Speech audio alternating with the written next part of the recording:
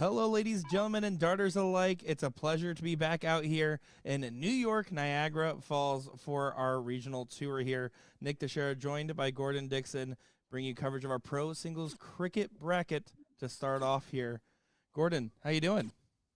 I'm doing well. A lot of changes in the Dixon household, but up for another beautiful Friday night of pro cricket. Oh, absolutely. And this is going to be an interesting matchup, right? I mean, this is Travis Brewster, Cody Cottrell, which were partners in the Michigan regional, and now after both getting first-round byes, are playing each other in the second round. Once friends, now mortal enemies. Must fight to the death. Of course, guys, we do appreciate all of you tuning in. Make sure to give us a little like, share, and a follow here, as we're going to be bringing coverage all weekend long for what is sure to be an enticing affair. And, of course, with this bracket in particular, excited to see who gets their spot in the BullShooter Invitational Shootout.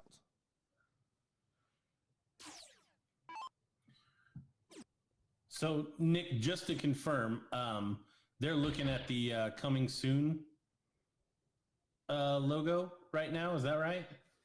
The stream? Yes. They shouldn't be. No.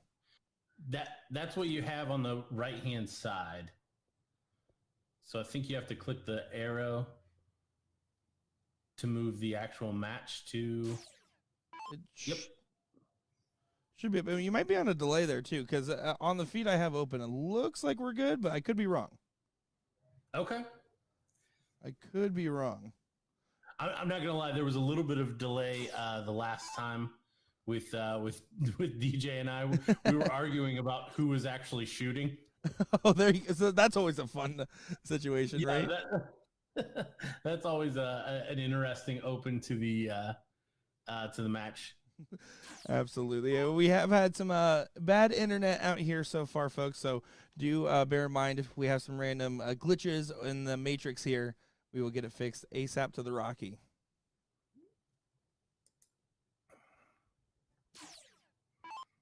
So this is going to be a best-of-5 format here, so leg number 1. Winner of this match will get the winner of the Vinnie Barn or Doug Williams match. Yeah, best 3 out of 5 for the pros. Gives them a little time to get into these matches. Not so much pressure on the first couple of legs. But that said, I mean, it's still 2 out of 3 in the losers bracket. So as soon as they get that first loss, it is back into the firing squad. Yeah, exactly. Well, you also don't want to lose to your buddy you're going to be playing with, right? Because you're going to hear about the rest of the weekend. Oh, I should go first. I beat you in pro singles.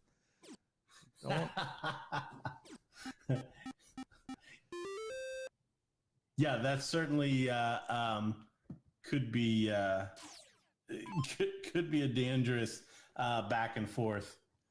Yeah, certainly. Don't worry, guys, though. They did already yell at Brad about it, so we're good.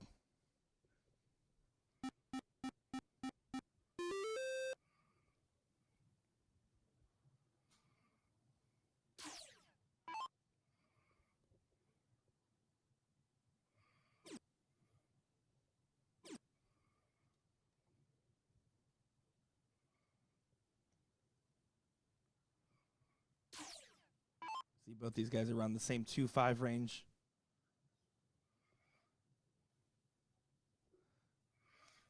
Yeah, 2.5 well off the mark of where I think we'll see later in the tournament. But after a couple of first-round byes, first one on the stream, you're playing your buddy. All signs point to not hitting the ground at the heights here.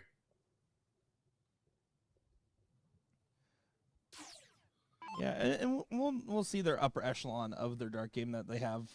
We've seen it in Michigan. Again, these guys did play together, and I believe Cody made it to a final as well. So I'm pretty sure he got an invite.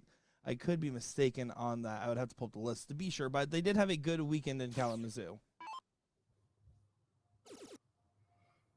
Yeah, I'm going to rely on you as far as results from that one. I popped in a couple of times, but otherwise involved that weekend. No, you had a lot going on, and it's understandable that you didn't have it on all 37 of your smart devices, but you should have. But no, it's okay. I try to pop in and support every once in a while, especially if I can make a crack about the job you guys are doing without me. And then vice versa. Last weekend, I'm tuning in while you guys were having fun in South Carolina. You can see one bull away for Brewster for leg at number 1 here. But didn't quite close it out yet, giving Cody an outside opportunity to try to dig back in. But this first one seems to be going in the way of Travis.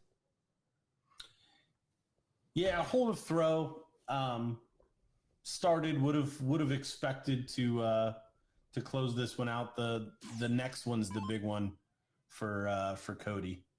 Again, that is 3 out of 5, so it's not the end of the world as we see Travis sew that one up.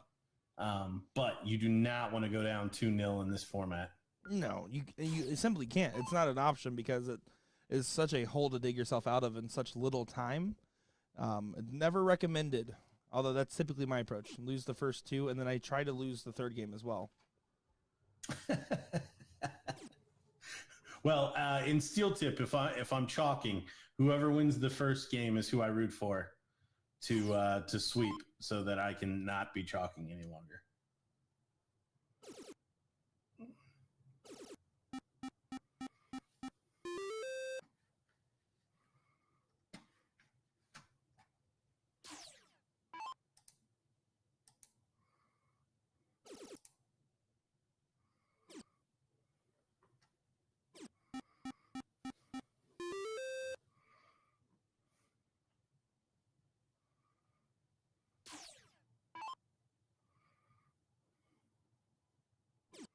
So 6 marks here is the average for Travis. He's not going to continue that, but job done shutting down the 19s.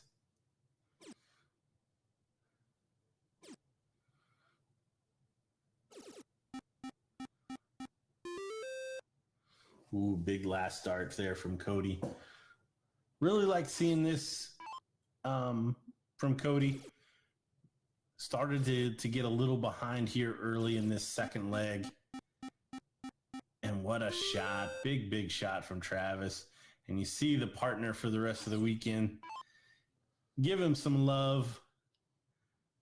But that is not going to be what Cody wants to see during this match. Yeah, certainly the case there.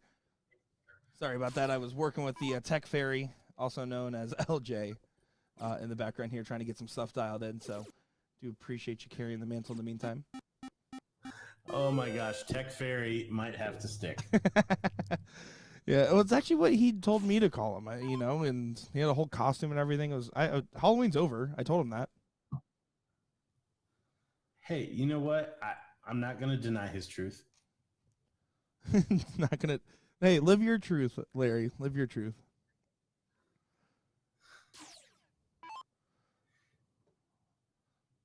Good. Travis just going to shut down those 16s. Go right on over to the Bulls with a 3-house advantage. I mean, looking very strong and kind of snapped right out of that lax first leg.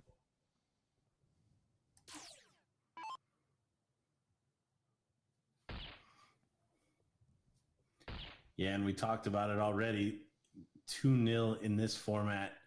Brutal to come back from. But it appears that is going to be the ask for Cody Cottrell. Well, 3's needed.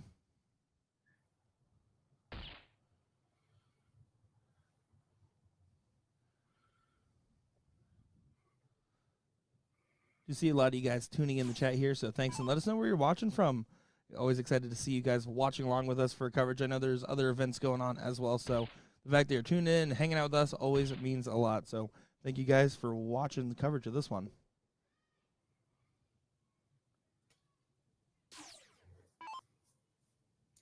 Yeah, where in New York are you guys? Yeah, we're over in Niagara Falls. It's a nice, cool 40 degrees outside. Can't complain there. As Travis does take leg number 2, going up 2-0 here.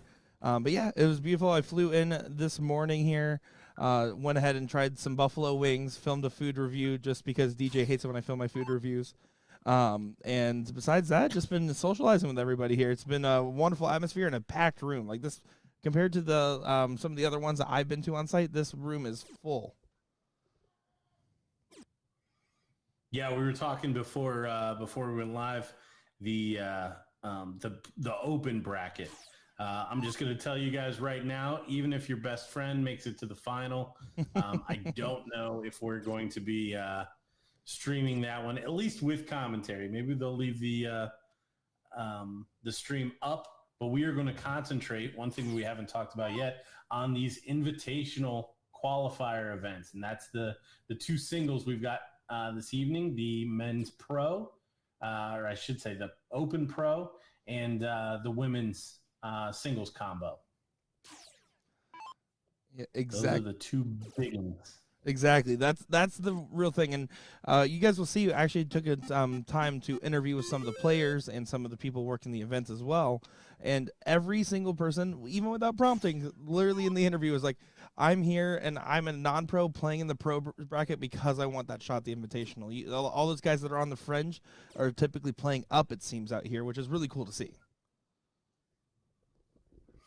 Well, honestly, that warms my heart. That's exactly what we needed. We needed something in the game to start bringing those players up and making them want to play in those higher divisions. I know that's been a topic on social media over the past few weeks, or probably past week. So it's interesting to hear that carrot of the Invitational drawing people up, not only to come to the regionals, but also to play up. Yeah, and it's a good mentality to have in general. I always, as a player, personally love to go 2-0 by playing up, right? I always played with Kenny Doyle in leagues, and I always played these higher guys because I wanted to get the lesson of the beatdown, and on the off chance I make a great run, then that's a great story to tell. So it's cool to see a lot of these players out here adopting that mentality to get their shot to potentially be on TV for darts. Yeah, it's a big ask. I mean, even out of the field, only 4 of them, but just like in poker, you need a chip and a chair. Well, in darts, you need to be in the actual event. A dart and a double maybe is the comparable. A dart and a double, I like it. It honestly sounds like a book I would read.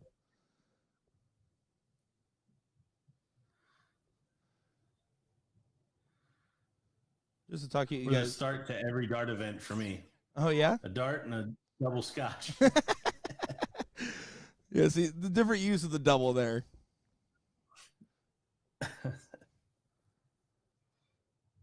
We have some big names playing in the pro bracket, of course. I mean, looking around here, you see Doug Bane, of course, who had big success in the 2022 U.S. Masters and has been making waves around town. Aaron Ham, previous CSC champion, on top of Colin Rath, and then you see Doug Williams, Cody Cottrell. I mean, you see so many different names in this bracket. It's really cool to see who makes the deep run and who's really going to take that title, considering how tough the field is. Yeah, it'll be fun to see how this plays out. One-way traffic, unfortunate in this one. Cody needs to find some troubles and find them often, and I just don't know if he has the firepower or the time to make this comeback. Looking like 3 straight to Travis in this one. If any of you guys are in the room and happen to be listening to commentary, someone get Cody Cottrell his double scotch. He didn't listen to the rules that Gordon laid out. But it is a sentiment of first-round blues, right? Because both these guys are coming off a bye right into the second round. And sometimes you can click faster, sometimes you're slow starters. And unfortunately right now for Cody, he's definitely seeming like a slow starter.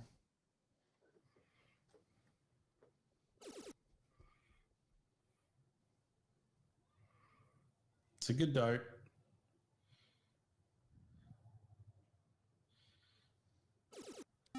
excellent last start as well. Yeah, took his time there. Put some pressure on Travis. If he doesn't close out, it's just a 4 mark to close behind. And you see Travis has that short, pokey stroke. Can certainly lend itself to misses if it's not in line. Certainly did work out pretty much how he drafted it. 2 at the point, 1 to close regardless of what he hit. And it forced Cody's hand. He had to try to close with only a slight point advantage and wasn't able to get both houses down. So Travis, advantage if he can find those 18s true.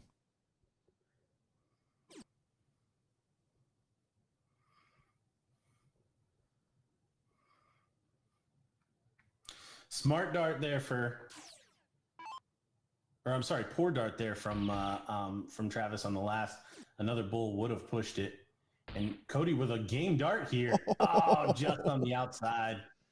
And that's why it was a silly dart. You need to go up and make sure you're at least 26 points ahead. At bare minimum, you want to have that extra bull advantage if you can. Now it's a lot of pressure to find this hat trick. Needs a double. And only finds it. So as I was winding this one up that it might be over, Cody Cottrell with the comeback, 1 bull away from sending us to a 4th leg. Needs to find it, though. Oh, and he doesn't.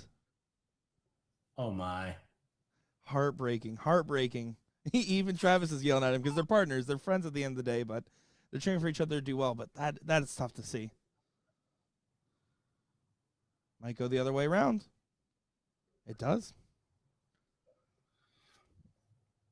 Yeah, the lack of follow through always opens Travis up for misses, especially when the arm's not when you're not comfortable, because then every little bit of that kind of pokiness in your stroke. And look at this, down to the last dart again for Cody Cottrell, trying to find a bullseye, and he finds 2 of them. You see his partner celebrating back there. As they have a laugh about it, know that that's not their best ending to a leg, and they're just going to walk right on through. Here's the real challenge, though. Cody has to break through. Around, making sure nobody saw.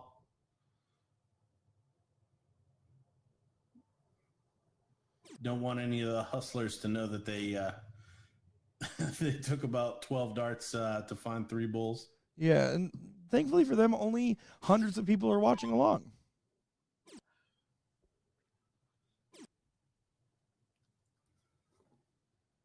Oh, this is a repeat of a previous leg where they both started off with 2s.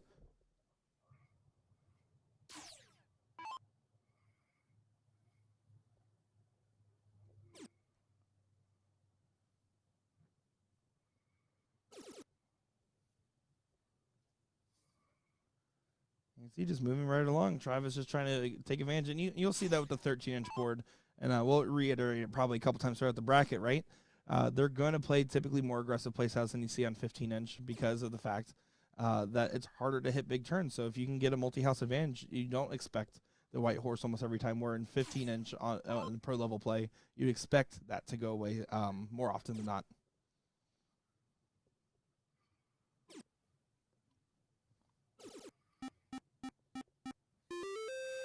Yeah, good last from Travis, but like you said, once you have the lead, you can really play a little bit of defense by throwing big, making sure that you close that number either behind or ahead to keep the pressure on your opponent to find the trebles. And again, Cody playing decent after the 2-mark start, but if you're not hitting trebles, you're not going to make those inroads. Yeah, and Travis is just kind of making it look easy at the moment.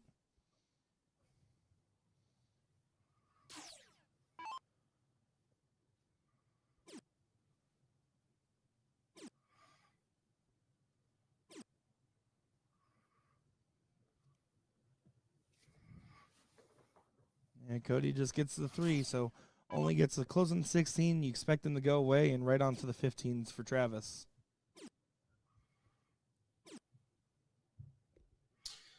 And 15s is where we saw the comeback start in the last leg. Again, looking like one-way traffic, but we've seen a 6 mark out of Cody late in the leg last time. Only 5 here.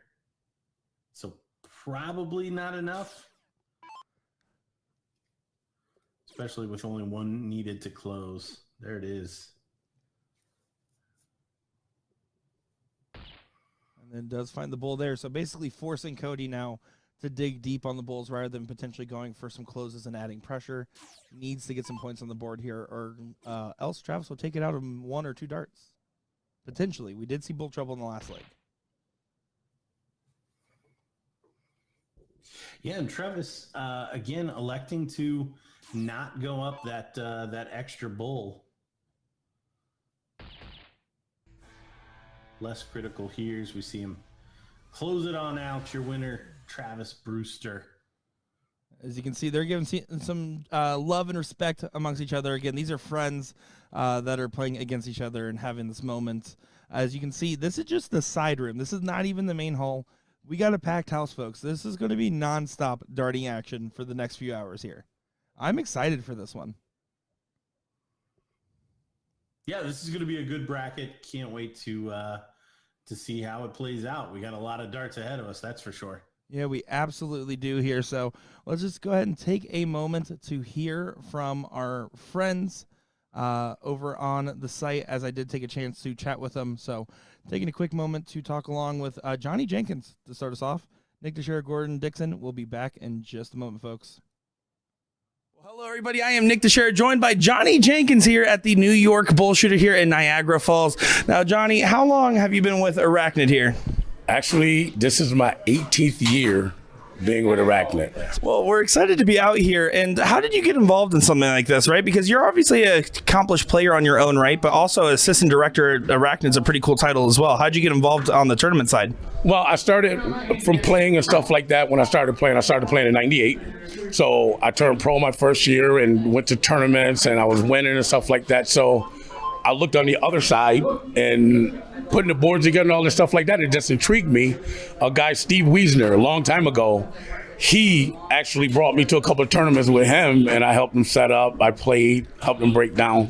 So from there, I talked to Brad and I just started helping him little by little. You know what I mean? And the rest is history then. The rest is history. So let me ask you this. Do you ever miss it when you're running those brackets and stuff like that? Sometimes you look at the field and sometimes you're like, man, I could beat them right now. Like, do you ever get that thought or want to get back in the mix sometimes? Actually, no, because, and I'm not getting a big head when I say this, but when I run a tournament, I know it's going to be efficient. I know it's going to be efficient. I'd rather for them to come out, have a good time, have a good tournament, and know that we did our job to make it well. So playing does it because I have my events that I can play. So yeah, absolutely. I mean, we get to see you at TOC and the like as well. So it's always a pleasure. Now, speaking of big dart events, one of the biggest things we look forward to each year is the Arachnid BullShooter Invitational Shootouts that happens. Can you talk to us a little bit about the experience, about how that's been going and how we're going on to our 3rd year of doing it? I'm telling you, I love that event, and I wish I could play it. But the thing of it is that just the talent is just rising so fast. A lot of people that you don't think is going to make it are the ones that are actually getting in there. And to see it actually being promoted on ESPN and all this stuff now, it's blowing up in North America, man. It certainly is. And honestly, the tour itself has had a lot of changes, right? I mean, we're talking about having online brackets, using your phones and hot buttons for everything, on top of all the other changes. Would you encourage people that haven't gotten to a BullShooter a while to come and try it again and see what's new? Oh, definitely, because this new program makes it 2 men can run this whole tournament. We need the people to help set up the boards. But once the tournament starts, with the apps coming to your phone now and all this stuff like that, they got their own thing going on versus anybody else. Like, they got so many different apps you can use, from CompuSport to this or whatever. But this is probably one of the best I've seen so far. You don't have to sit at the board. You can literally walk around on my iPad like they do at TLC. Yeah, they do. And see everything come out. Well, those iPad people are kind of scary looking at TLC, and I'm friends with them, but they scare me. Well, they kind of scare you because they put a little bit more pressure on it or whatever. We try to be a little bit more laid back, okay? So, because there's too many people here, we're not on a time schedule. See what I'm saying? So they only have 16 brackets for a thing, which they should run that bad. But we got, like men, we have 128 men in the singles event. But I make sure to get to the board, but I'm not going to hound you. You know what I'm saying? I just make sure you're there to make it run on time. Absolutely. Well, we're excited to see how this weekend plays out. And of course, thank you guys for tuning into our coverage of the New York Niagara Falls BullShooter here for Arachnid. And thank you very much for being a part of the team. Big man. I'm excited to be here. Yeah.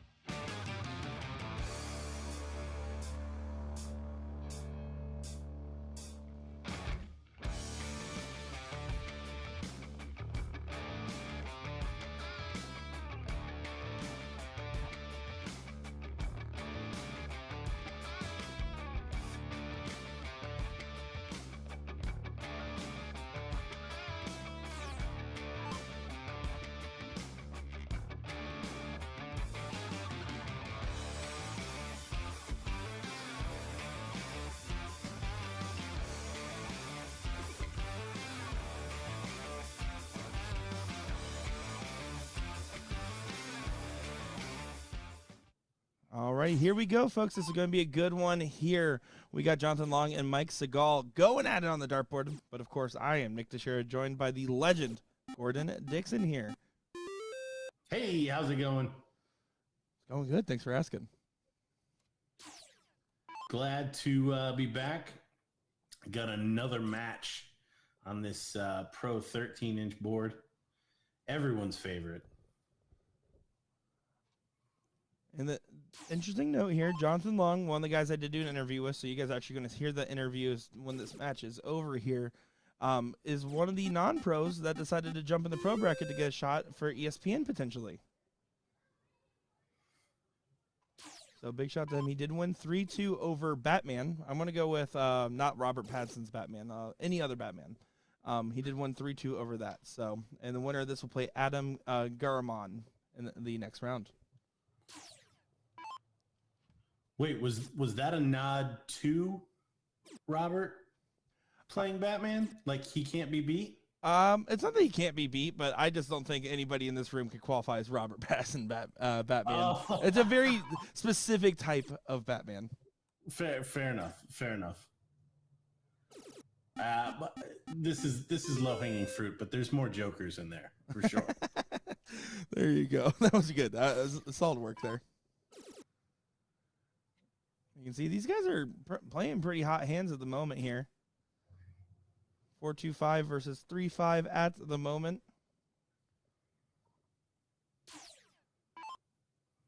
Now, I'm not as familiar with Mike Seagal there, so a little bit newer to seeing him on our feed. I do know Jonathan Long has played in the CSC Challenger Series and also, I believe, is the owner, if not the guy in charge of Dead Center Darts here in New York as well.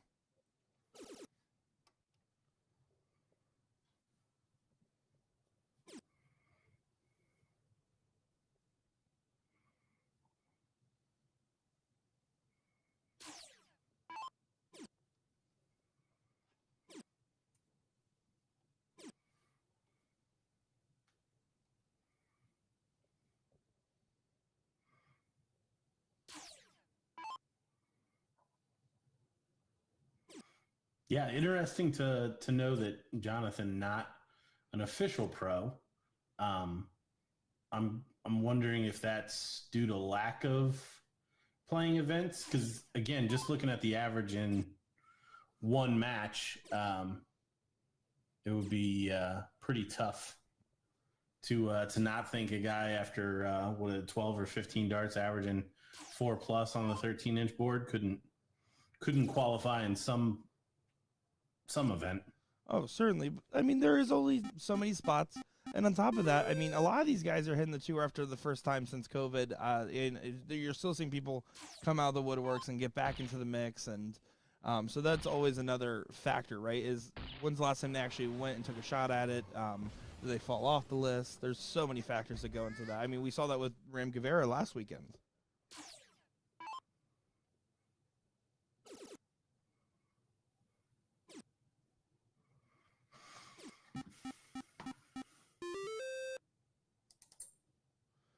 Tina saying Mike Philly is one of our Pittsburgh guys, so there we go. And I see a lot of PA in the chat, so Lori, Tina.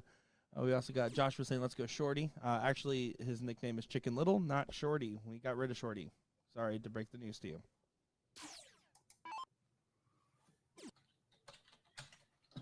You guys don't get why we call him Chicken Little? Just see him if he ever takes his hat off. Same here. And then the nickname was actually given by Johnny Lackey, of all people, too.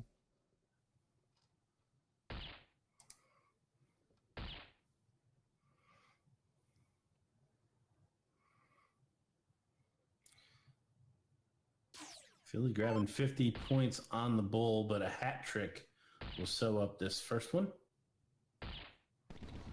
That was in very convincing fashion. It was looking strong and steady the whole leg. Nothing out of the woodwork, no big moments of error. It was very solid performance throughout, averaging a 3.9 at the end there, only dropping off because of the bulls.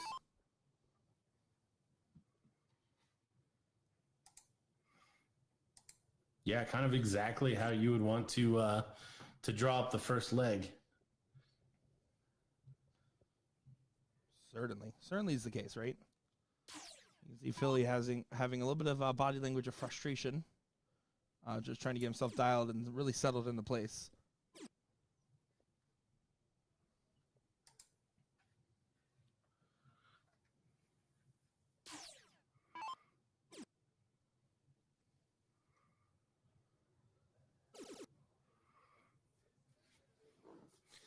Good catch, but after surrendering the 20s, probably not enough, especially the way this guy's playing.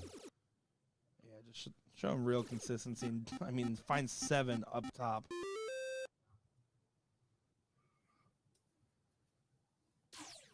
Jonathan's a cool dude. Got to meet him in person at TOC. So this is my second time seeing him out in person. And then on top of that, I do know for other notable New York shooters he's associated with, he's close friends with Mark McFadden as well.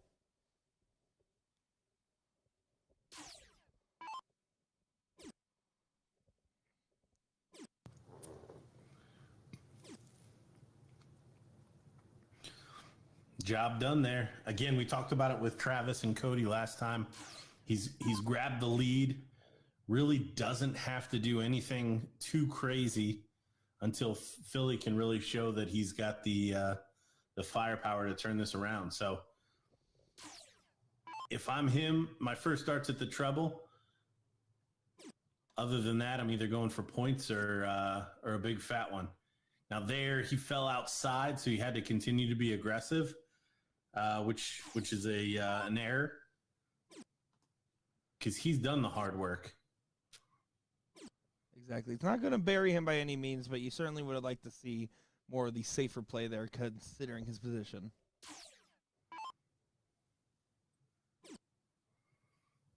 They will just keep moving along here. That's a huge last start. Yeah, important because it got him off of the 3 fats would just close and put an X on the next number. Philly pulled in the ripcord, going after those bullseyes. How do you feel about that shot? It's a standard play. 50's more than 48. I personally don't do it. That may be my own lack of confidence in the bullseye. I just I don't like giving up. As we just saw, it gives your opponent the opportunity to take the 16s and 15s with a clean shot. That's the part of it that I'm not a big fan of, but I completely understand the mathematics and the size of the target, because a single bull and a double bull gives you a better sizing than throwing at the triple 16 area, because you could land within a bullseye around that triple 16 and be in an 8 or a triple 8 or a triple 7. Well said there. I absolutely agree with you and couldn't agree more. And also, there is another hidden intangible of grabbing the bullseyes is when people aren't used to playing on the 13-inch board or playing in a steel environment or something like that, you can kind of sneak up, because all of a sudden you can accidentally leave out shots where people are like, oh, wait, they already have the bull closed. They can go and sweep my numbers from behind, which is kind of where Philly's out here is going to be, right? He needs to have one big scoring round and hope for a forced error.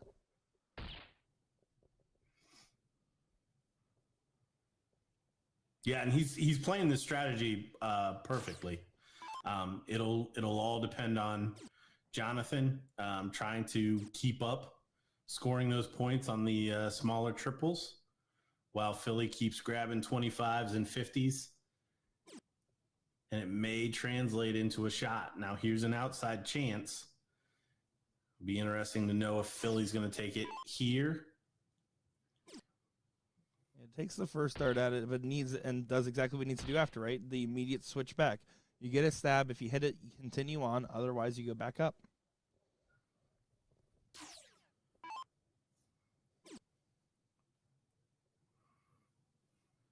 You can see the pressure is kind of mounting on Jonathan here after a very steady first leg and really first half of this leg as well. Now all of a sudden looking a little shaky in a very important moment.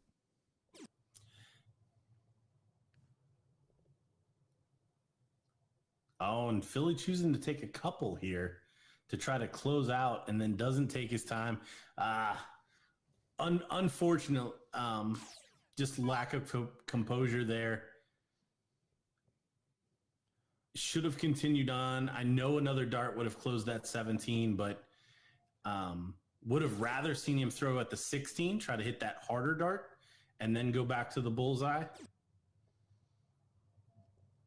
We see Jonathan grab a 2-bull lead. Yeah, so no finish, back to no finish for Philly. And it slows down the momentum that Philly was starting to build up as well. And you can kind of see the body language went back from what was a confident composure from the last 3-4 rounds to a very flustered composure. And Jonathan has never really broken his stride here.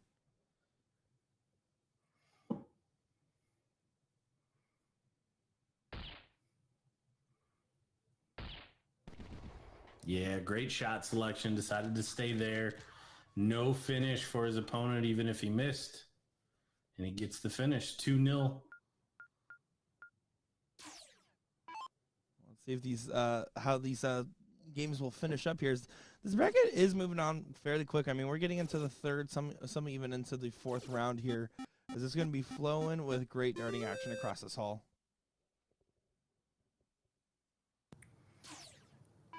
Well, and one thing that I'll say, I don't know about the entire bracket, but you know when there's some slow play. There's certain players and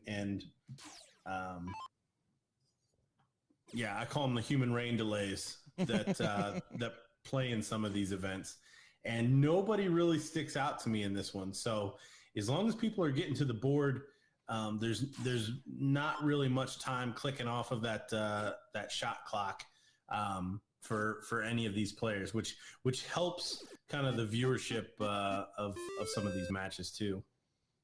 Certainly does. And on top of that, they'll just talk in the whole bracket in general, the advantage of us using the Tournament King software and getting the notification directly to phone. I've experienced that as a player in this tour so far, and through the production side that I'm seeing now, and it helps players move so much smoother along than ever before. And honestly, I think it helps the quality of play in the room because it keeps them the hands hot and the matches flowing rather than having big sit, play, big sit that we have seen at other tournaments in the past. It seems like the flow is working well for most of the players.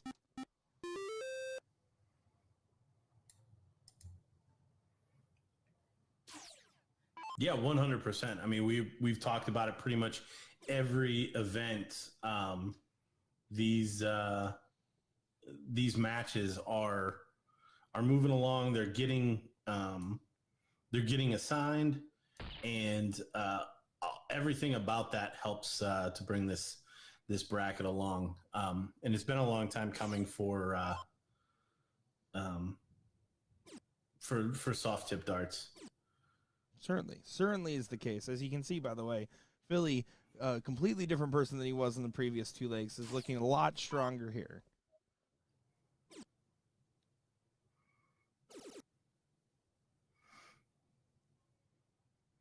Yeah, taking advantage of the start finally for Philly.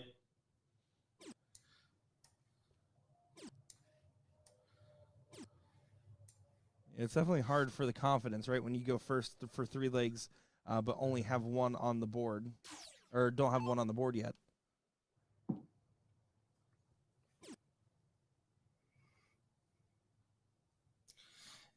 Yeah, going down 2-0, such a tough spot to be, because Jonathan guaranteed to go first in the next leg. And you at least, if the guy's going to win on his throw, you want him to have to win a cork to do it. But 2-0 in this format will assure you that your opponent is going to get that fourth leg and the start.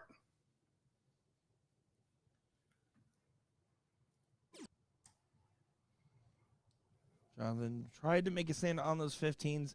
Does not close him down, though. So Philly with massive advantage at this point, potentially about to get a third number and the Bulls for the match, or for the game, excuse me. You can tell I'm a little, a little rusty here. I'm trying to get everything sorted out. I don't know if it's something in the hot sauce out here in Buffalo or something. Did try some death sauce earlier just to see what it tasted like at Duff's Famous Wings, and I haven't been the same since. I've been in constant pain. Now, do you eat them as hot as possible? No, so I ordered the wings that they're recommended. I always ask what's the most popular order whenever I go and try something new like that. So I had medium wings, but I had them bring a side of their hottest sauce just to see how much it really heated up to. And that was the death sauce? Yeah, I mean, the death sauce does imply that it would be pretty hardcore, so I guess I shouldn't have been surprised.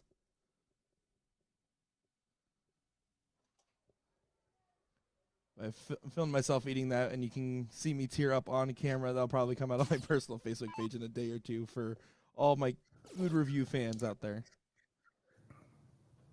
All 6 of them, maybe 5. Yeah, 41 points needed to make up there. Double quick time with a 57. So, leg number 4. Can Jonathan close it out here on throw? Wants to start off strong here. Needs 4 or more. You don't want to have that lax start and potentially give up the high ground on the 20s early.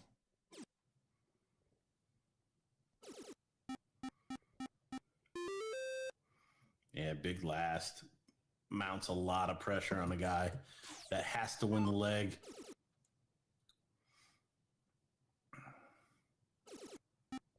But Philly is up for it. A pile of 19s. Great shot. Yeah, you can tell the demeanor's all serious on the dartboard here. No one wants to take an early loss, and you can see that they're going to try to bring their best of their best if they can.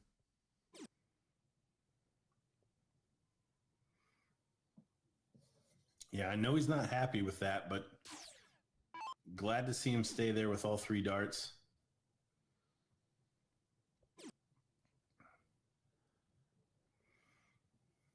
That's 5-point difference. Let's see how he approaches this. Personally, if you have the higher ground, especially the 20s, like premium real estate here, I wouldn't even consider taking a look until I hit at least a trip. Yeah, and there's an early triple 19 back to the 20. Big dagger. Maybe the first in the coffin for Philly.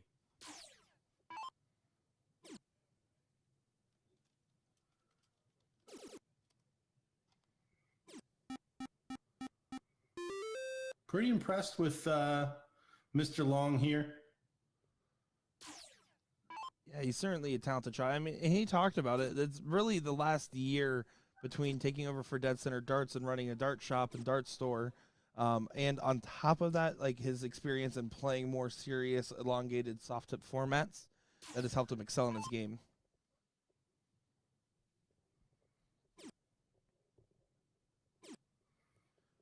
That was the first misstep we saw from Philly. Otherwise, a solid performance so far. 2 17s, not secured in the close, and gives the opportunity for Jonathan to get a massive advantage.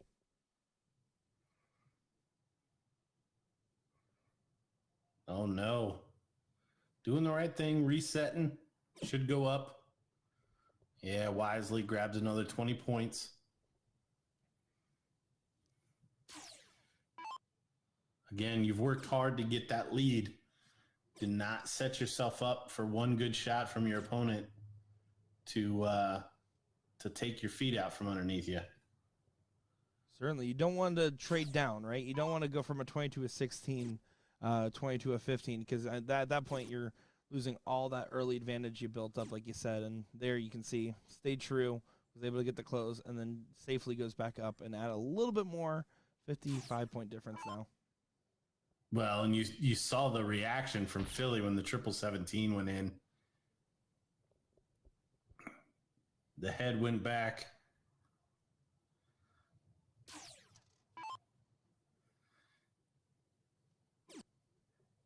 Jonathan's gone to the corners after Philly goes to the bulls. He does it again. Not as successful as last time. We'll see if Philly's going to stay on the bulls or see if he can steal that X from the 16s. Yeah, I like seeing this. Smart shot. and a big shot. Smart shots aren't always good shots. In this case, it lines up perfectly. Nice 7 mark. Takes that X away from Jonathan. Yeah, now he's just going to close it, and he has to go back upstairs for both of these darts here. I don't like any other moves. Yeah, and he did. But again, Philly paving himself an opportunity. Even though he was down the leg and looking like he was getting real shaky, was able to say, hey, I'm not out of the mix yet.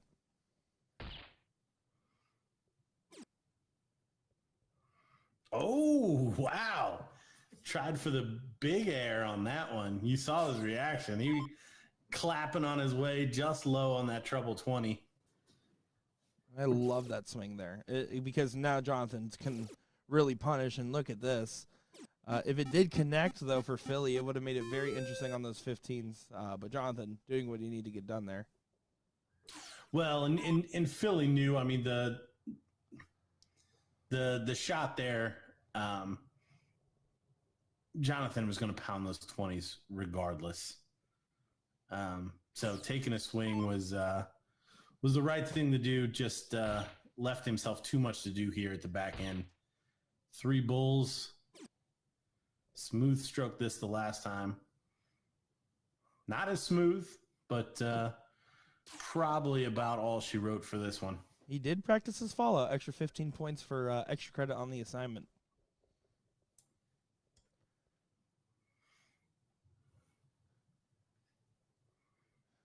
Yeah, and then after this, guys, we're going to have our next match lined up immediately, but we'll take a moment to actually hear our chat with Jonathan Long that we did right before this event got underway. You can hear his mindset and perspective on this one, as it looks like he does take it out 3-1 over Philly there. So we're going to get that next match up in just a second, guys. So we're going to go ahead and take a moment to hear from Jonathan Long and, of course, that weird purple-haired dude. Nick DeShare here. Gordon Dixon. Be back in just a moment. Hello, everybody. I'm Nick DeShare, joined by Jonathan Long, Chicken Little here, amongst other nicknames. I like it. Yeah. Now, we are excited to be... Johnny Lackey right there. Johnny Lackey gave you that Chicken Little name. Yeah, so for those that are seeing your face that maybe haven't seen the CSC, which if you haven't seen the CSC, what are you doing? Right. But for those seeing your face, tell us a little bit about yourself. Well, I've been playing about 10 years now. CSC was really my big... come about with the game, I guess you could say. So I didn't really do anything major until started doing that. And it's just brought about a different me, really. I mean, my passion for this game just increased so much. Playing down at TOC this year was fantastic, being, in the elite side and everything. The room with those guys is amazing. It's just, you learn so much, you get so much out of it. It's fantastic. So just trying to do some damage here or there, Yeah, so what's going to be your expectations for this week? I mean, we're here in Niagara Falls. It's a very competitive BullShooter, a very popular one. I feel like this one, Pittsburgh, Florida, like the big 3. Yeah.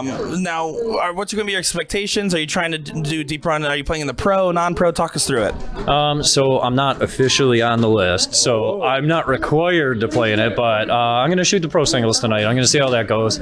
I would love nothing more than to get an invite, obviously, to ESPN. That would be great. I love playing split bowl, so that's kind of like my thing. So I'm going to give it a go tonight in singles, see how that goes. Sunday, I'm shooting with Sean Ryan. We're going to try the pro out, do the split bowl thing, get that extra effort, And then tomorrow, though, we're going to shoot the AM cricket. So you're sneaking one in there. Yeah, we're sneaking one in there. Just, we get a little bit of a Saturday morning reprieve maybe from playing all them big shots. Yeah. And which, not that there isn't big shots in AM, because there's a lot of great shooters. There's a lot. Rem Guevara last weekend was one of the big ones. Well, right, exactly. I've seen a lot about that on Facebook, too. So now let me ask you this. A lot of people are coming in town for this. A lot of out-of-staters come into town. Can you talk to us a little bit about Dead Center Darts and also about the New York dart scene? Sure. So I took over at Dead Center Darts just over a year ago, actually, now, because it was beginning of October, right before TOC last year. I kind of left my other job. I've had such a passion for this game. I really wanted to just take the company and just build it into something more than it's ever been. Still working on that. It's been a slow process, but we're getting there. Gave it a couple of years. We'll see how it goes. As far as our local scene, I mean, it's forever growing. It's great. And, a lot of this stuff with the interviews and the online presence and all of that, it's helping it. it's helping it a lot. So Well, one step at a time. Now, for those that are going to be watching the stream, maybe watching some of that pro singles bracket, right? What advice would you give to those people that have never picked up a set of darts and decides, you know what, I want to start throwing because I watch these guys light up the board tonight? yeah, I would just say have fun. Try to find yourself a little form. Try to find yourself a little bit of a game strategy and see where it can take you. You never know. There you go. Well, you heard it here. Jonathan Long joining me here at Niagara Falls for the New York BullShooter. Back to the action.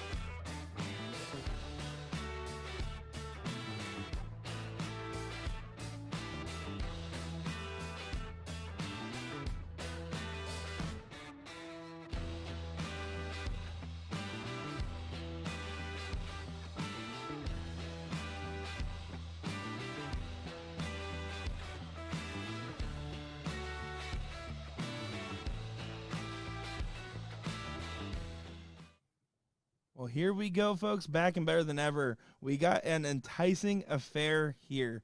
No name Doug Bane and Ryan Gervais duking it out here on the winner's side, third round matchup here.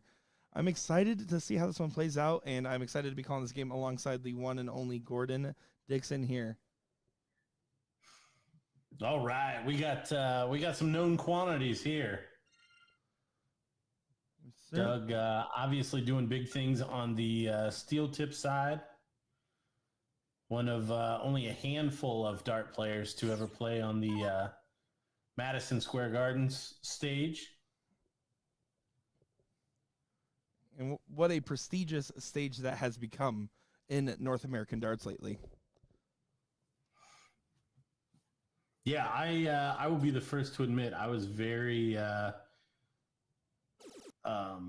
not confused, but I was cautiously optimistic about when they moved from Las Vegas to New York. But it has just absolutely been such a good move, and I'm gonna have to give it to Barry Hearn. He kind of knows what he's doing. You're not kidding there. I mean, I was of the same boat because I remember watching, Awesome Dawson and all the other stories that happened when it was in Vegas, and ever since the move to MSG, that first year it being there and being in the audience, and I actually got a chance to go to the media meet and greet for the PDC guys. You can just tell the environment is completely changed, and the players and the mentality of the whole thing has changed, and it feels like it really has hit that next level and that next gear and has pushed forward the game of North American darts.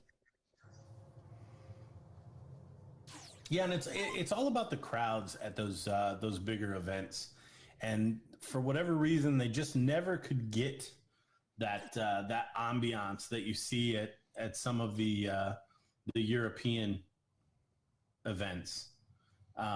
It was hit or miss, but man, put them in MSG and everybody on their feet, singing, cheering, everything came together. So it was absolutely awesome to see. Well, right now what's interesting to see is that Ryan has had an early jump in this leg after winning the diddle here, and Doug kind of slowly warming up into speed here, it seems. Yeah, big opportunity now being able to tee off on the 18, and he snags the 20 away. So great shot, taking a chance early in the leg here against the darts.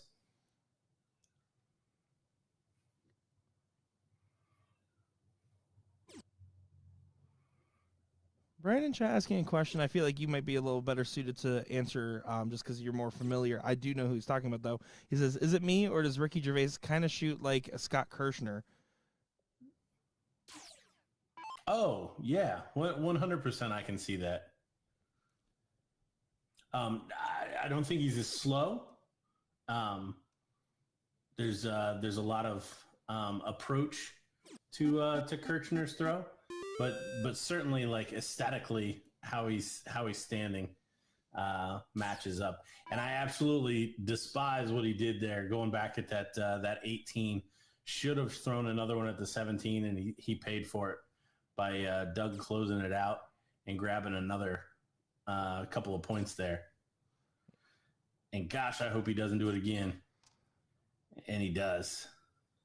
He's just giving up ground at the moment. I mean, when you shoot it in that order in particular, you're really kind of setting yourself up for opportunities for your opponent to gain better real estate and slowly close that point differential down. And right now, Doug's kind of been throwing the book back at him.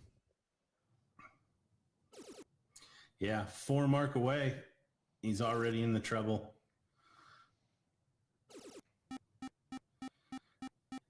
And you see the reaction from Doug. 9 mark on the 16s. Was never leading this leg until we got down to the 16. Yeah, I mean, and if you're Ryan, right, and I did know when I went up and found Ryan because he was talking to somebody else. He did know he was playing Doug and was just trying to calm himself down and get settled in. I mean, you're going against a player that probably has more firing power than you, and you want to shorten the legs, and I get that, but you have to do it in a way that's smart and efficient.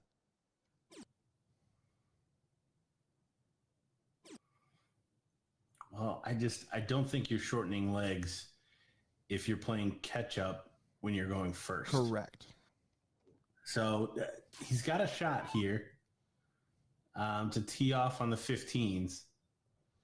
And he's actually behind in points, so I don't suspect we'll see a 16. Well, now we definitely won't. But yeah, I would have loved to know. I mean, because I try to steel man it and try to figure out, okay, what's the best case scenario? Like Doug throws a 3 mark behind you. You're still down that next number because you only have an X on it. And Doug closes out the first leg. So we'll see how, in the words of the chat, Ricky Gervais starts the next one here.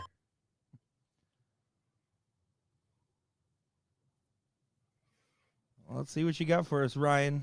Let's see what you got. He did start off strong in the last one, had an early jump. Yeah, started with a 7 mark, closed an 80. Anything less than that, and he's already lost a leg where he did start like that. So what can Doug do to him with only 2 marks? And Brian, I cannot get it out of my head now. I mean, even the phantom throw, like Kirchner, the whole 9 yards. Yeah, I definitely miss seeing Scotty around on the scene. I used to play against him remotely quite a lot, and got a chance actually this last weekend when I was in Plymouth, Wisconsin, to sit down and talk with Benny Dersch for quite a while. And seeing some of these Wisconsin guys starting to get back in the mix is certainly nice to see.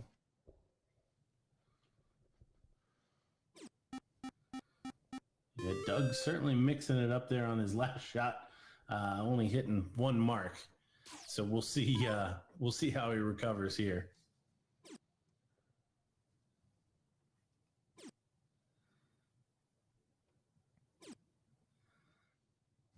Give himself a little pep in the step there, a little hop from Doug.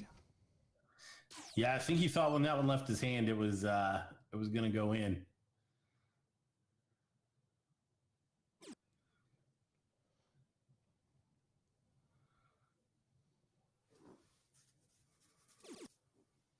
Great last start there from what Ryan. a last.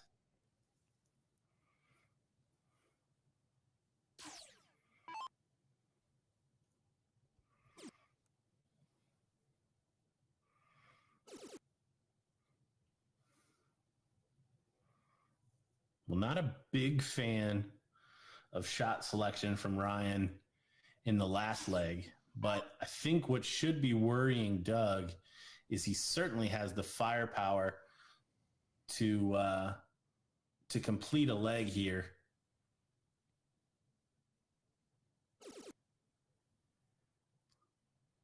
Really like this.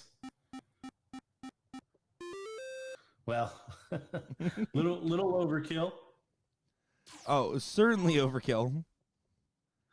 But yes, point taken, Ryan. You lost to the first leg.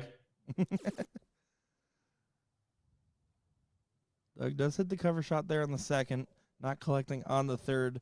Ryan out in front does just need to focus on shutting down, especially with a just shy 200-point lead. Yeah, needs to start with that biggest number. Oh, and the wheels are already falling off here. Was not even going to get the full 20 there. Yeah, you had to just stay on a close there, or even go for, again, a cover shot on one of the other numbers there. That last start just wouldn't have collected the full amount. There's not really much purpose behind it.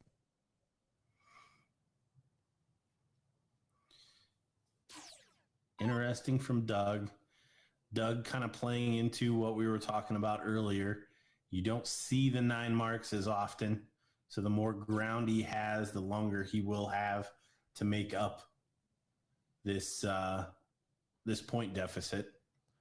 Yeah, following more of that classic traditional style of cricket, the thermonuclear cricket that was always so famously referenced back in the 80s and 90s from the article from Tony Payne, if I'm not mistaken. Yes.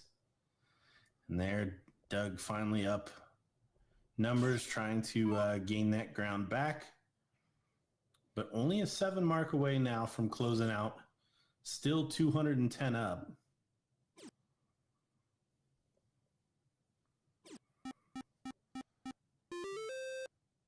And he's pushed Doug all the way down to the 16s. Would not be surprised if we saw 15s here. Yeah, the first dart has an awkward lie, and the second dart also does. I'm not happy with this position at all. He's trying to move way over. I almost think if your dart's going to more likely hit a single no matter which segment you aim at, you might as well just get the single 20. Just because of the fact that he obviously was not comfortable with either one of those lies. Yeah, no, I mean, at this point, you're going to need some help from Ryan regardless. So I don't hate the idea of taking the 20 away.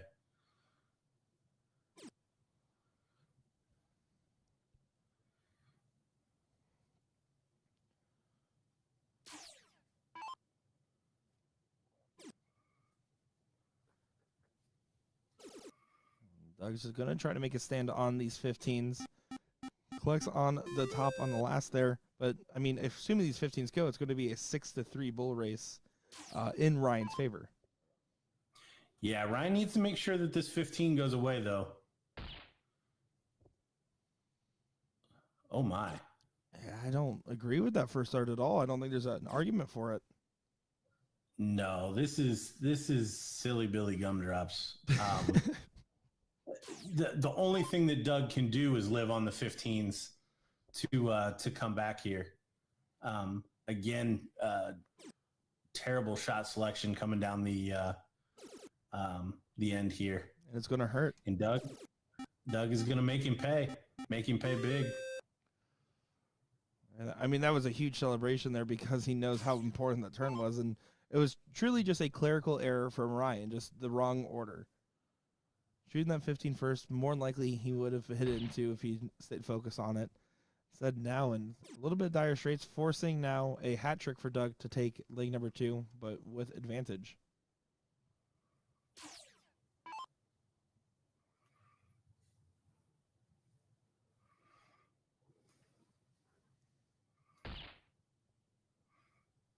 Not out of the woods. It is 3-3.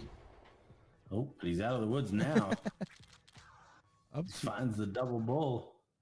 2-0 advantage.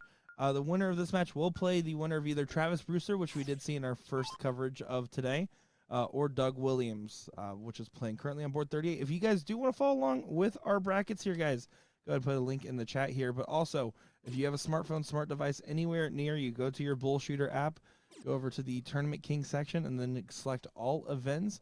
You'll be able to follow along with every single bracket that's playing, whether it be the pro, non-pro, or women's bracket.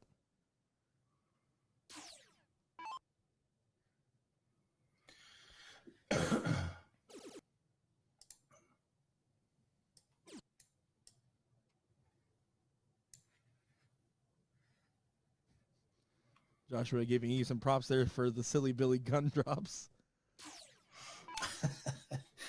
It's a family feed, guys. It's a family feed.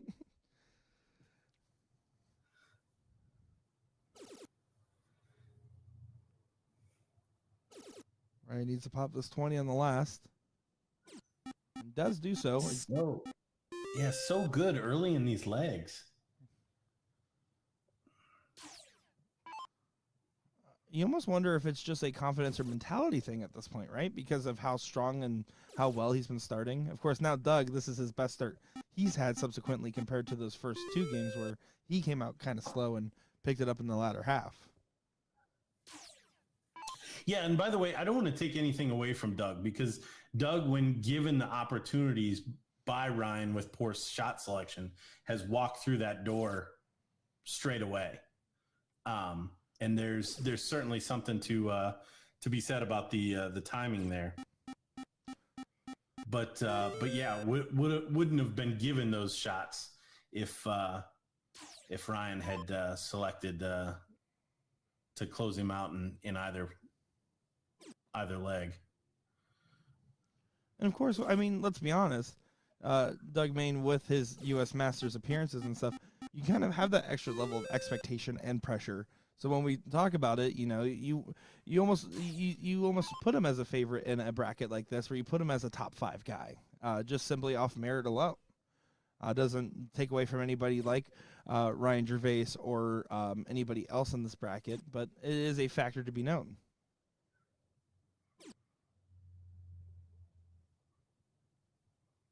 Yeah, don't disagree with that at all. I mean, as many good players as we have in this bracket, Doug would have been at the top just because of the firepower that I've seen him on a steel board. I also would tip him again just because of the size of the targets he's used to throwing at. This isn't going to be that big of a deal for him. Absolutely, certainly. See, they're getting into a little bit of a battle here on these 19s and 18s. Doug called for the shot up, but doesn't collect. You can see the little point in the background.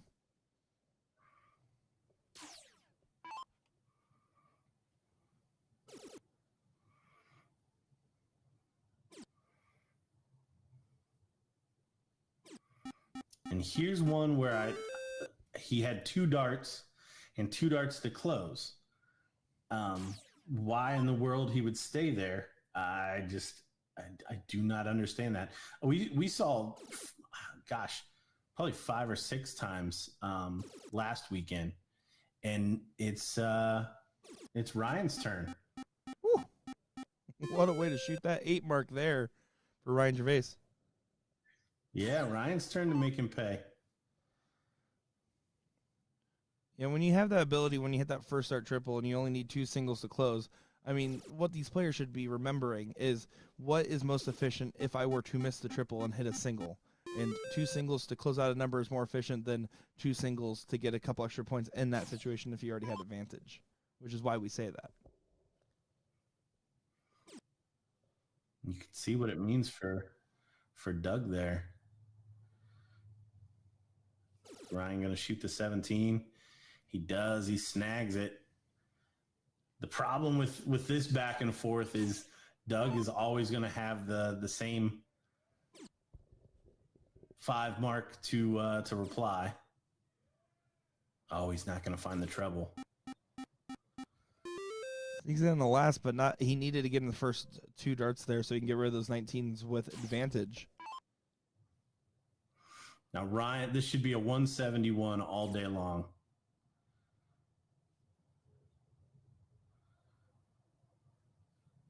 Needs at least a single. Yeah, it's still not going to be enough. Yeah, only 2 marks needed now to have the lead going into 15s. May even see that 15 close. He wants to. And he hits it. What a shot on the last hour. Huge risk, huge reward.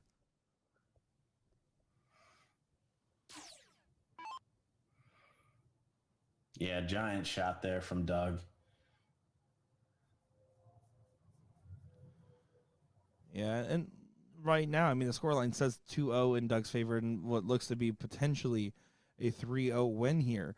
But Ryan seriously was not out of any of these legs. In fact, I would argue to say he gave away at least one of them.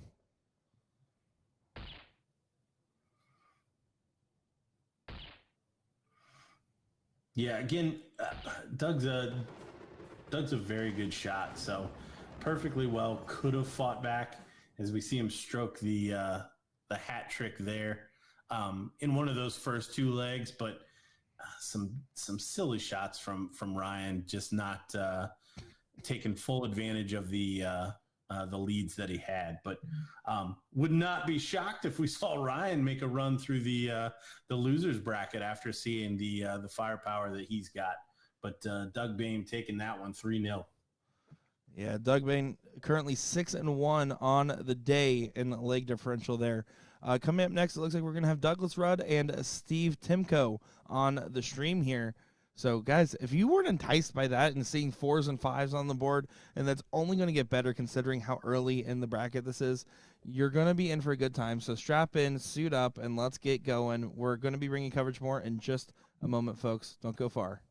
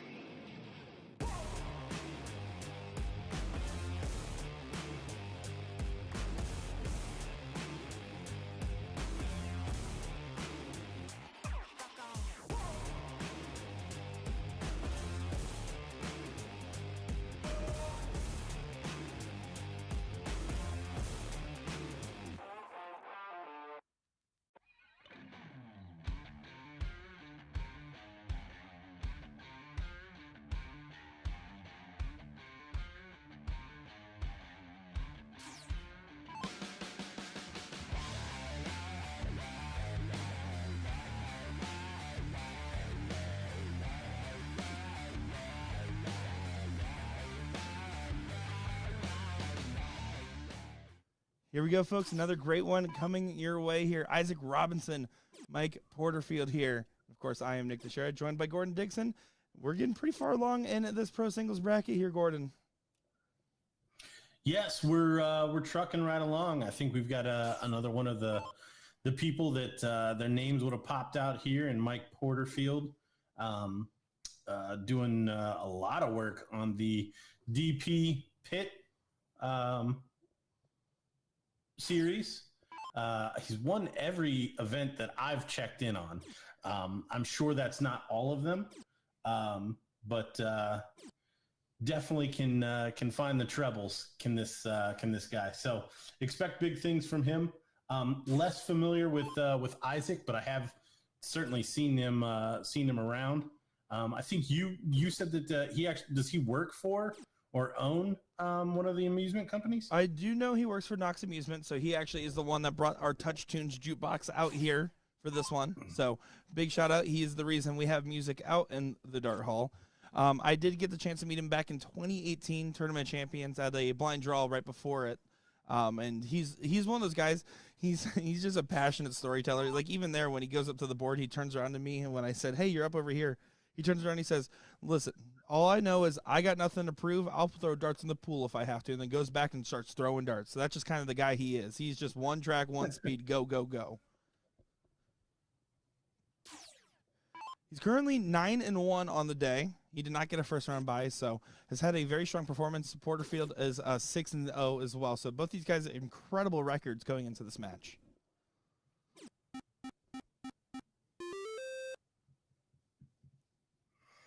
Yeah, good shot there from Porterfield.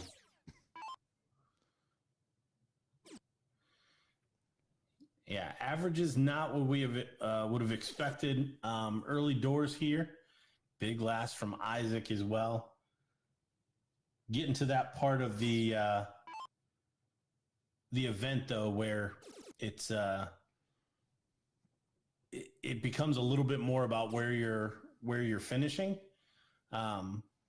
So the first round sucks, and then you get a couple of rounds where you're kind of getting your feet underneath you, and then you start looking at those quarterfinals and semifinals, and sometimes you see a little bit of a lag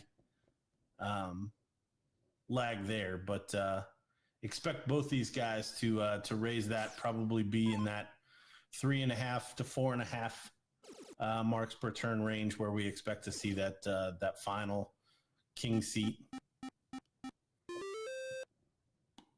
Exactly, and not expect. It's simply a requirement, right? If you're not throwing in a minimum a 4, it's going to be hard to say that you're going to be winning many matches. And of course, you're going to get away. You're going to see some games in the mid 2s. You're going to see some games in the 3s to high 3s.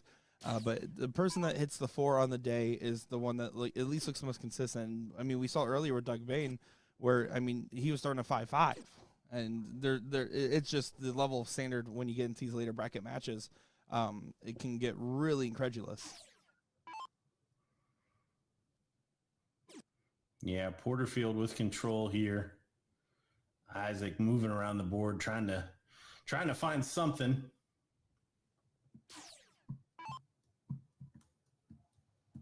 Yeah, I do know from what I have seen out of Robinson in the past is that while he does have a really high ceiling, he's very streaky, and that can work with or against him.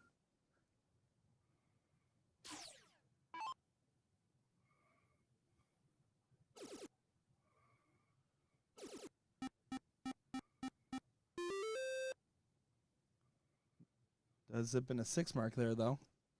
Trying to make a stand on the 15. It's not enough to regain the point advantage, so Porterfield can go ahead and shut down.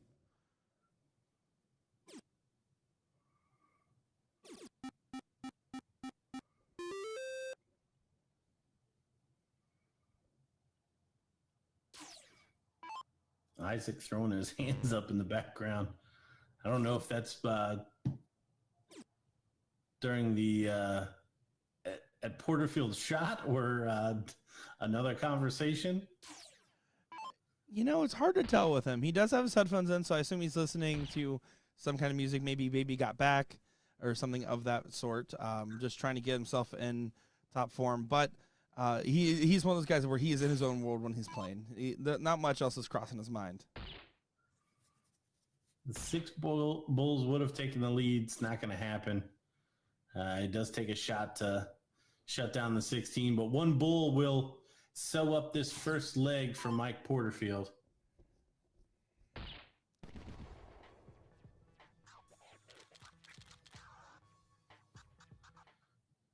Done and dusted. We'll see what Isaac's able to do with the start. Like I said, very streaky in style. So he has these big moments and these slow quelling rounds as well. So it's all about getting that momentum and riding the wave for him.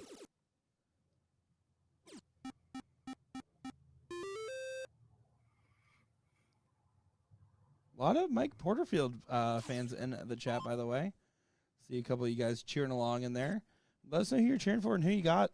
Always excited, even if they're not in this match, they're in the hall in general, or maybe they're just someone you're a fan of that doesn't even play darts. Who knows? Go ahead and let us know who you're cheering for in the chat, guys. So opening this leg with a trade of 5 marks. Do not like this shot at all. Yeah, way too aggressive of a chase there.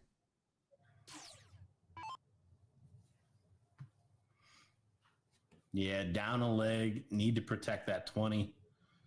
Shoot as many 19s as you want after you find a treble 20. Porterfield up a leg. Still going to stay on the 19s. Wants that 2-leg cushion. Interesting note that Isaac did take out his headphones, and I always wonder what, because I've tried being a headphones player and I realized I just hated it. And I very rarely, unless it's a remote solo event, I don't ever play with headphones. I don't get the idea of keeping them in, taking them out. Do one or do the other. Yeah, I don't know how anybody does, but I don't think there should be any rules against it. I think the fact that there are rules against it at some of the bigger tournaments is a reason to not even start. But I'm neither here nor there. It's certainly nothing that I could play with. Oh yeah, I have no issues with players playing it. I just think it's one of those, you're just adding another thing that you have to think about. Oh, is the right song playing on my headphones? Is this, that? When you really shouldn't even be focusing on that at all. This is the good part of Shoop. I need to sing along to Salt and Pepper right now.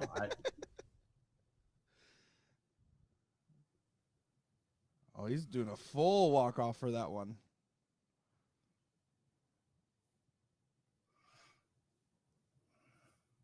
He almost walked to the next state over. Some commiserations from Mike.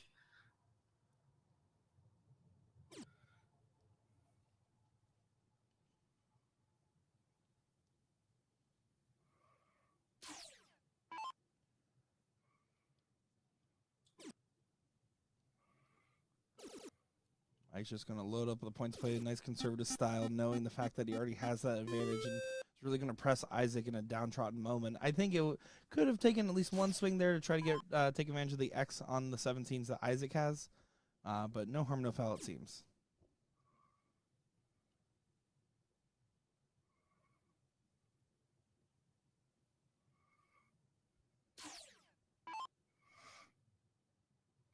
Yeah, I love that from Mike.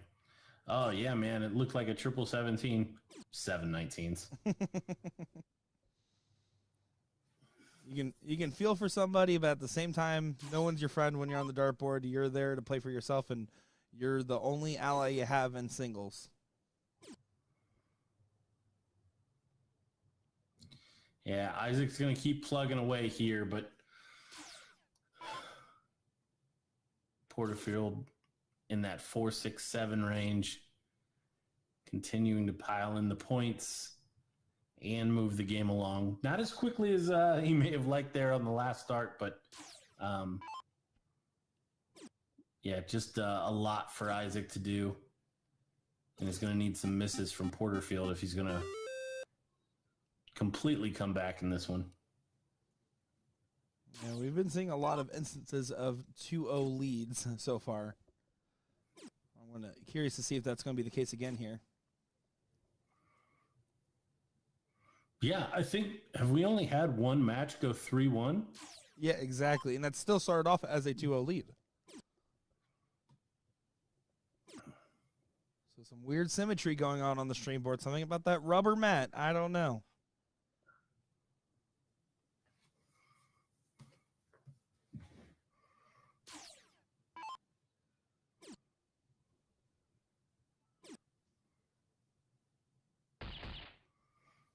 And a double bowl. So that's probably going to do it for this one. Yeah, he's just right now. Mike's handing out more than than Isaac can handle at the moment, and just having some moments of catching the wrong wires, and a mix of also just not feeling super confident for Robinson. It seems Porterfield's done everything, including taking advantage and just throwing well. Not much you can do in situations like that if you're Isaac, except shake it off and hope that there's more gas in the tank before the match is over.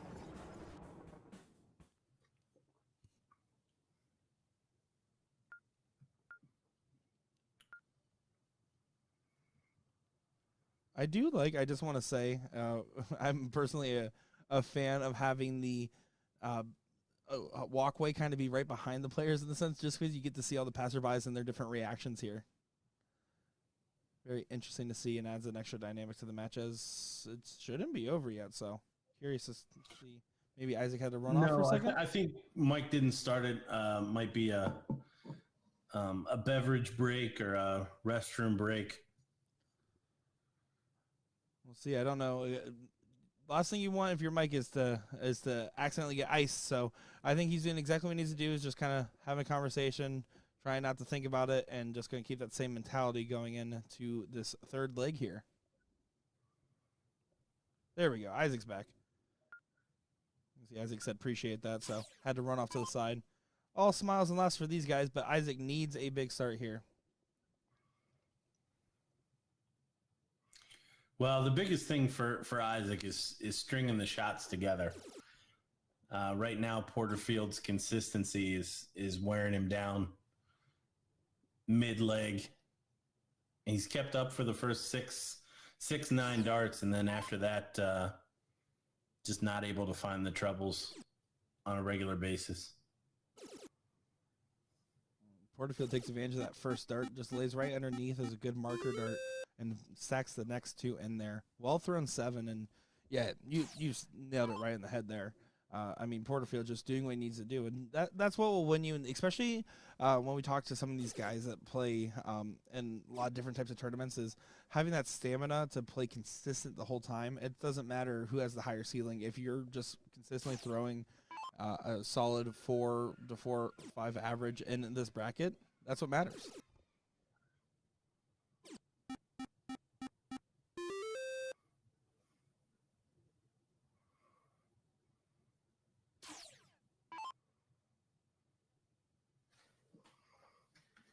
I am not kidding. There was at least 10 children that just started screaming outside the stream room door. That was terrifying. Sorry about that. I don't know if the mic picked it up or not, but I was definitely scared for my life there. I did not hear it. That's a good sign. There is literally right behind those banners is where the pool is here. So all the kids are enjoying the pool, and there's also a Rainforest Cafe here. So in a children's ice hockey tournament. This is the hotel that everyone's been staying at, apparently.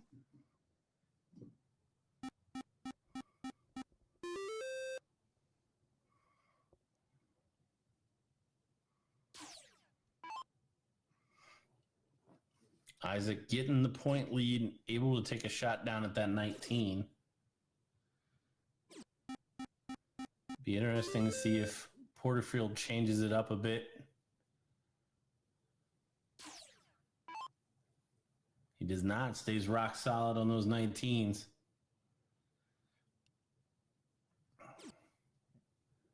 And with Isaac having the high ground and being down 2-0, you don't expect him to take too many risky shots if he doesn't have to. But there doesn't regain the point lead, so Mike now has full opportunity to really capitalize on the situation here, take a shot at the high ground, and move along. Alexis stay down, though. So I stand corrected.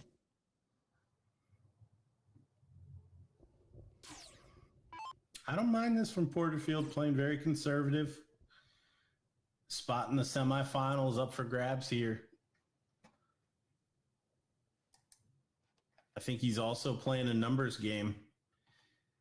He knows that Isaac has not shown to string these shots together.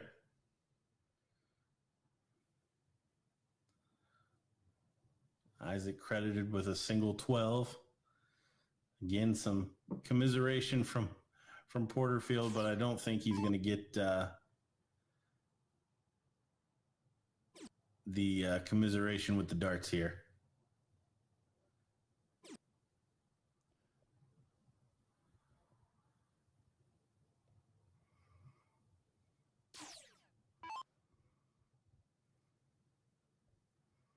Right now, the body language is everything. I do think that there's a huge telling of just, it gives you such an insight. And Isaac's body language right now is that of a very frustrated sportsman at the moment.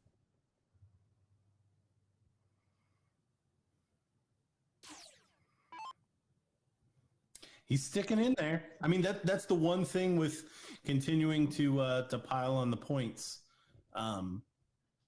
You're continuing to zero in on your target, but you're also allowing your opponent to get better on theirs.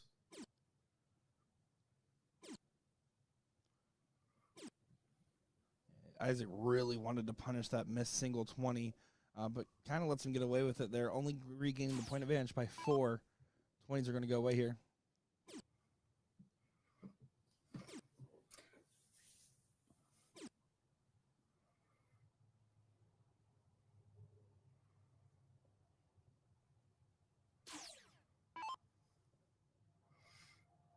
So after all that, a 34-point lead for Porterfield after we close the first 2 numbers.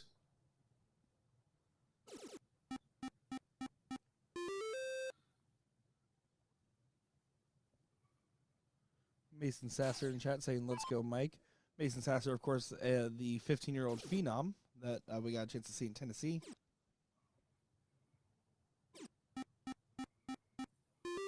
Made the pro list as well.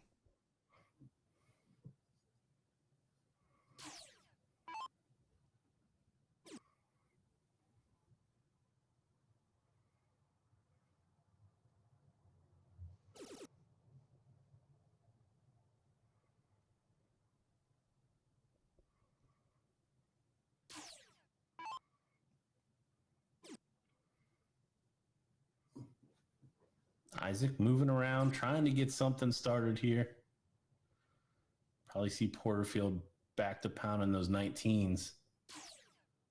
It's the first, I didn't know where he was going to go kind of shot, because now 2 numbers.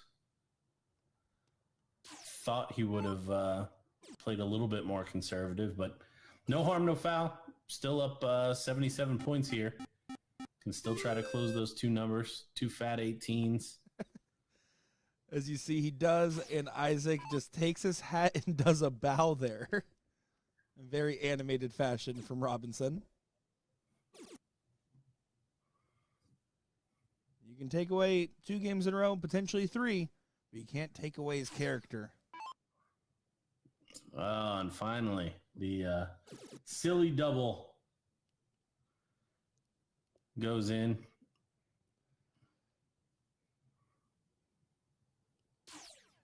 I won't even start the debate this time. I know better.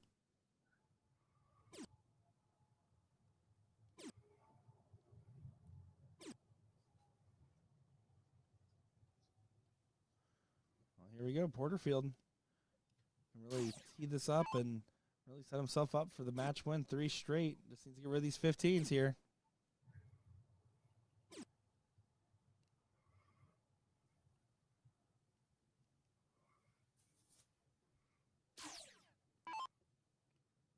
Love it. Biggest, fattest 15 in the world. Great shot. Great shot selection, board management. Top notch. Yeah. You know, biggest, fattest 15 is what they used to call me in high school. On a 10-point scale, I'd take it. Oh, there you go. You can see Tyler Little making a good point in chat here. This if this league goes in Porterfield's way, now it would be 9-0 on the day so far versus Robinson, which was 9-1 up until this. Now about to go potentially 9-4. So plenty of game left in both these guys.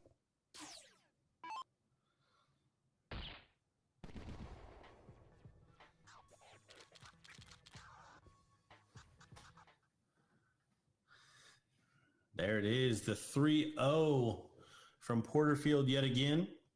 Isaac Robinson not out. We'll have to do it the tough way through the losers bracket. So our first, am I lying? Yes, our first semifinalist, Mike Porterfield. We have our selection actually dwindled. We're going to have Jonathan Long and Matt Klein up next. We are in Niagara Falls, New York for the 38th annual BullShooter Regional. We'll be right back with more after this.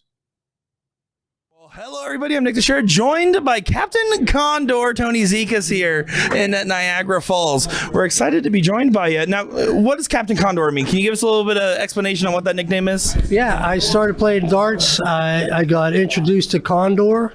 Then I became their number one promoter. So now I'm the number one promoter of Condor Trinidad in North America. And so Condor is going to be one of those all-in-one flight systems. Is that correct? Correct. Yeah, it's an all-in-one flight system. They have a soft and also a hard one-piece set.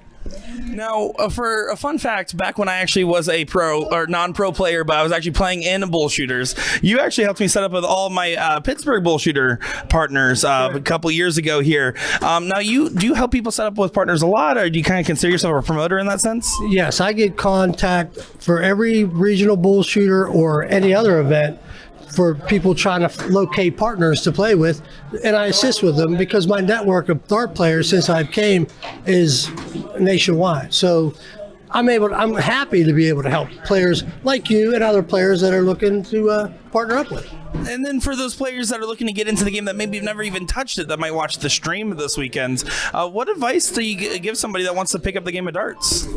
Well, practice at your local. At almost every city, every town, there's a luck of the draw. Go to the luck of the draws, join a dart league, and practice. Challenge the top players if you want to get better.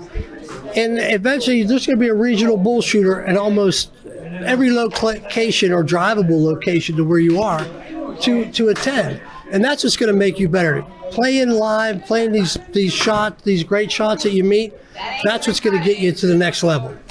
And there you go. And now you are an accomplished player in your own right. What's going to be your event you're looking most forward to this weekend? Is meeting, seeing some old friends, meeting some new players, and hopefully making a jump to pro status, which is the hardest thing to do. But you got to keep shooting for it. If not, then why play darts, right? Absolutely. Well, you heard it here. Tony Zikas, Captain Condor here. One last thing I'd like to give Dominic Chikara, one of the best guys I know. I love you. I miss you. I wish you'd come to New York or PA. I'd love to throw with you. Your son is doing a great job. All right, Dad, you heard it. You better be out here, Dominic Jr.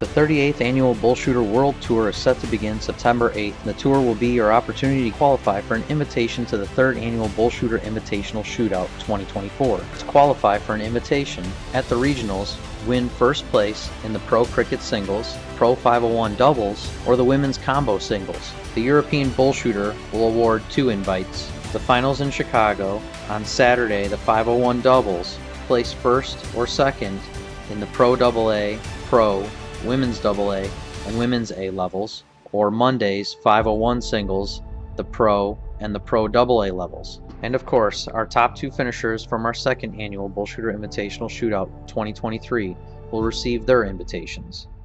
We're looking forward to seeing everyone out on the tour. Hello, everybody. I'm Nick Teixeira, joined by Jonathan Long Chicken Little here, amongst other nicknames. I like it. Yeah. Now, we are excited to be Johnny Lackey right there. Johnny Lackey gave you that Chicken Little name. Yeah, so for those that are seeing your face that maybe haven't seen the CSC, which if you haven't seen the CSC, what are you doing? Right. But for the seeing your face, tell us a little bit about yourself. Well, I've been playing about 10 years now. CSC was really my big come about with the game, I guess you could say. So I didn't really do anything major until started doing that. And it's just brought about a different me, really. I mean, my passion for this game just increased so much. Playing down at TOC this year was fantastic, being, in the elite side and everything. The room with those guys is amazing. It's just, you learn so much, you get so much out of it. It's fantastic. So just trying to do some damage here or there, Yeah, so what's going to be your expectations for this week? I mean, we're here in Niagara Falls. It's a very competitive BullShooter, very popular one. I feel like this one, Pittsburgh, Florida, like the big 3. Yeah. Now, what's going to be your expectations? Are you trying to do deep run? Are you playing in the pro, non-pro? Talk us through it. So I'm not officially on the list, so I'm not required to play in it, but I'm going to shoot the pro singles tonight. I'm going to see how that goes. I would love nothing more than to get an invite, obviously, to ESPN. That would be great. I love playing split bowl, so that's kind of like my thing. So I'm going to give it a go tonight in singles, see how that goes. Sunday, I'm shooting with Sean Ryan. We're going to try the pro out, do the split bowl thing, get that extra effort, And then tomorrow, though, we're going to shoot the AM cricket. So you're sneaking one in there. Yeah, we're sneaking one in there. Just, we get a little bit of a Saturday morning reprieve maybe from playing all them big shots. Yeah, and not that there isn't big shots in AM, because there's a lot of great shooters. There's a lot. Rem Guevara last weekend was one of the big ones. Well, right, exactly. I've seen a lot about that on Facebook too. So now let me ask you this: a lot of people are coming in town for this. A lot of out-of-staters come into town. Can you talk to us a little bit about Dead Center Darts and also about the New York dart scene? Sure. So I took over at Dead Center Darts just over a year ago, actually, now, because it was beginning of October, right before TOC last year. I kind of left my other job. I've had such a passion for this game. I really wanted to just take the company and just build it into something more than it's ever been. Still working on that. It's been a slow process, but we're getting there. Gave it a couple of years. We'll see how it goes. As far as our local scene, I mean, it's forever growing. It's great. And, a lot of this stuff with the interviews and the online presence and all of that, just, it's helping it. It's helping it a lot. So, well, one step at a time. Now, for those that are going to be watching the stream, maybe watching some of that pro singles bracket, right? What advice would you give to those people that have never picked up a set of darts and decides, I want to start throwing because I watch these guys light up the board tonight? Yeah, I would just say have fun. Try to find yourself a little form. Try to find yourself a little bit of a game strategy and see where it can take you. You never know. There you go. Well, you heard it here. Jonathan Long joining me here at Niagara Falls for the New York BullShooter. Back to the action. All right. Hello, everyone.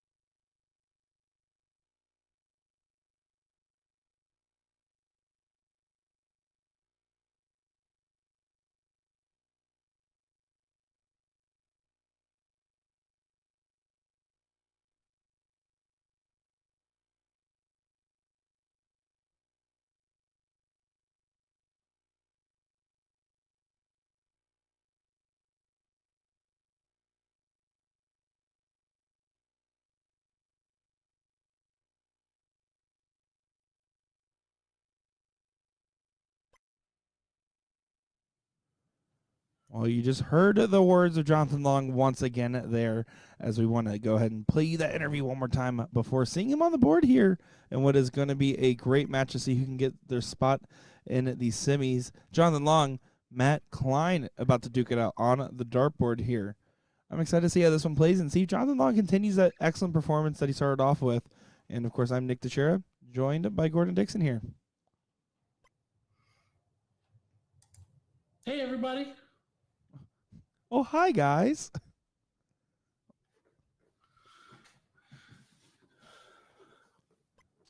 Give a little bit of the tail of the tape here for Matt. Had a first round bye. then a 3-0 win, and a 3-1 win. So 6-1 on the day. Jonathan Long here is 9-3 after losing out to Batman, which I believe was last year's winner, if I'm not mistaken. And one, I don't know if it's pro or non-pro, but I believe he had a great run. That was Darcy. So previous champion of either. Last year either won the pro or non-pro here. One of the two. They didn't specify. They being Jonathan Long versus Darcy in the first round. Oh no, but they didn't specify. I didn't ask if it was the- a pro or non-pro from last year bracket win. But they did have a singles win last year. Being Dersh in the chat. Yeah. How you doing, sir?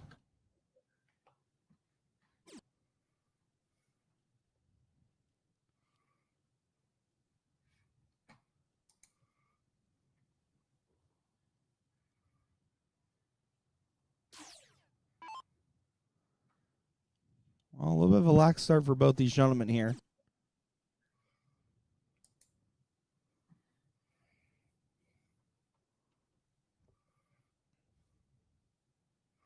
I'm headed over to BullShooter.com. I'm going to look through the archive and see if I can figure out our winners at this tournament last year.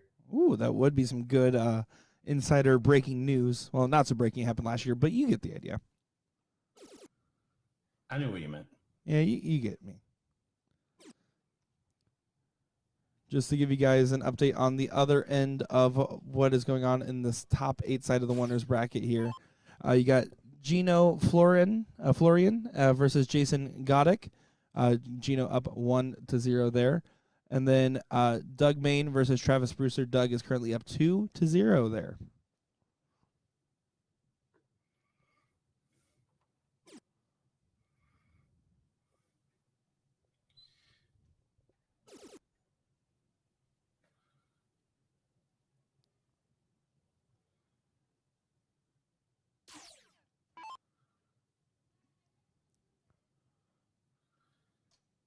So pro men's doubles, Darcy Trenholm and Jay Barlow last year. As I continue to scroll down, Pro-Am cricket doubles, Mark Dietrich and Mike Porterfield. Runner-ups, Doug Bame and Dan O'Callahan.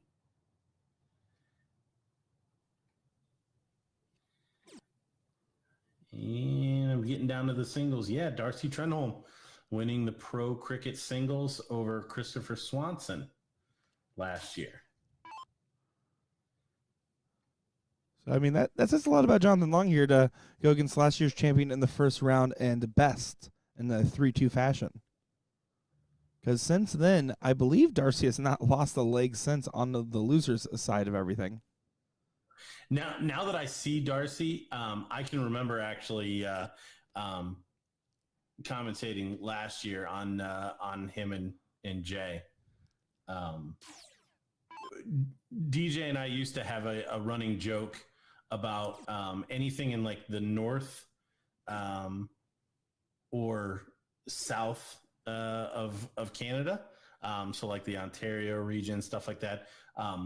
We would try to guess who would be the winners or the top 8 of the singles, whether it was soft or steel, and we would always rattle off the names that we knew, and then in 8th place every time would be random Canadian. Because it just seemed like every time there was a tournament, there would be some random Canadian that we'd never heard of that just played out of their shoes and either got top 4 or won the thing, whatever it was. And Darcy was that for us last year when it came to the New York regional. Well, you certainly love seeing some of those sleepers where it's not on the radar, especially when we talk about North American darts, but there's a lot of sleepers in Canada that we don't know nearly as well just because we're stateside ourselves. I mean, one of those for me this most recent year that came out of nowhere on the Canadian radar for me was Jake McMillan. Watching him have success over there at the U.S. Masters.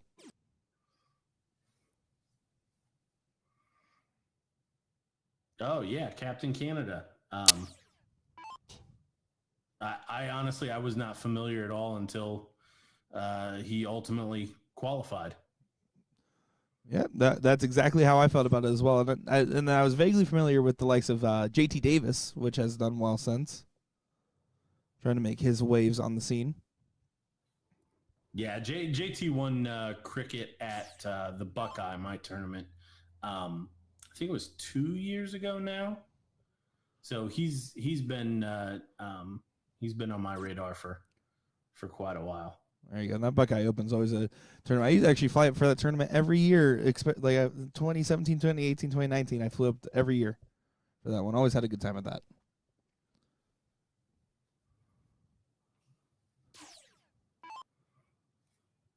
Here we go. A little bit of a just back and forth battle. I mean, we're 8 rounds in, and these guys are well below the mark of what we have seen, at least Jonathan play, and I presume Matt as well. And it's one of those, who's going to snap out of it first? Who's going to really click and start punishing? Yeah, this is kind of the lull that some of these players that may not have a lot of experience deep in tournaments kind of experience because there's a semifinal spot. Then you're one away from the king seat match. There's in you're playing in what you believe is a winnable match. Both of these guys are going to be thinking that. So I think that's why we're seeing the decline a little bit. But both players obviously have the pedigree, have the experience on the day to snap out of this and start performing here. Yeah, most certainly. Matt with a good opportunity. He does also have that dash in the 17, so he has a couple different approaches here. Ideally, we'll hit the trip 18 for 220s. Now we're going to have to try to stay on it. Plenty of room to grow.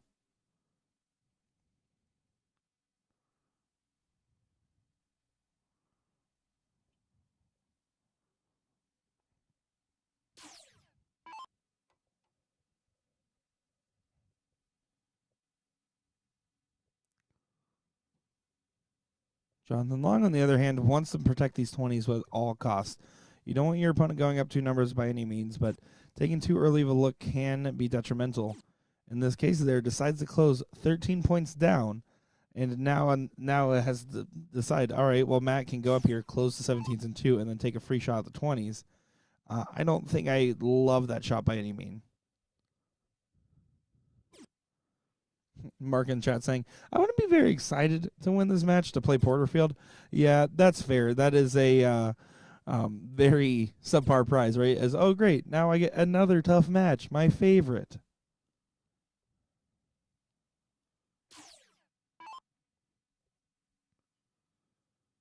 Matt failing to close the 17s on the last. Does get rid of the 20s. I do like the shot approach overall. Puts the pressure on the back of Long, and Long will not persevere through that situation. So Matt just going to close and load.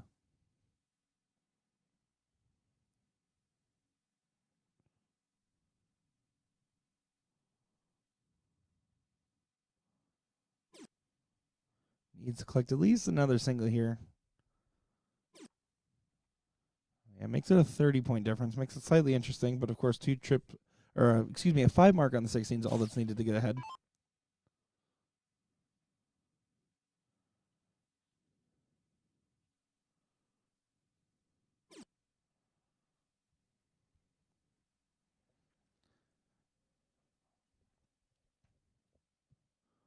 Matt will now have clear control. If he's able to shut down the 16s and potentially get the 15s, it will be a game in his favor. It'll be a lock.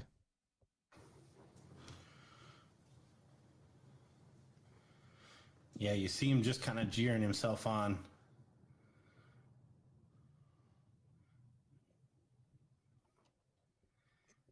I think he was between two minds there. Wanted to go back at the 16, but chucked one over at the 17.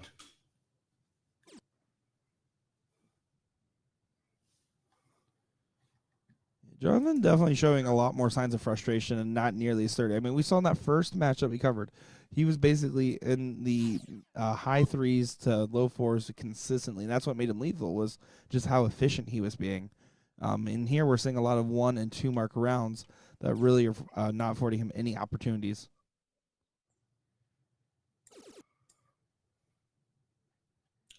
Yeah, and just to keep everybody up to date, the winner of this will take on Mike Porterfield in the semifinal, and Gino Florian up 2-0 over Jason Godek.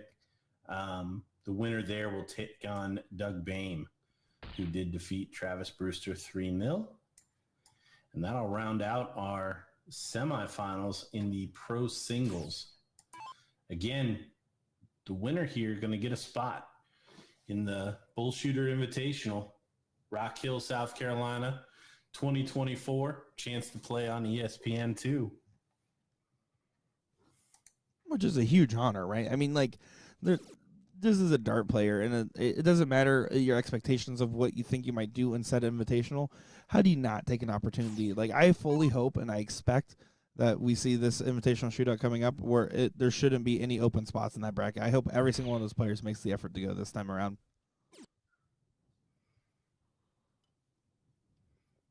Yeah, I can't believe that was even a question. I mean, stuff happens, life happens, but short of anything, I mean, if you were going to go to 2 tournaments, the one you qualified through and the invitational, maybe set some time out of your schedule to get that done. Yeah, that's one of those, hey, my dog left the oven on, I can't go to work today type situations. I'm glad you didn't question that because it made no sense. I was going to let it simmer. I promise my comments don't age like fine wine by any means. Don't worry. Yeah, I was going to let it breathe. We see Matt close out this first leg. So, big leg here for Mr. Long.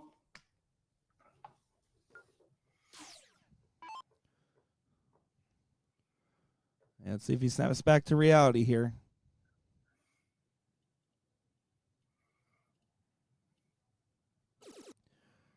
You can see Jonathan kind of has one of those like quick draw singular motions. He kind of brings it right up from the hip, right to the eye, and then right on forward. Pretty much no pauses in the throw. Yeah, he's got that slow gunslinger motion.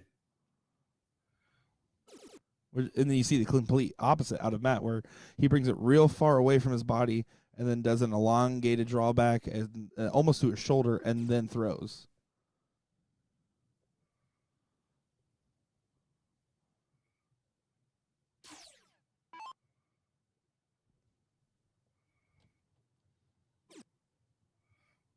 Yeah, Matt with a good follow through. The only thing that I would critique there is looks like that elbow is out. And not it's not tucked underneath, kind of perpendicular or parallel, with the floor, which makes, again, consistency just that much. You have to have the right angle of your arm to repeat that throw. Yeah, certainly. You see when like a lot of players are getting included and coached in the game when they're first starting off. You don't want to like chicken wing your arm, as well. A lot of people refer to that colloquially as, right, because you don't want to pop out that for the exact reasons. The more consistency and the less variables you have, the better off your dart stroke and dart game will be.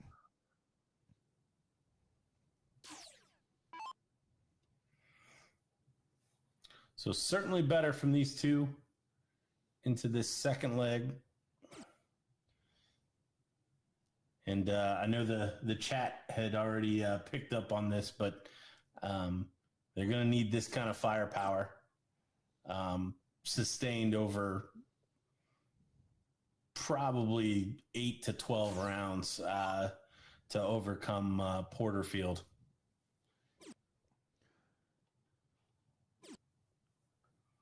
Yeah, but I mean, out of the people we've seen so far, Porterfield and Bane have had the strongest performances out of any of them.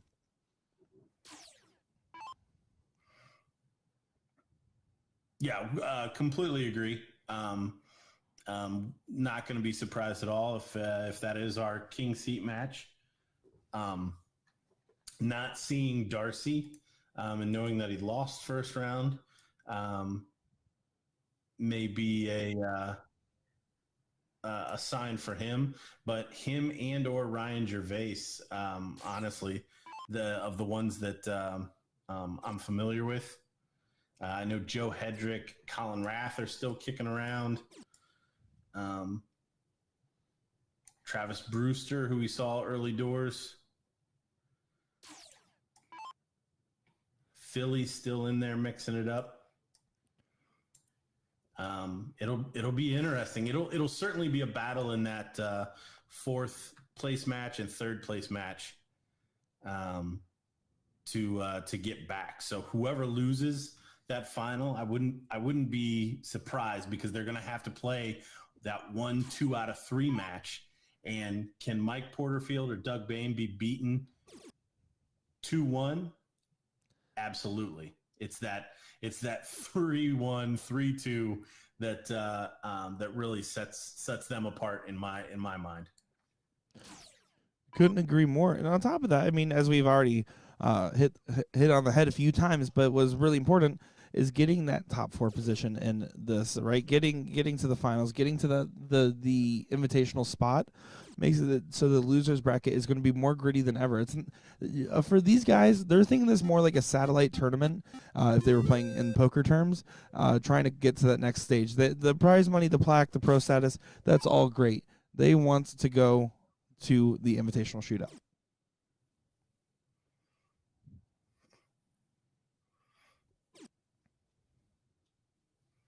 It's all about that first place, baby. If you ain't first, you're last.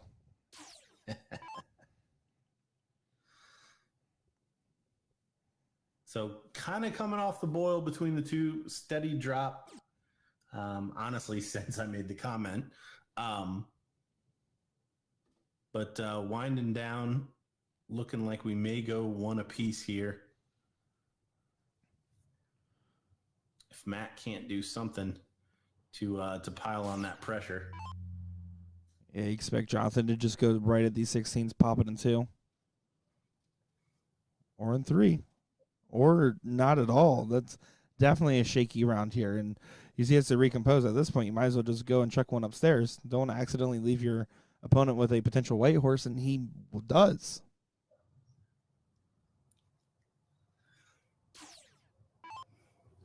Well, it's even worse because it's not even a white horse at this point. If Matt wanted to be aggressive, he could get the point lead and take a shot at that 20 and 18.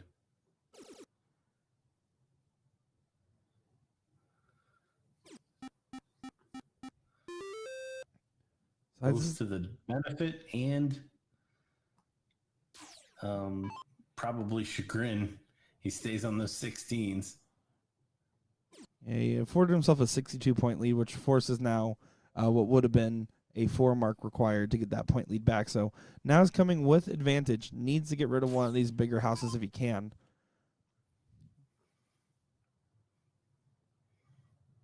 See how aggressive he plays it. Not aggressive at all. No. Now, the reason you don't shoot it in that order is you can get a rhythm on that 16. If you're going to take a shot at the 20, take it first and then have 2 shots at the point if that's your plan. Go moving back and forth between targets. People can do it. I'm not saying you're never going to hit that 16, but if you give some of these top level players two darts at the same target, the chances of them hitting goes up tremendously. Well, you lose the advantage of marking the distance and having a good marker dart, right? You throw that first one there, you might as well stay. To the point one at the close, it's supposed to be in that order, or vice versa. You can throw that close first, but whatever you're going to stay, going back and forth, disadvantageous. Couldn't agree more.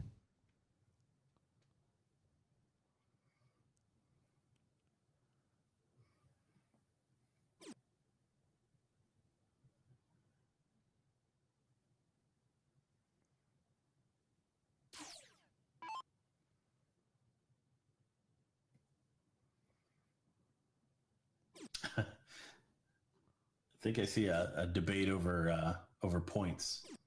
I got bad news. Like I would point my mom. I have pointed my mom. That is just a fact.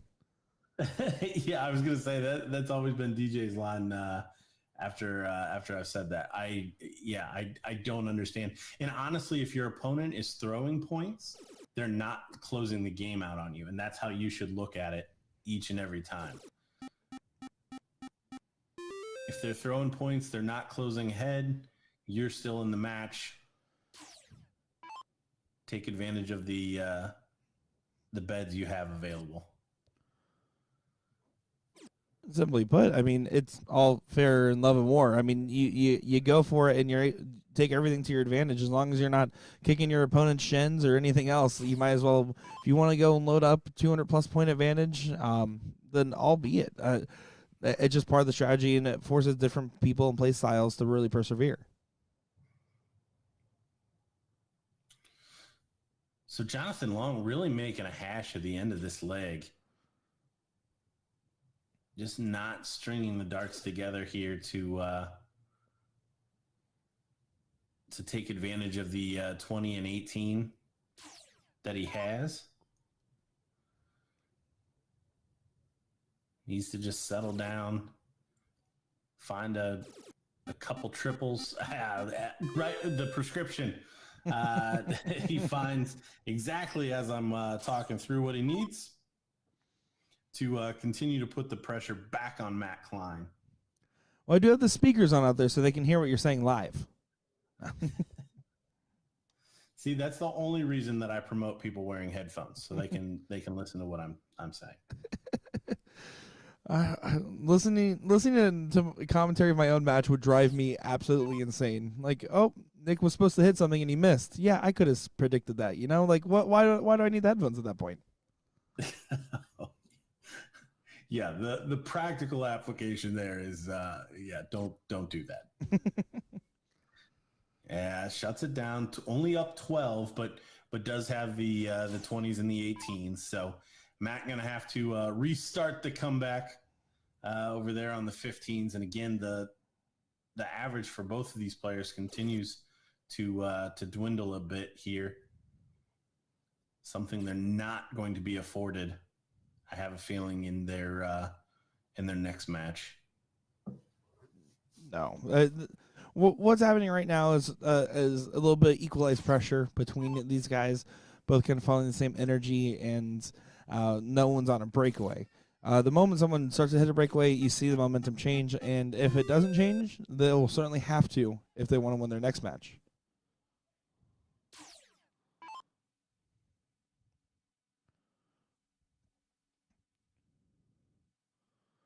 I do just want to say for everyone, we did not forget about the women's bracket. It is going on in the background here, and we will make sure to get some of those ladies on the stream over our way. So don't think we forgot about it. It is not just the dudes on the stream. We also get some dudettes later on. Yeah, we do have our semifinal set on the women's side. I don't know how many of those we will actually watch. They are on hold. As the ladies' loser side bracket catches up. But in the top half of the bracket, we've got Nancy Morey and Val Bragg. And in the bottom half of the bracket, we've got Heather Sack and Sue Snider-Blat. So may or may not be able to bring you one of those. It looks like they're on the brink of holding up the bracket here in a little bit. So we will continue to follow up. We will have the semifinals here on the pro side. And the one on the lower half is set. So we will bring that one to you next. Gino, Florian, and Doug Bane. That'll give Mike Porterfield and the winner of this match a little break before we come back for that.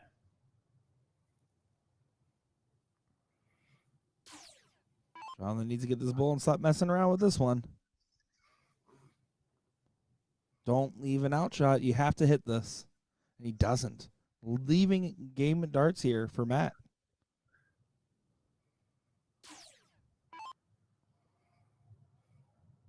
Double bull, trip 20, trip 18. Or if you want to make Gordon upset, double 20, trip 18. Don't shoot. Well, if it's a winning dart, I'm in. That's my only caveat.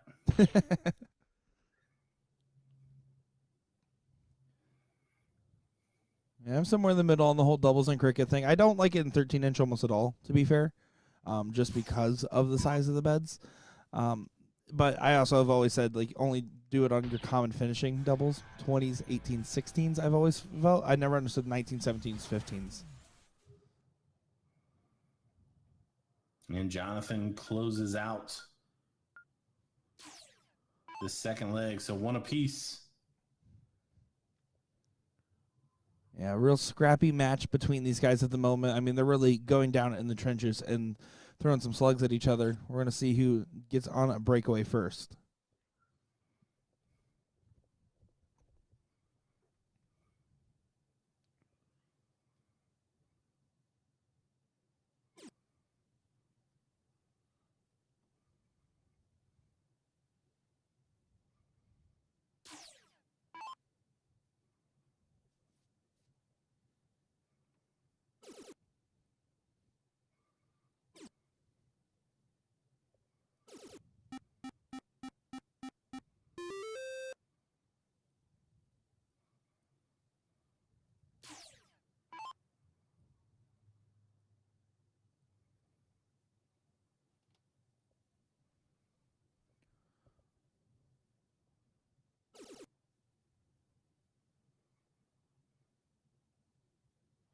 Ooh, very, very unfortunate dart on the last there. You can see Matt, a mixture of holding on to it too long or releasing funny, does not collect the single 20 there, and that might be detrimental, and it will be detrimental.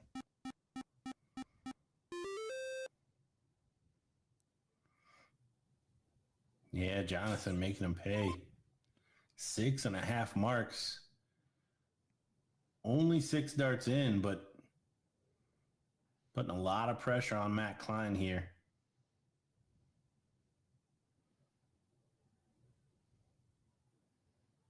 This is that first breakaway that we were looking for.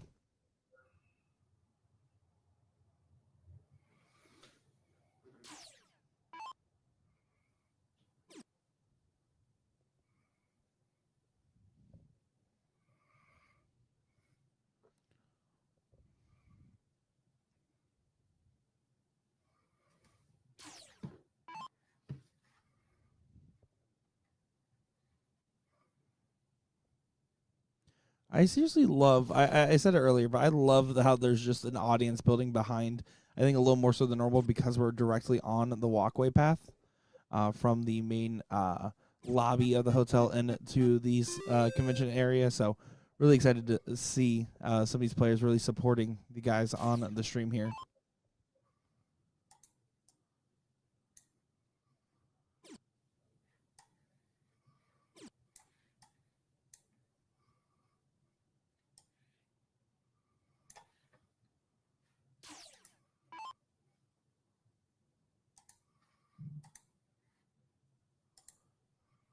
Sean, I take that personally.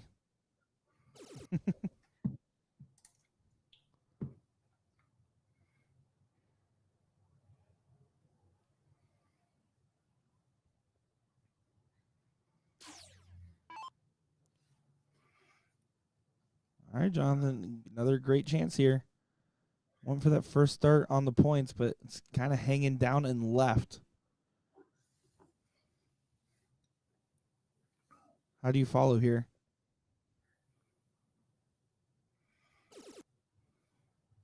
Ah, what a dart.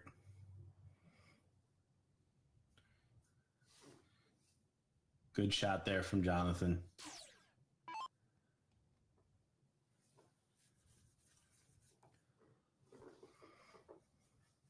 So Matt's just going to have to buy all he can get on the 16s here.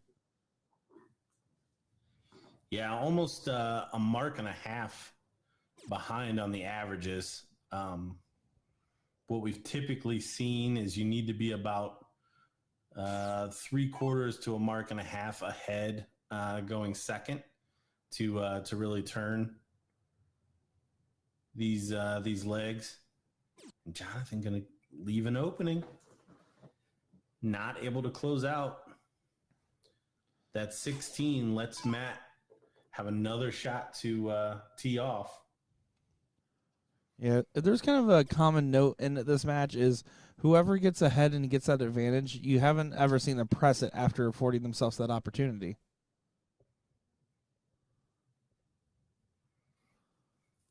Back and forth, back and forth. Who is going to get off the teeter-totter first?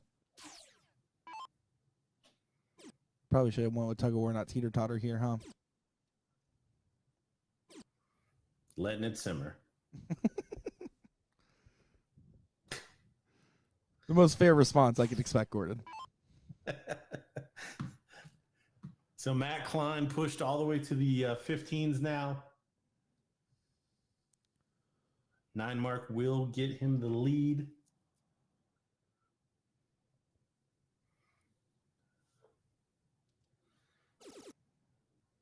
Needed that last one. Good last. Yeah, exactly. He needed it. I mean, bare minimum, you have to close there, so that's one number you have to one number less you have to worry about if you do get ahead on the Bulls.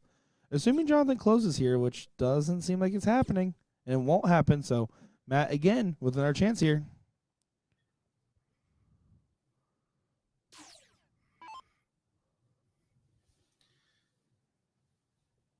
Yeah, just playing with fire a little bit.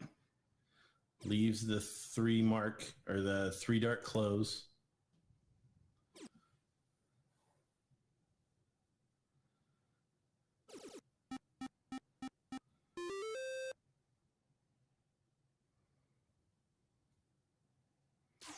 Not a complete disaster. 10-point difference. So Jonathan just needs to pop that 15, and then the other 2 darts are going 17 regardless. Gets the close. A little wayward. He had to give himself a side there as he was not happy with that dart, but it did get the outcome he did desire.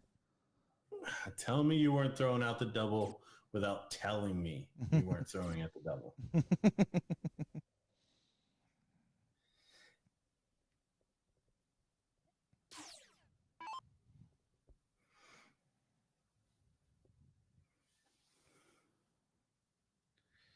Yeah, and it really should have went at the bull on that last dart. Oh, potential game shot format there. Needed the second one to go into double. And you're right, because the single 17 there didn't afford him anything. Now 1 point didn't difference. Change anything. Matt would have had the same shot.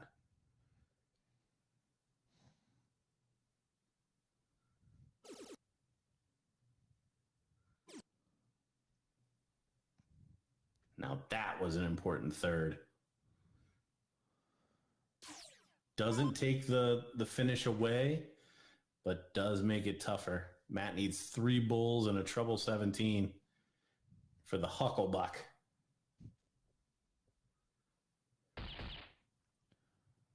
Still an important last start here. Finds that double, needs to find at least one more, and does do so there. Again, taking darts away from the hand of Jonathan and forcing an extra dart to be spent downstairs.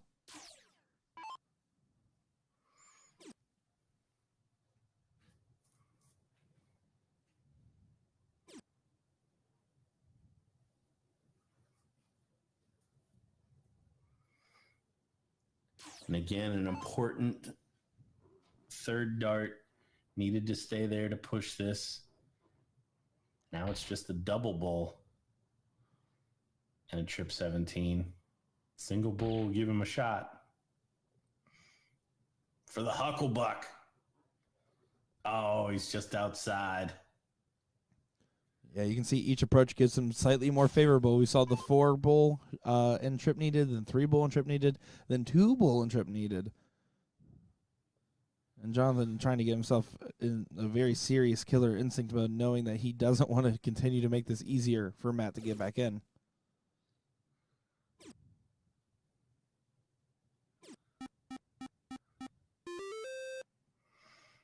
So does push it back to 3 bulls.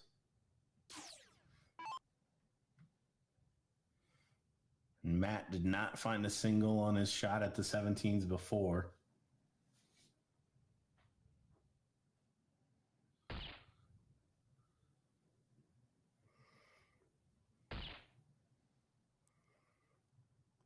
And now Jonathan having the first chance in quite a few rounds now with the point advantage. Let's see if he goes right at it or if he's going to try to stack up more points.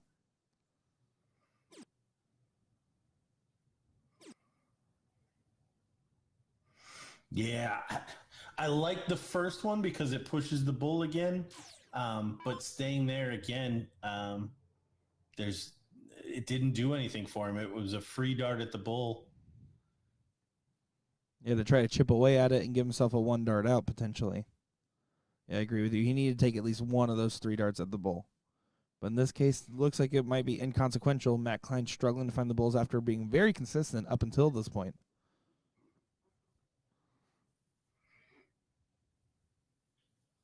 See the frustration come through a little bit there.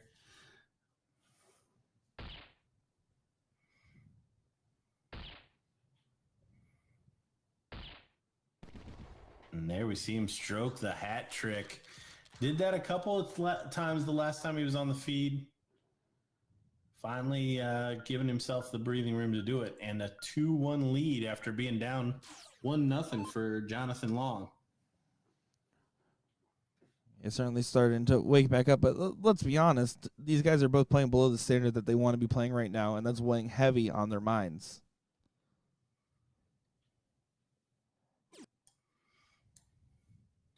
Just taking a look around some of the other brackets. The Open, which quite frankly, we may not get a look at this evening. Absolutely gangbusters turnout here in New York. We've got on the winner's side, Justin Fawcett taking on Zachary Kennedy.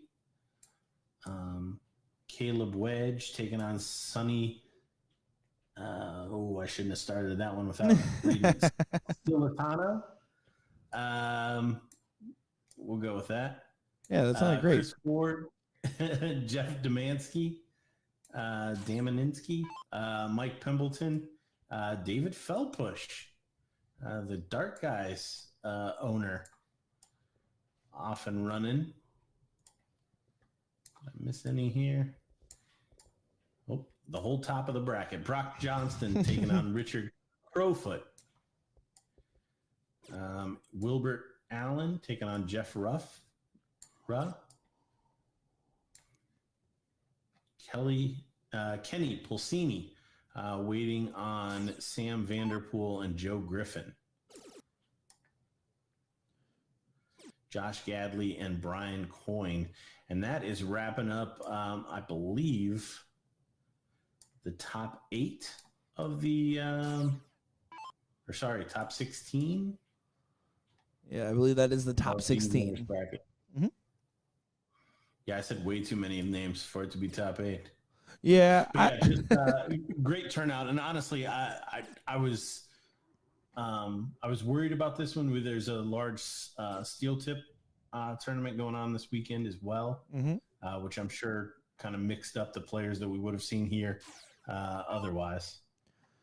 Yeah, let's preface how well the turnout's been is the point where when I go out there to try to track down these players because I'm trying to make sure these breaks are shorter than ever, I have to push people out of the way. That's where we're at. I'm pushing people, and that's why pink hair Nick versus blue hair Nick, totally different people. Blue pushes, pink asks for permission. It's not very many people that are kind enough to give you visual cues on whether or not they're going to push you. So I have to commend you Yeah, there you go. on that front. Yeah, well, I try to color code everything. It makes it easier.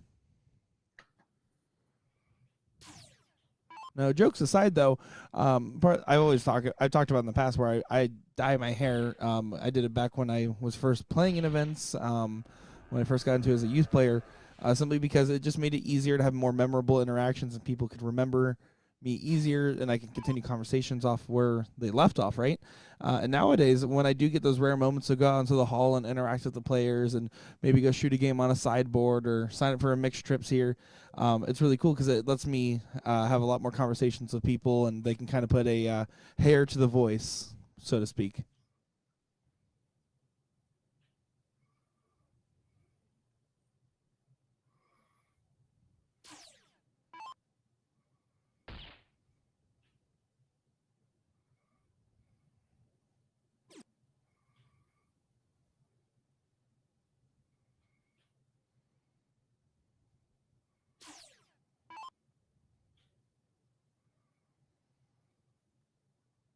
Matt's been pretty firm in control here in this one, up 3 houses.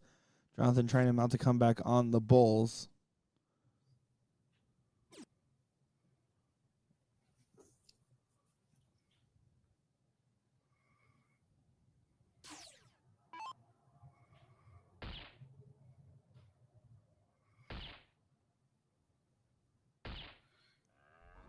Yeah, Jonathan trying to turn the tables here.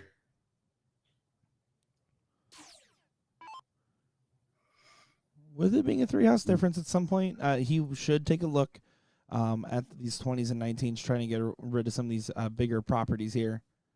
Because at the end of the day, he is in risk of being outgunned simply by the math alone here. Yeah, great shot from Matt. We'll kind of watch whether or not he continues that. With 4 numbers, he really should smooth stroke that the hat trick, especially now because any fallout gives him the point lead. These should be all at Bulls.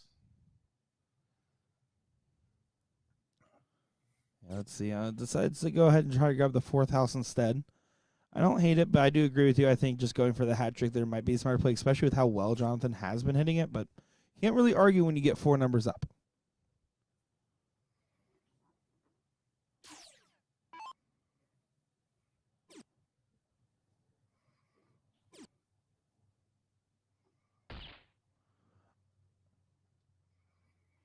Now, what did you think of that shot, right? He fell out into the 15, decided to go ahead and shut it down there, and then go back to the bull.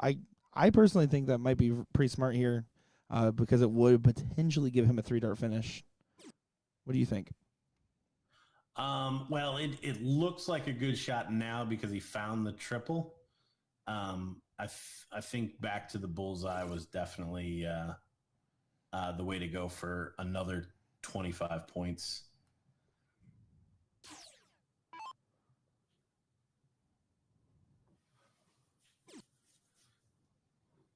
Kind of blocked himself there. He's trying to get underneath. Does get underneath, tying up the score.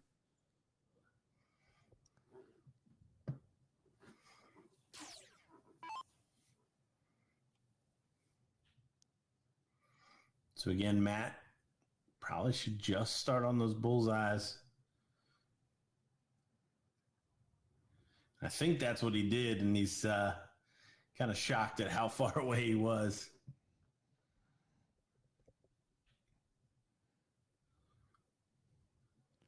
Oh, no, you need to hit at least a single. Don't give a free game shot. All right, he does hit at least a single. Almost gave a potential game shot away. Jonathan here needs to load it up and try to get a pretty significant point advantage here.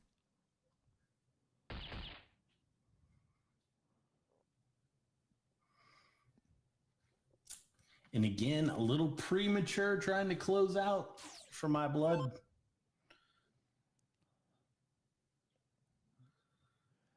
Yeah, I would say you're about right there. I mean, he tried to throw in rhythm, but Matt's here. He can just load it if he wants now.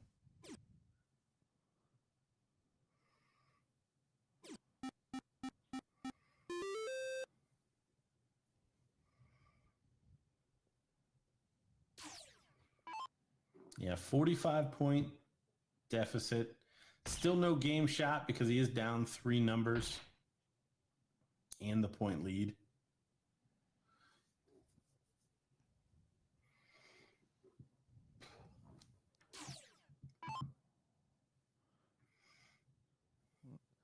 Let's see what Matt decides to do here. He hasn't really taken too many chances to take a dart or two at the bowl, and after that first dart, I wouldn't believe this would be the round either. So he's kind of elongating the game, and I think that's more to Jonathan's benefit at this point.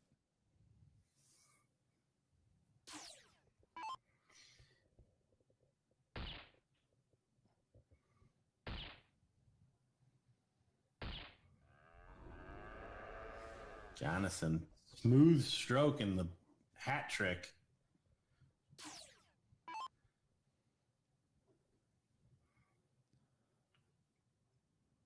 Up by 40 again. Matt's going to stay up for all 3 now. Tied score. I don't expect him to take the bull shot now because he would leave a game shot if he did that. So has to stay. No game shot for Jonathan, but again, it's just that slight, just trying to slightly take ground ever so subtly. Really just kind of digging deep on these bulls.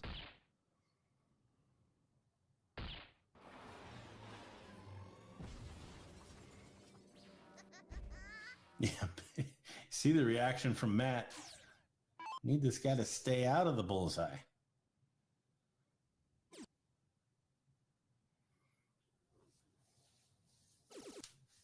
Huge second dart there from Matt. Needed it to basically guarantee that point advantage, and then does finally decide to take a stab at the bull, although kind of chucks that dart a little awkwardly and does not connect.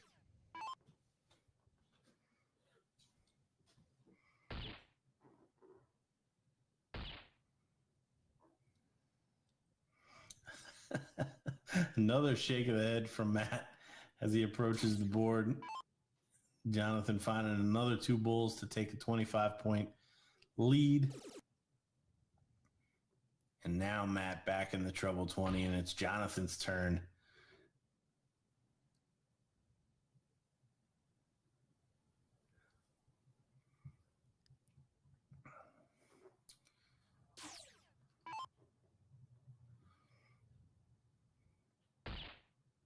Well, they can try to work that in. Pretty good placement for him. He typically would like having a right leaning dart like that. Can kind of throw it as a guard, as a backboard, if you will.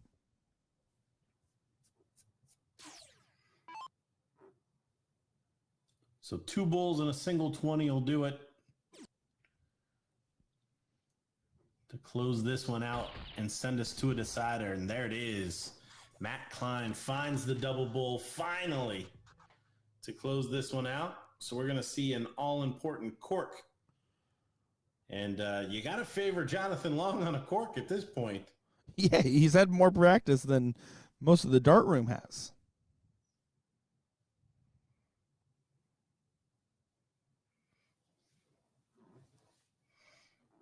Can he smooth stroke one just over top of that? Oh. Answer is no.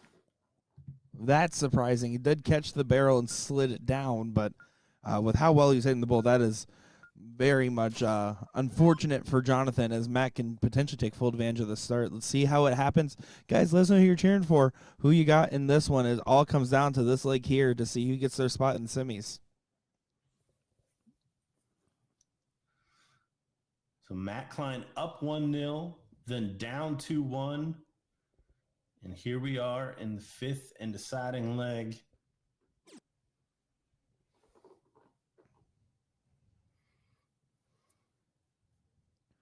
Basically gives a throw right back. Starts with a mark.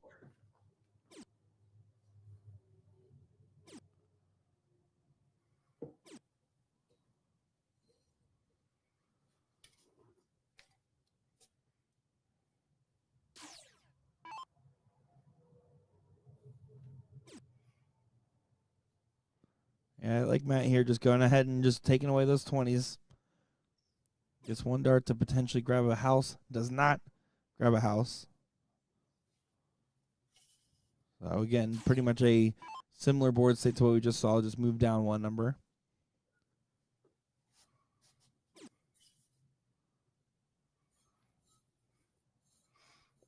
Yeah, and the shot from Klein going to pay off.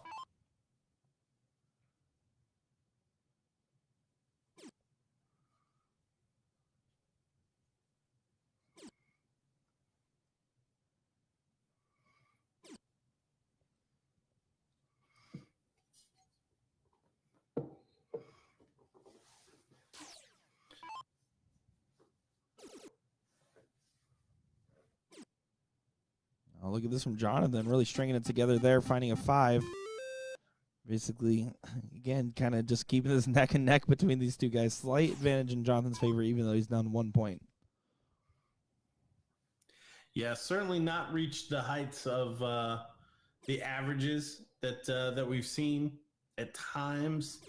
They certainly have, but the parity of this match, I think, is what's made it interesting. Oh, absolutely. And let's be perfectly clear. If I were to go out there and talk to these guys and say anything, it would be, hey, whatever you just did there, you can't get away with in the next one. But I also think in the next one that they would play to a higher standard just because right now they're both feeling that pressure. They're both feeling the same heat. And when you mix it up and put someone else in the mix, it makes you go back on your toes and sometimes bring back that A-game performance that these guys did have to get to this point. It's not like they had easy matches and kind of rolled. Like, they had to work to get here. They still got more work to do.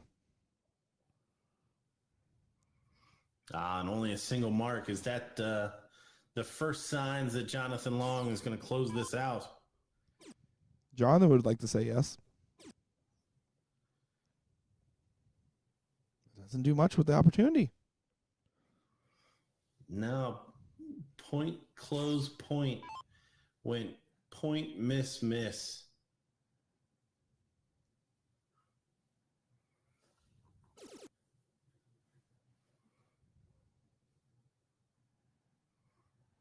Matt needs another one of those trip 16s there. Oh, goes just high on it, and you can see the frustration in the face. He knew how important that one was.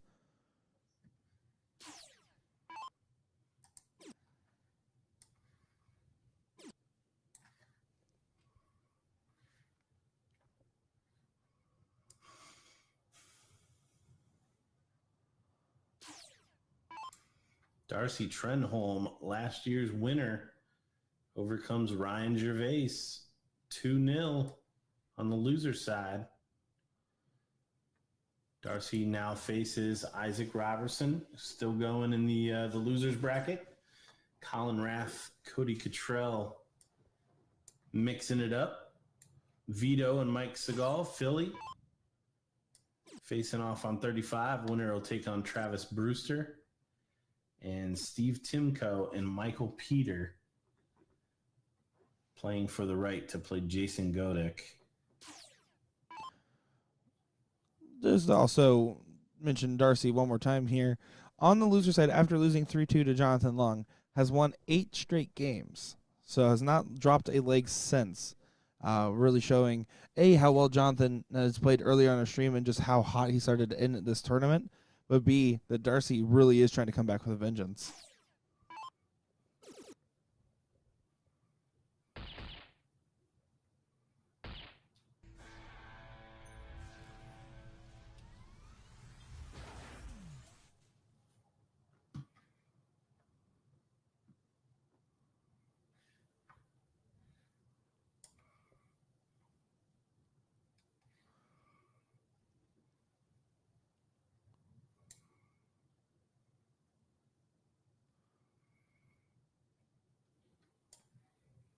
Alrighty, guys. Well, that looks like that is a wrap there. Jonathan Long does come out on top there.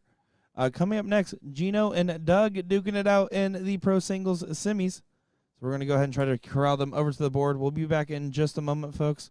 Don't go far. Nick Teixeira, Gordon Dixon, bringing coverage of this one. Be back in just a moment, guys.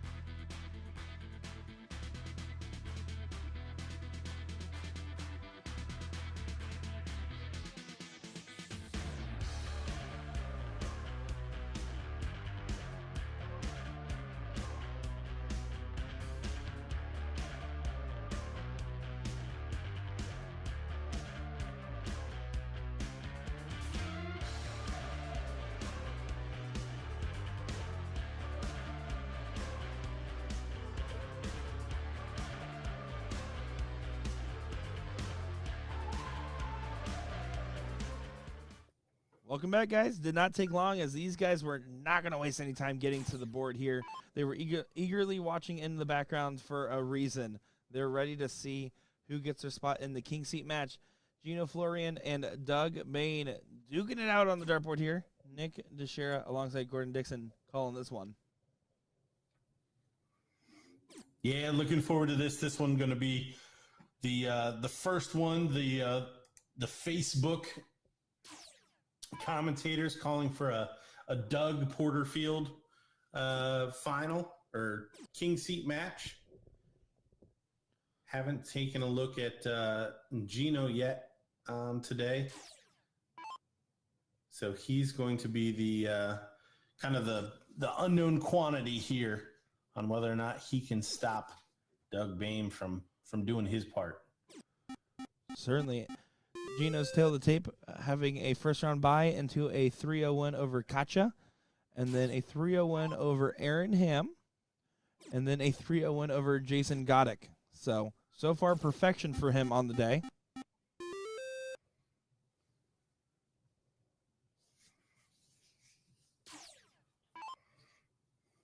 Doug having a much more subpar performance, dropping 1 leg instead of 0. How dare he? Yeah, so rude.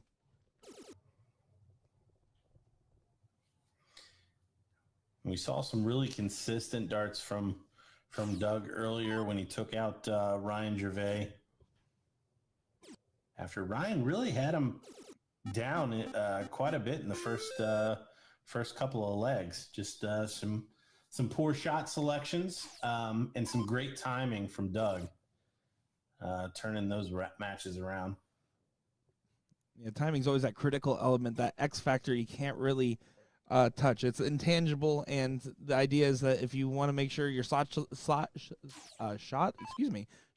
is correct, because you don't want to give your opponent a chance for great timing. Very unfortunate for Ryan. Otherwise, what was a very strong performance on the stream. The scoreline does not do his game justice there.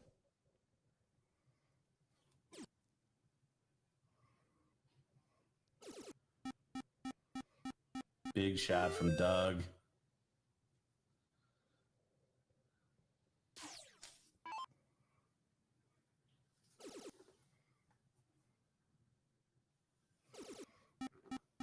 Gino answers back. Yeah, pile of 17s. Right back at him. Yeah, currently a 4-4 playing a 4-6, so pretty much neck and neck in leg number 1. And honestly, complete different standard than the last match we just saw, which is kind of setting the precedent of what's needed from this point on in the bracket.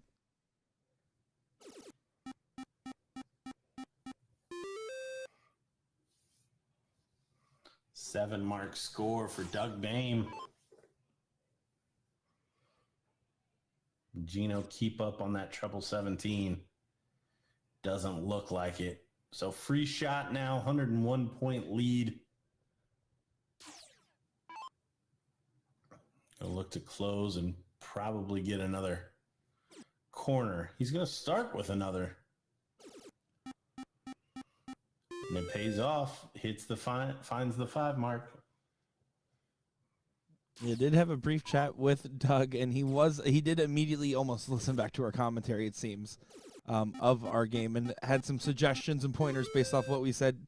But mainly, the one thing is that when I made the thermonuclear call out, and it's one of his preferred styles of play in this format of cricket, is what I found out. So I kind of expect to see some of these opportunities where instead of going for a more traditional shot, going for instead an outside close, which is exactly what he's doing here in his shot ordering.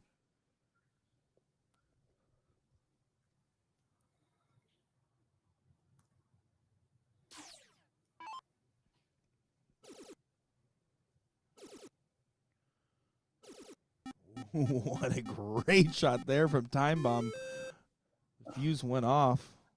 Makes this a lot closer. Opens yourself up to shots like that. Again, you're letting your opponent kind of tee off on a number, get comfortable.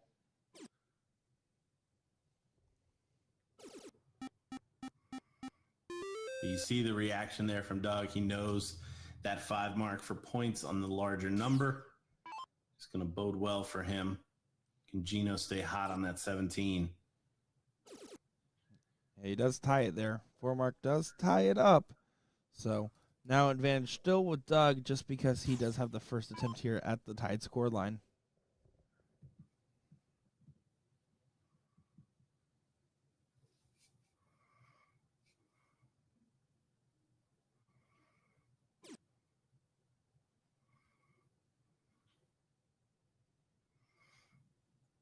And just like the Open, only a single mark.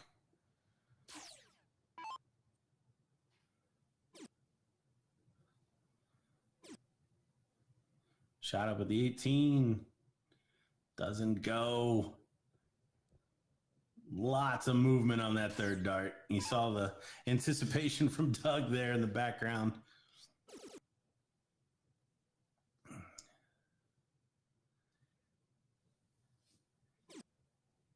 Time for Doug's shot down. So now, because they're trading those third darts at the opponent's open number, there's always going to be an opportunity for a first or second dart triple to give them that shot. Gino's not going to find it on his. So 3 mark close will give Doug Bane the lead into the bullseyes. Oh, he's going to get a freebie. And chooses the 18.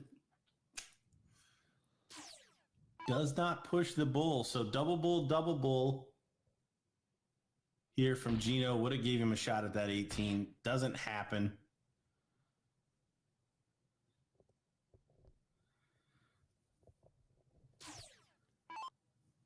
Hat trick needed. You see the parity in the averages. These guys are firing on all cylinders. And you can see Doug Bane takes it 4.34 average to win leg number 1 here in style. And these guys are really lighting up the board.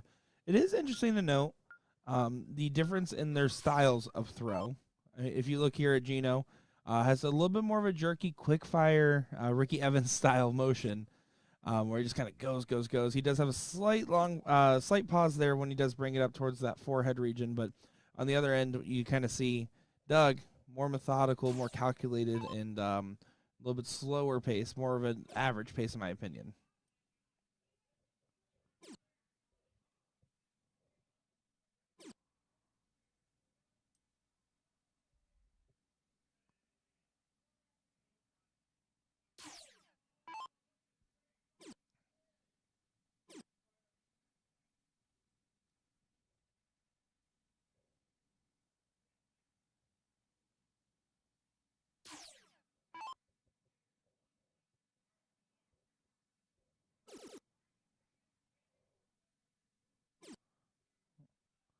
This is a pretty fortunate start after what is honestly a lax go there for Doug, but still is finding himself 2 numbers up at the moment here.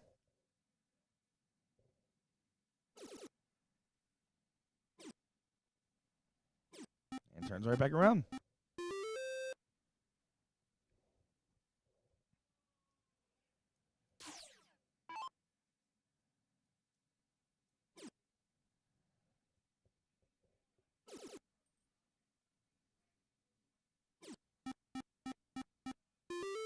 Doug getting a foothold on the 17s instead. But Gino now out in front after a lax first 2 turns here is now instead playing in front and what is a very aggressive play style there on the last start going down to 17s.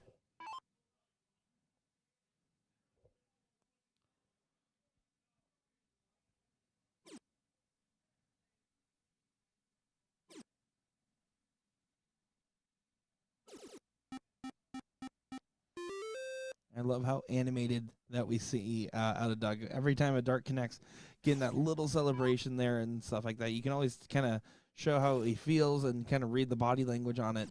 Always makes it for very interesting to kind of give you a better insight into the player's mind.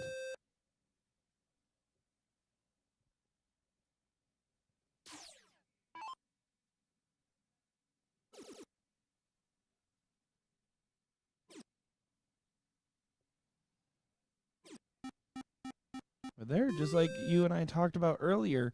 The fact is that he found that first start trip to get the point lead and didn't go for the 2 singles on the close. I got to tell you, I've been chatting away with my microphone on mute. Yeah, oh, did you think I was just talking over you the whole time? It was like every Zoom meeting that I had today where I had something important to say and nobody heard it. Oh, well, I'm sure you were just sitting there saying, wow, Nick's so smart and good at calling games. Just letting it simmer. So good comeback here from Doug. Gino really not doing himself any favors, making it look like hard work here.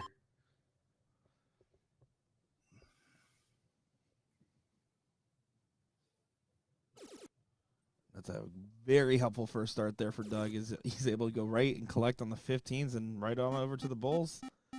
Not quite on the last, but great shot there. In heavy favor to go up 2-0 now.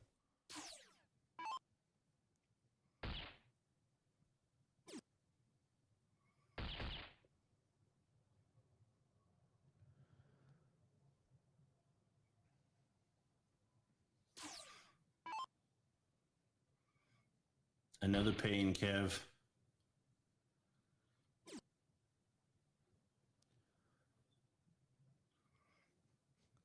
Doug's trying to figure out the best angle to sneak it in there, knowing that there's no need to go for a cover shot. Well ahead in this one.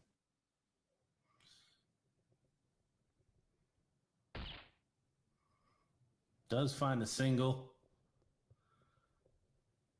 Trying to wiggle his way in there for a double. But yeah, this one all but over. Gino going to start the next one.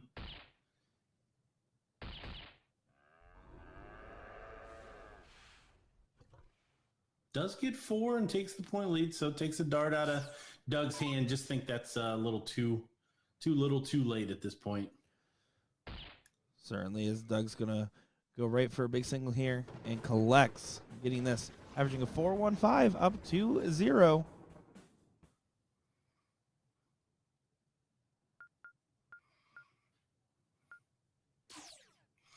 Don't forget, guys, next up on the stream, we will have our other men's semifinal, Mike Porterfield and Jonathan Long, followed by our ladies' queen seat match, Val Bragg taking on Sue Snider-Blat. So we got quite a few matches mapped out here.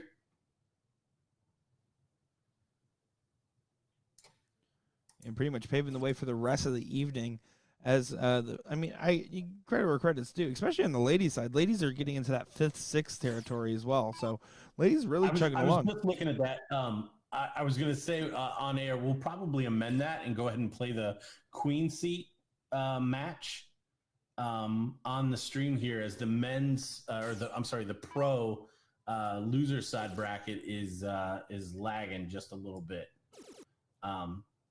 So we do not need that king seat match any quicker than we actually. The women's has a chance to actually hold up the bracket. So we want to make sure that that match is played. Well, as it's already known, women doing better and faster work than the men.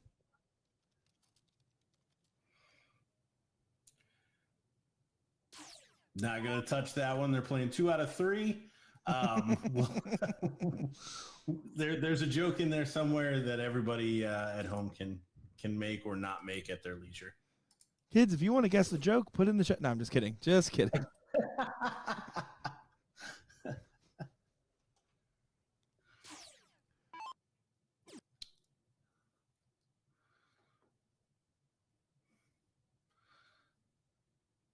So we saw this from Doug earlier. May see him push ahead to grab the 16s as well. Going for the close this time, I think because he already had a mark on the 20. See him leaving that arm hang.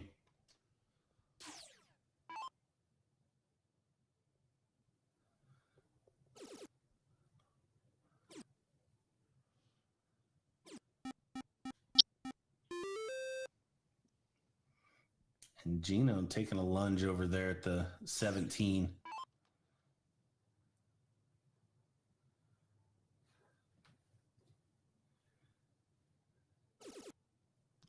Ooh, very risky pick, very high reward on that 19. I don't know if I personally love the shot, but it does connect, so it does make it look like a great shot.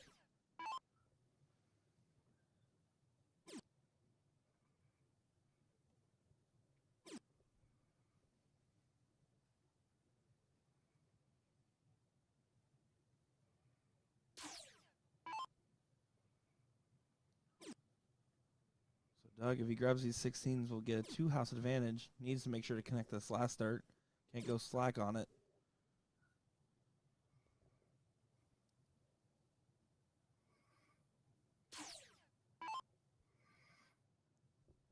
Yeah, Gino's just been maybe a fistful of darts behind the standard here against Doug. 315s will give him the lead going into bulls. The man even misses good, folks. Yeah, that was a really well calculated miss, and then closes with extra credit on that trip. I believe he shot the lower right-hand corner of the bullseye for that exact reason. I'm kidding. You saw that one was me simmering. That I was like, maybe he knows something I don't, but I've never heard of a player doing that. Oh wow! No, if anybody ever gets that good, my goodness. If they're that good to do that, they should have shot the double in the first place on the bull. Yeah, right. Oh boy, I just got Nick to share it there. That was crazy. I was sitting here trying to analyze that data. So no finish, but Gino can put a lot of pressure. Oh, and again, That last start. takes a lunge down at the 17. Like if you're gonna do that, first off, you should say at the bull he had plenty of room, but second off, I almost think they guaranteed dart at the 16 just to afford himself a better opportunity. It's not like Doug shown partial favor to the 17s or 16s here in particular.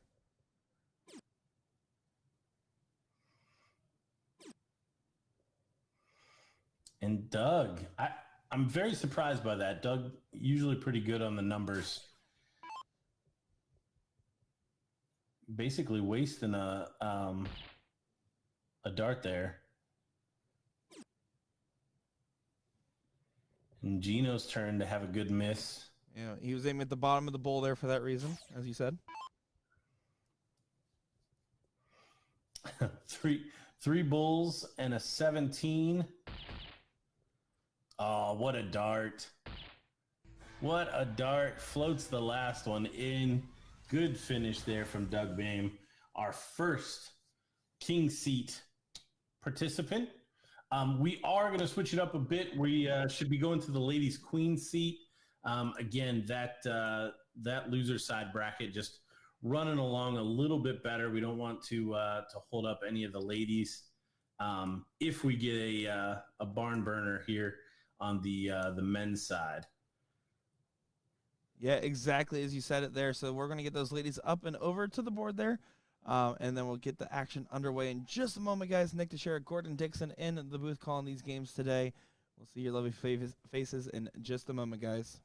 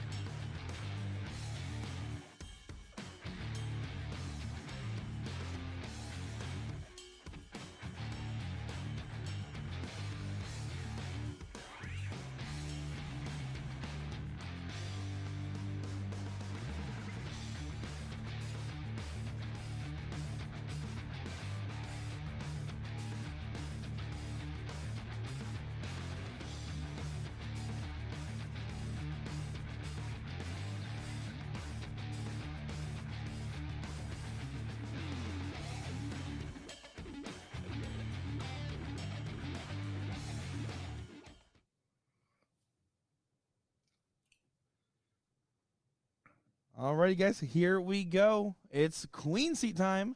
Val Bragg and I'm sorry, one more time. The ladies. The ladies. Well, we're excited to see how these ladies are going to perform on the board. Val Bragg and Sue Snider-Blat at it. Women's singles combo here, so a little bit different of a format than what we've been seeing. A, 15-inch board, and B, 01 cricket format start. And by the time we get to the ladies at this bracket, it is blink and you'll miss it. Pretty much playing at that 2 bull a turn standard.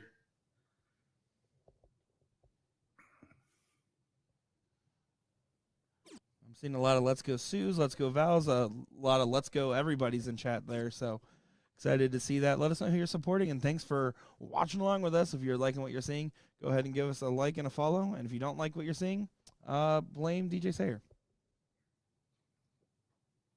Here, here.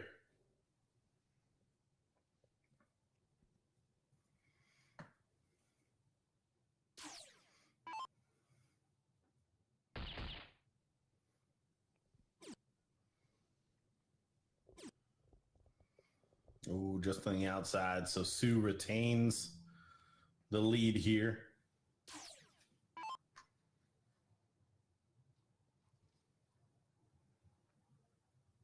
And Sue's going to just try to get herself in range of a finish.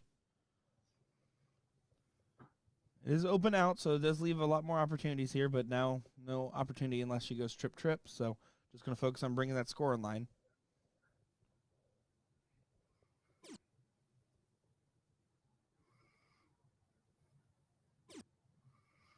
Ooh, big opening here for Valerie. Even if she doesn't find all 3, 2 of them will give her a much better chance at a setup shot. She does find them. Yeah, just as you wrote that one out, perfect position for her. Puts all the pressure now back on Sue. You don't want to get your throw broken in the 0-1 here. This is the one where you're supposed to hold almost every time if you can.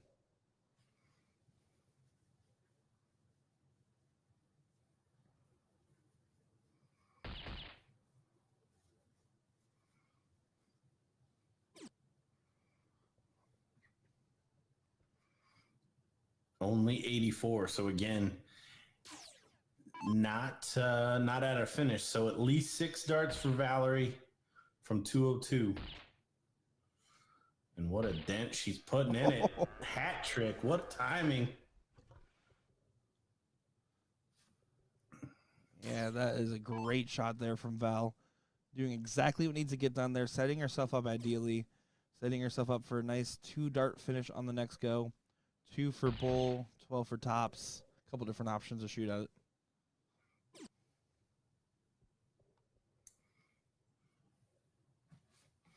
Shanghai, if she comes back.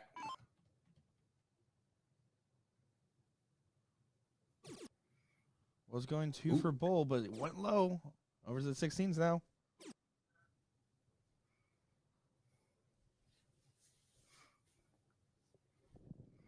Now I said Shanghai. Most likely we're going to see bulls here, though. Bull, Yeah. 20 bull.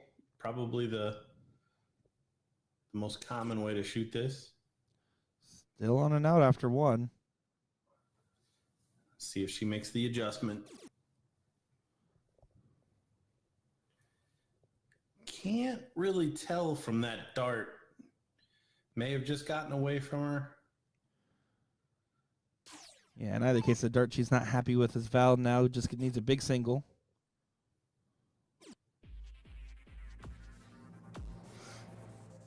Just finds 2 single 8s to close it out. And Sue will get us started in a leg of cricket. Again, we're playing 2 out of 3 on the ladies' side. This is your queen seat match in Niagara Falls, the 38th annual BullShooter Regional Series. It's a big match because the winner here in the ladies will get a invitation to the BullShooter Invitational. Rock Hill, South Carolina, chance to play on ESPN2. Which is almost as good as playing on ESPN1. Just a heads up, it is 40 degrees and getting chilly here tonight and at Niagara Falls. Love it. That's chubby guy weather. Yeah, we're thriving out here.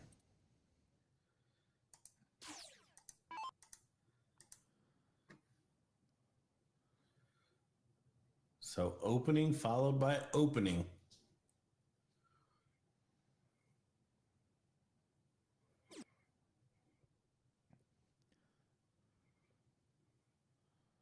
Oh, and doesn't really do much with the opportunity. So now Val, who won that first leg here, wants to take advantage of this if she can, as they're both kind of having a laugh about it, it seems.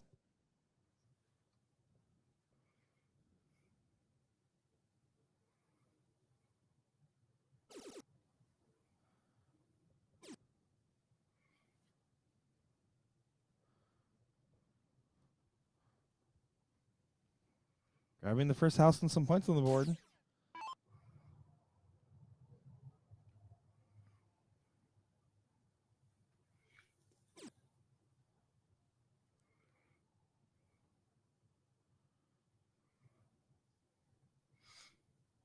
Sue needs to find this. Does get it closed. Be interesting to see how Valerie plays this. Mark already on the 19s. Probably down there. Great shot. Because I agree with it. And if you don't, it's a terrible shot. I knew that's how it sounded, so I just ran with it. No, that's fair, but it is actually the correct shot there, right? It gets you the second house. It makes it so efficient because these girls' average, I'm not sure exactly what their on-paper average is, but I would wager if I'm going to try to get at least a 2 mark there, already having the 1 mark on the 19, it's just so much more efficient to stay down where you're already hitting pretty well.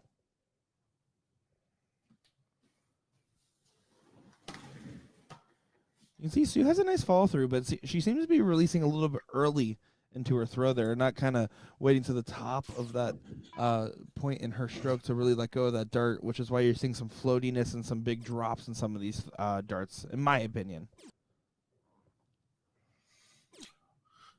Well, and I want to make sure all of the Porterfield fans in the Facebook chat know that we will still have him and Jonathan Long up next. We just needed to run this queen seat match to make sure that there was a player ready for the loser takes third as that bracket continues to progress. We'll bring you the other semifinal, followed by the king seat is my assumption, and then we'll probably have the ladies final. That seems to be how these brackets are playing out, and then we'll circle back to whatever we can find in the pros to round out our evening. I would say that sounds about right. You might know what you're doing.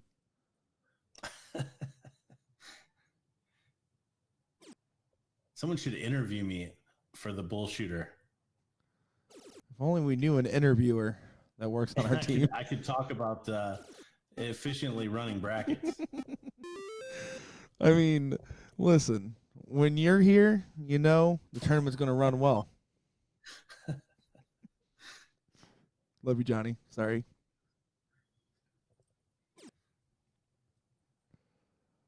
Eighteens are gone. Yeah, left a big shot for Sue. I think that's a calculated risk at this point. Especially with the 1-0 advantage in her favor. I think you can afford to take an opportunity or a risk like that and see if the opportunities capitalize or if you're setting yourself up with one. Yeah, I mean, if Sue can find a shot where she hits 3 times her current average, then so be you it. shake hands and you move on. Yeah, you move on to the next one. Otherwise, you're going to come to the board as Val is with a chance to tee off and take that lead, that point lead in addition to the 2 houses. It's not quite going to play out that clean, And now the shot's just ungraded to a 5 mark here, so 2 19s for the 17. First one's good and room to grow. Doesn't get him.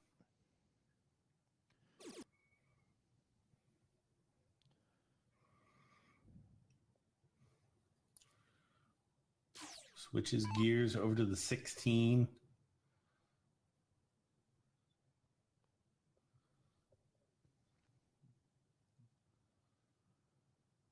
You can see someone must have opened the window. A little bit of a cold streak for the ladies right now.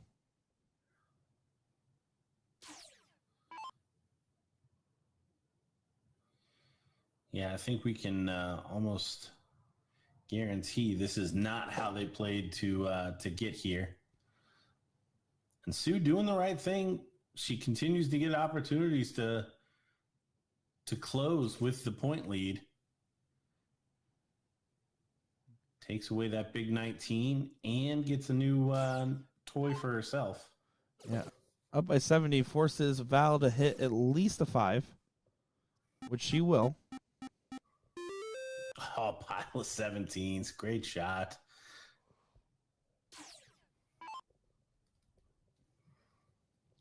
But Sue has been keeping herself in the leg where she was really struggling early on and has now kept herself within that 9 mark reach. And at any point, one of these girls can turn it on.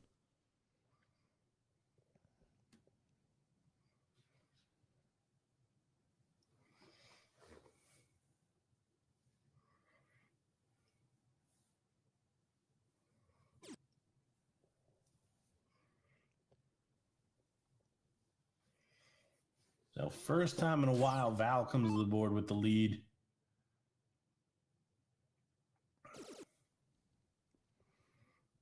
It's going to expand it as well.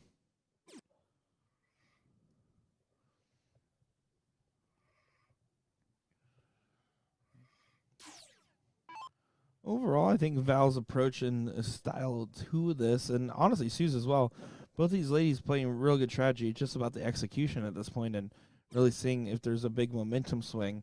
There's been these subtle chips here and there, but no one's really had that big power swing moment yet.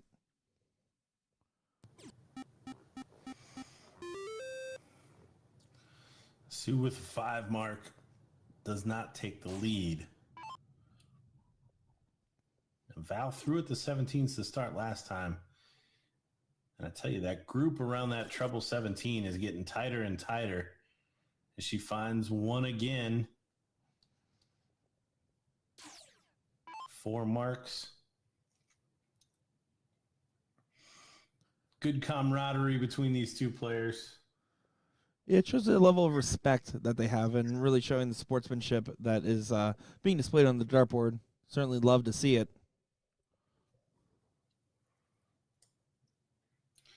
If you are just joining us, we are in Niagara Falls, the 38th annual BullShooter Regional Tour. We're on the America side. The correct side, if you will. Yeah, America's hat, just north.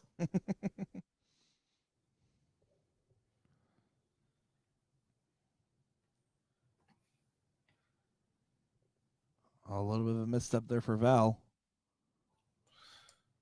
Just keeping you updated on the loser side of the pro singles.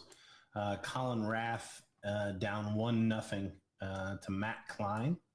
Winner there will take on Darcy Trenholm, or Batman, this year, who is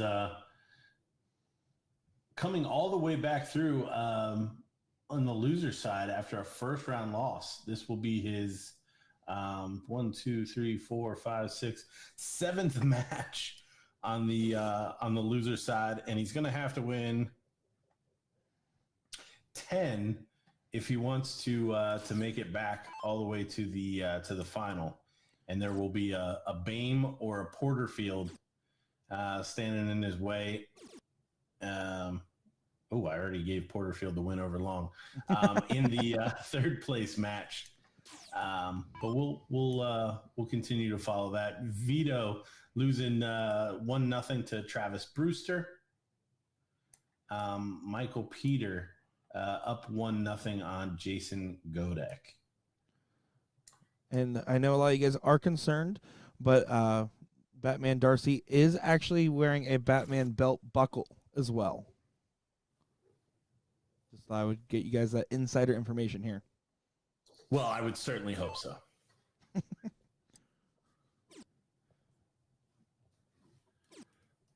Val to take a shot at those 15s. Oh, just goes a little bit low, but good attempt at him. Up 75 at the moment.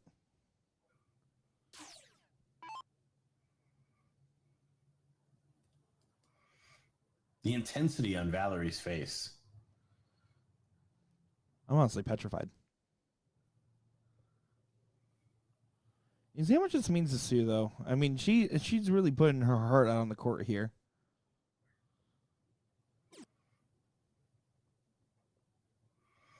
Yeah, you can tell she's trying to get something started.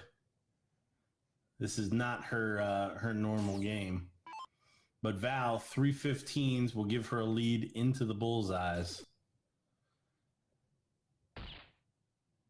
Ooh, a double bull to closes out in style. What a shot there from Val.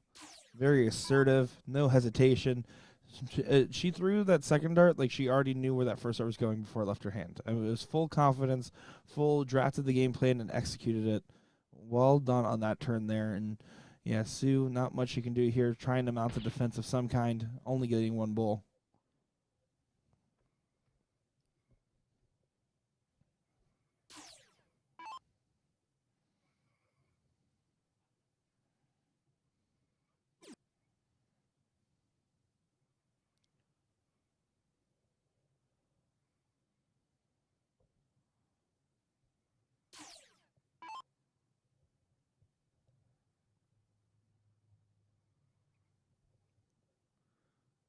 Sue to make a last stand.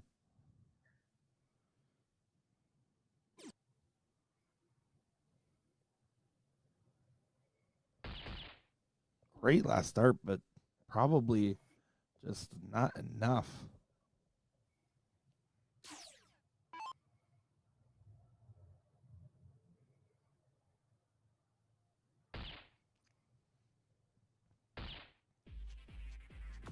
Gets it there. 2 straight for Val. Coming out on top in this one. So she will be holding her queen seat there. We're excited to see how that one develops. As now we're going to jump back over to the pro singles side. Mike Porterfield, Jonathan Long now coming up next on our board here. And really excited. I know you guys in your homes, in your armchairs, and your general seats are excited to see this one. And guess what? We're going to bring it to you. So we're going to get these guys over to the board, and we'll be back in just a moment here. Jonathan Long, Mike Porterfield. Let's take a moment to hear from Jonathan Long on his expectations for the weekend here. Nick Teixeira, Gordon Dixon in the booth. We'll be back in just a moment, guys.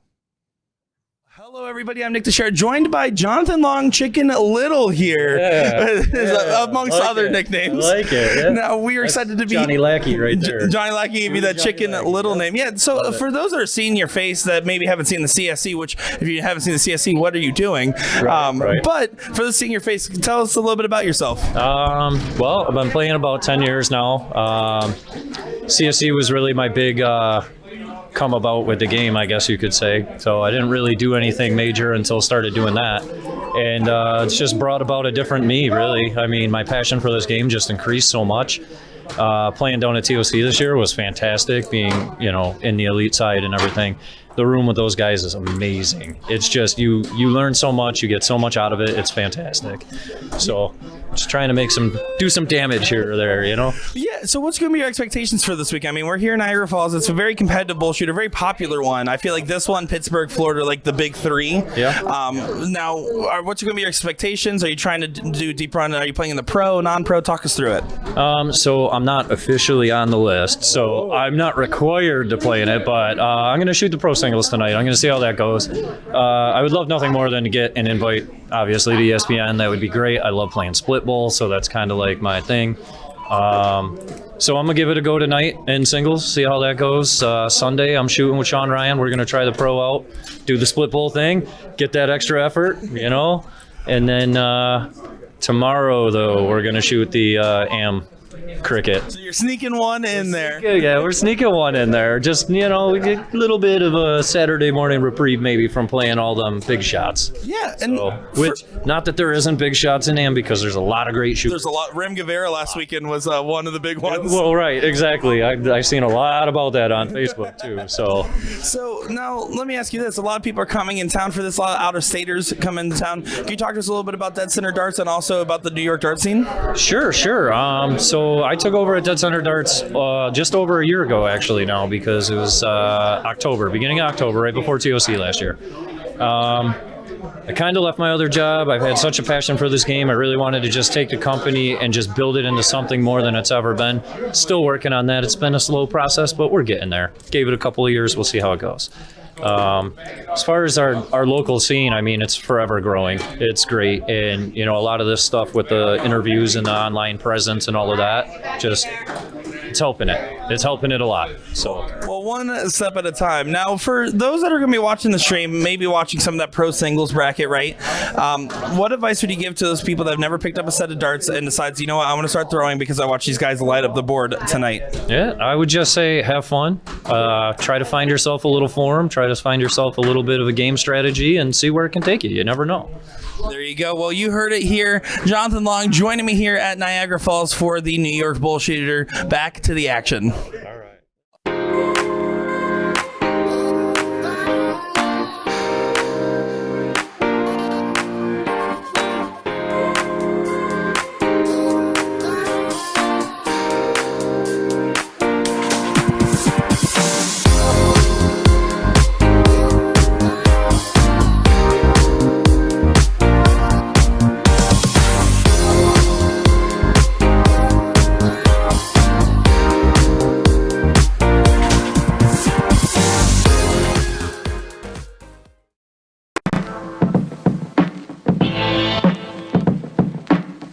right.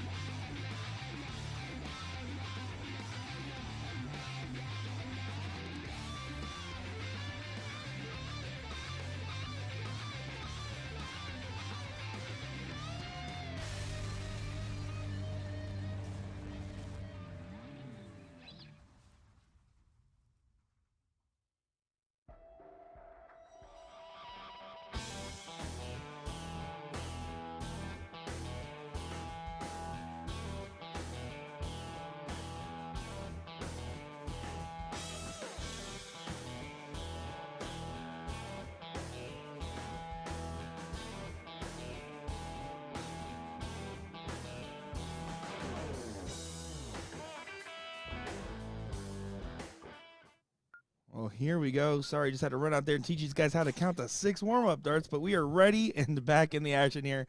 Nick DeGera and Gordon Dixon in the booth for a top 4 pro singles match. Mike Porterfield and Jonathan Long here, and really excited to see how this one pans out. Yeah, on paper, there's obviously a clear favorite in Mike Porterfield.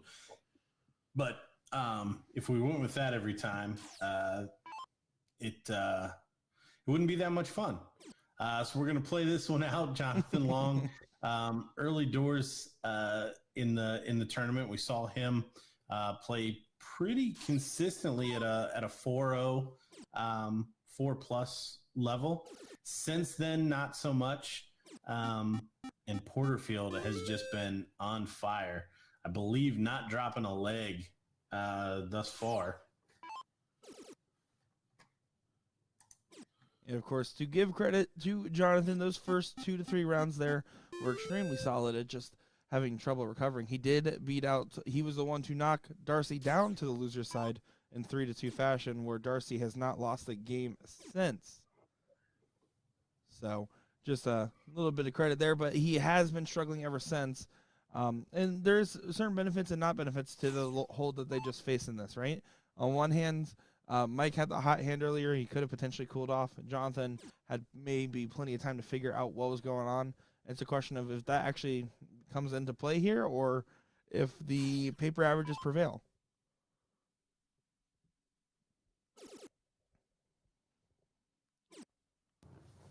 The other thing about Mike's played a very,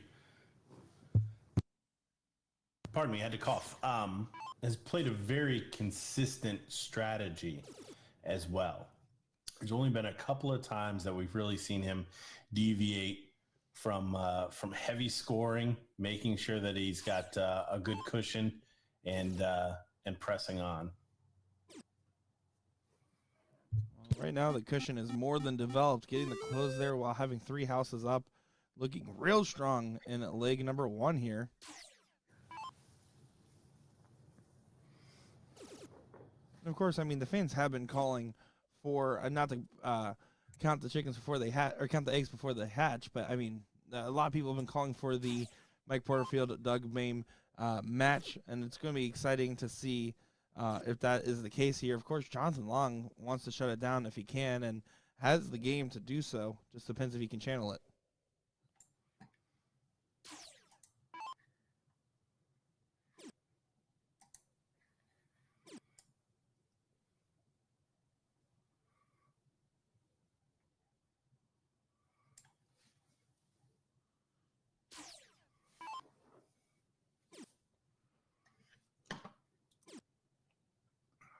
Mike securing that 4th house there.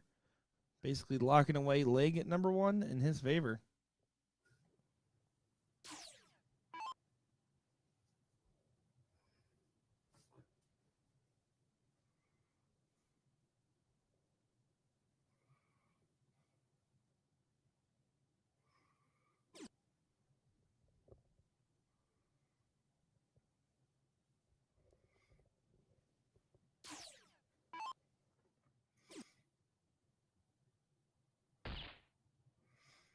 Needs a double. Not going to do it, but honestly, just not pressed here thus far. Doing enough here, Mike Porterfield, to win this first leg. And you can see the frustration in Jonathan's face there.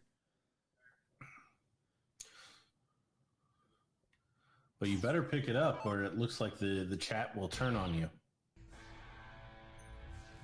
Yeah, they are ruthless. These Porterfield stands are something else. Yeah, but a booing after 6 perfect darts on a 501 leg, that's nothing. Start booing if you start hitting single 20s. Well, Mike and Jonathan should have gotten the memo. We only expect triples. Anything less than that, we're going to actually just turn off the board and call it a day.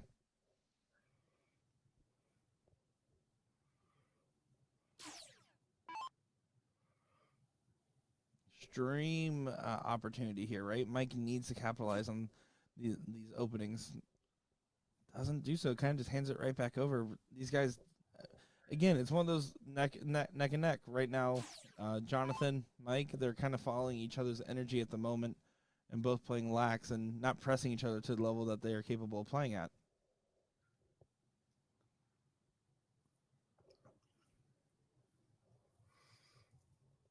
Oh my, 1 mark and 6 darts. I have a feeling Porterfield's done missing. I think you might be right. Yeah, the law of averages said that was going to be a big one. So, lead established here in the second leg.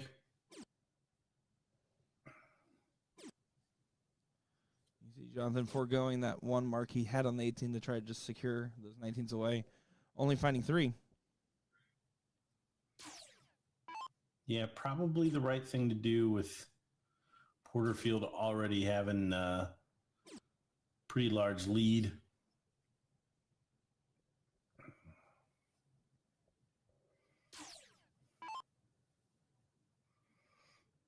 But he needs to tee off on these 18s now. This is going to start wearing on Jonathan. It's such a lonely place to be in singles when you can't figure it out. Yeah, and 1 is the loneliest number, currently not looking good for him. We have not seen a single person come back from a 2-0 deficit so far today.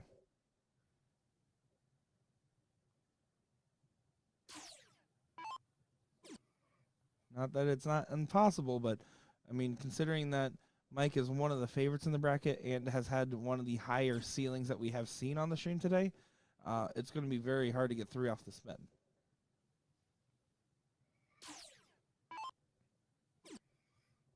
Yeah, Porterfield back in the 4s. Very relaxed, no pressure, just moving around the board, taking full advantage of a quite cold Jonathan Long at this point. I did offer if he wanted to try on my jacket. He said no. Such a gentleman. I try to treat the ladies right. See Jonathan give himself a little fist pump back there. No matter what, give credit where credit's due. He has a very positive outlook regardless of what's going on. As you see Mike take it up 2-0.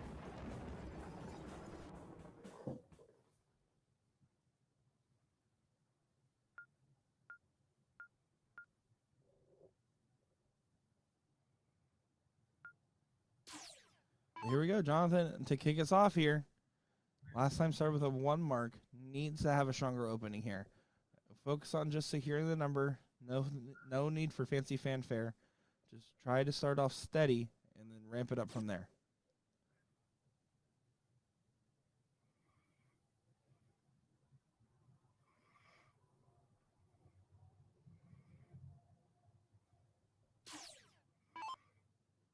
Just not going to do it.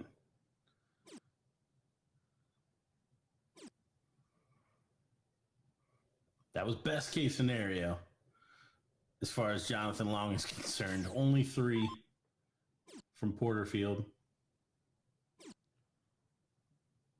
And Jonathan foregoing the close on the 20s just to try to get his own house there. So basically giving Mike full control now to do as he pleases.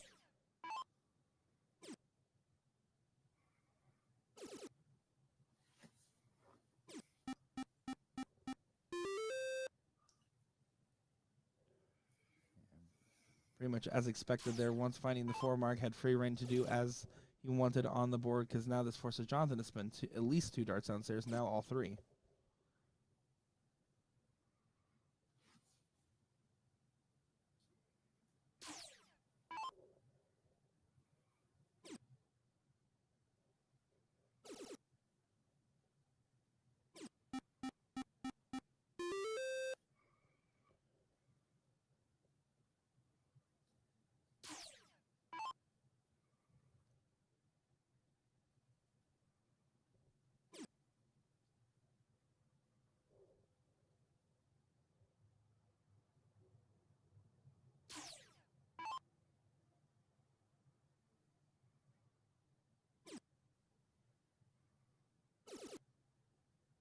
Huge last start there from Porterfield.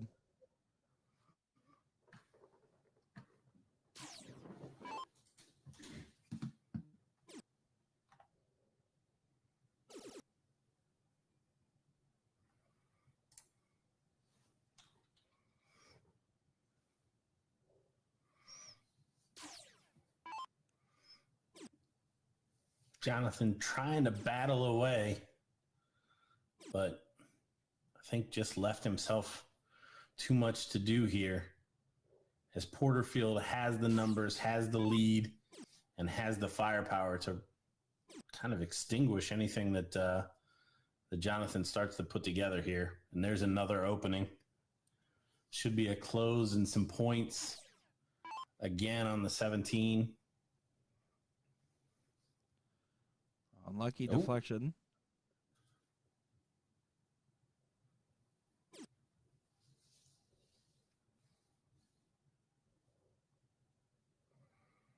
Porterfield's still on track right now for the perfect run today.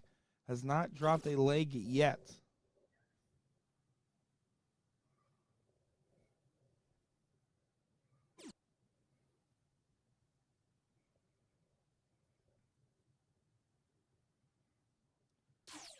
There you go, Mike, to close the 17s and move along.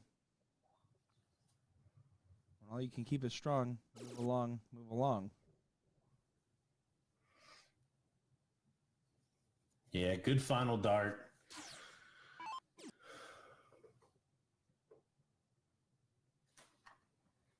Really looking to sew this one up. Double quick time. You have to feel for Jonathan a little bit here. I mean, he was doing everything right earlier, and to the point where you're like, man, I'm kind of interested in this guy, seeing what he has going on after the match, right? And really seeing what he had in his game. And it seems like he's just been struggling to find it since. And unfortunately, to a massive detriment, as Mike has been capitalizing on that.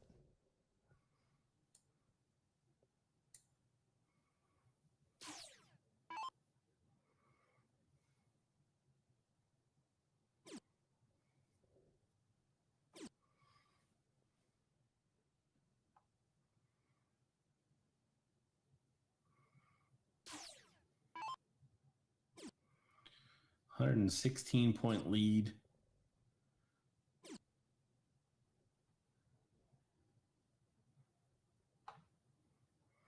Jonathan needing to do something big here. 90 points and a close wouldn't even give him the lead. He's going to fall short regardless. Very frustrating moments.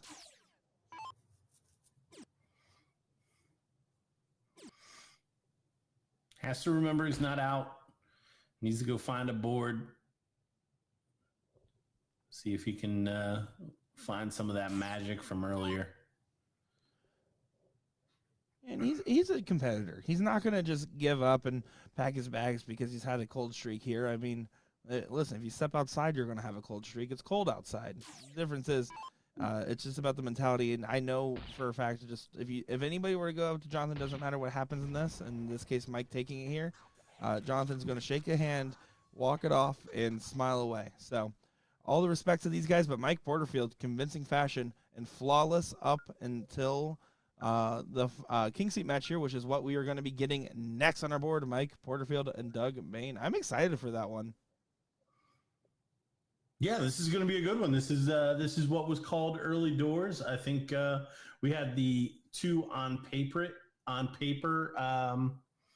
favorites, at least that we saw on the stream. Obviously, we still have a champion from last year lurking in the losers bracket. That's going to be hunting for a spot back into that final. But yeah, excited to see it. From what I understand, teammates for the weekend.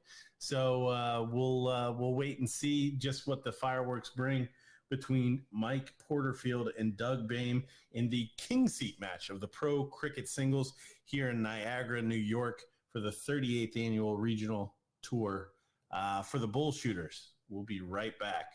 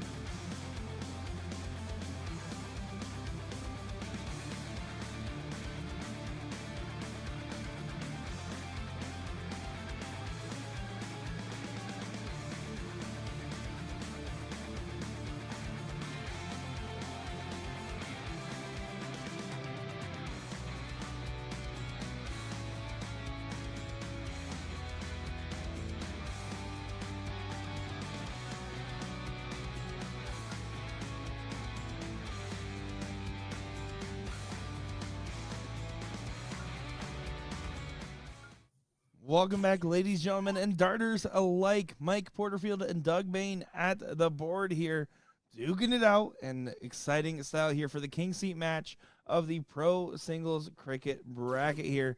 Nick DeShera and Gordon Dixon in the commentary booth for this one. For all of them.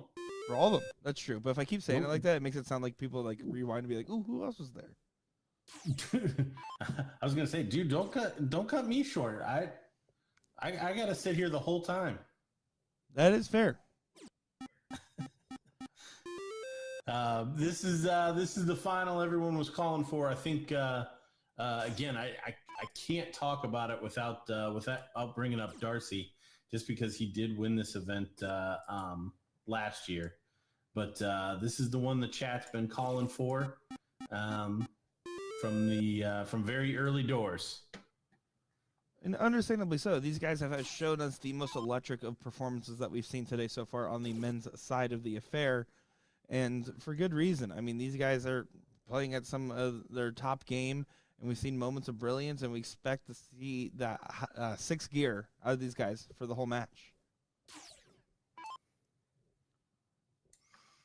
Yeah, we'll be very surprised if we see these guys finish in the threes in any of these legs. We see a 9 mark there from Porterfield. That's what I think we're gonna see, leg in, leg out between these two in a race to 3, best of 5. Wouldn't be surprised if we win all 5, but I have a feeling we'll play it in about 25-30 minutes, even if it does go to a 5th leg decider. Yeah, I mean, these guys are going to press each other more, and also on top of that, benefit off the pacing of each other. They have very similar. Mike throwing slightly faster, a little less methodical, but overall similar pacing. These guys are going to be feeling good and kind of having some fun with this one.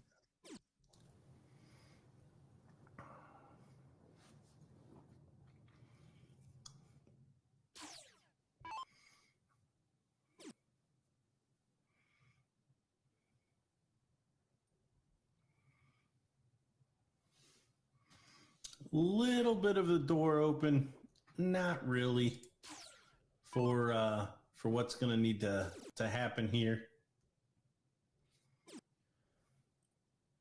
Yeah, certainly, right now Mike's just doing what's expected. I mean, throwing in excellent fashion, mind you, at a 5-4 on the 13 inches, extremely hard to do, but he's holding throw.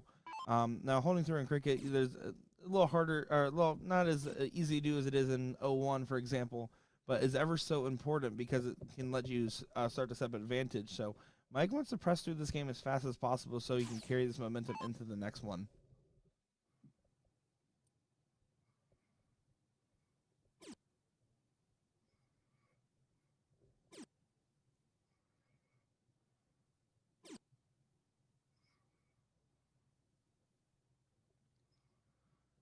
Just a reminder, folks, to qualify for the BullShooter Invitational number 3 in 2024, finishing first place in the Pro Cricket Singles is one of the paths. Of course, we'll also see it for the Women's Combo Singles and the Pro 501 Doubles. Mike Porterfield takes leg number 1 here.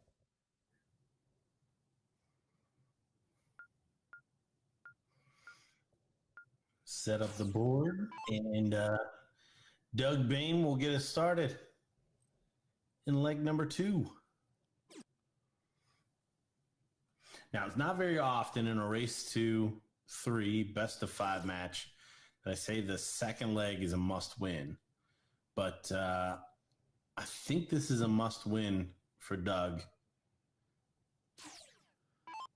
I would agree with that. That he can establish a level of play here that's going to rattle Porterfield, which is going to be a pretty tall order. Yeah, I mean, they both have very unwavering characteristics at the Aki, but you're absolutely right. I mean, Doug's path to victory is winning this league here. We have not seen a person come back successfully from being 2-0 down. And on top of that, you want, if you're Doug, you're trying to break Mike's stride, as Mike has been walking with some swagger on the board.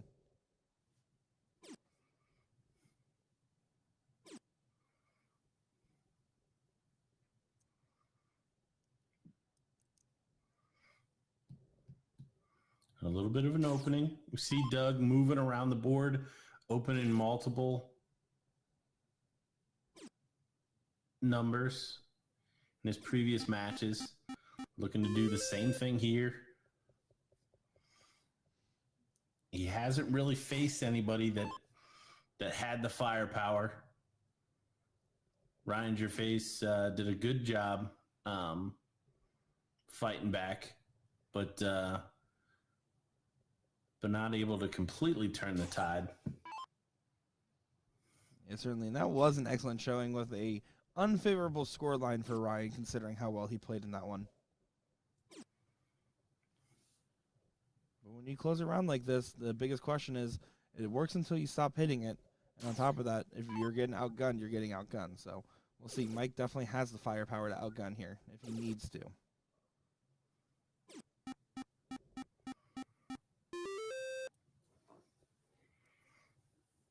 Good 7-mark response.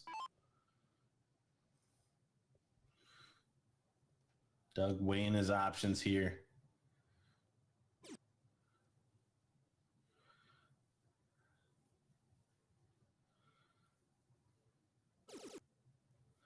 I was going to say probably less inclined against Porterfield than some of his other opponents to just shut down that 17 and perhaps give Mike a clean shot at 6 to close behind him.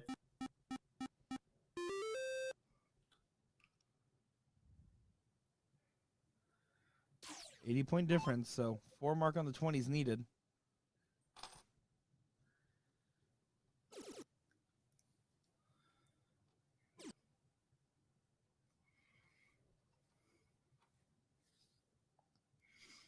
But even playing Porterfield's been conservative in this spot every other time. He's going to continue. Wisely. Going to wait for another mistake or two in a row from Doug. You see the snarl after the second dart. It's going to be very rare moments where you see Doug make a mistake or two in back-to-back fashion. So we'll see if Mike gets that opportunity available to him. He certainly would like to. Yeah, honestly, that's the biggest thing that we haven't seen from Mike Porterfield is hitting that big shot to turn the tide with somebody that's just staying in front. Because eventually, in the previous matches, he stayed on that 17, scored to where somebody else has missed enough that he then just had a clean shot at it. And I don't know. It's not to say that it wouldn't happen, but I don't know that Doug's going to necessarily roll over like that. Very fair point to be made. As Doug does the bare minimum, 3 mark, 1, 2 on the points, and then it goes down for the 17s there. So gets what's needed to be done here, pushing Mike to force open a number and get a little bit extra on top as well.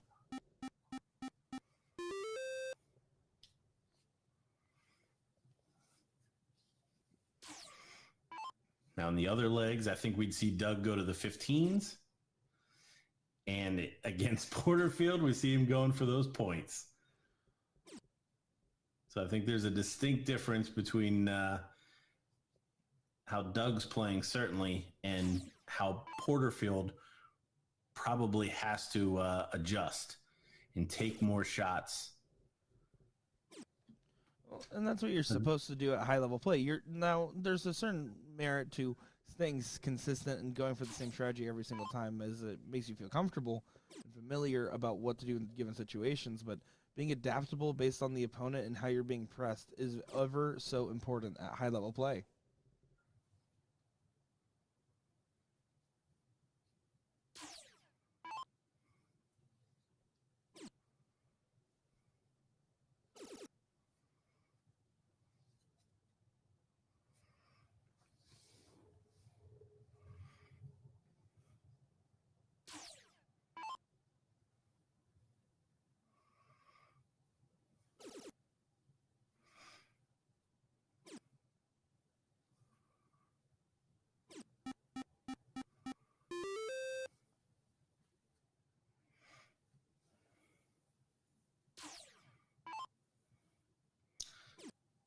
So there we saw Porterfield up 51, didn't take the shot. Fighting 16s against the 20s. Not a battle you want to be in if for very long, if at all.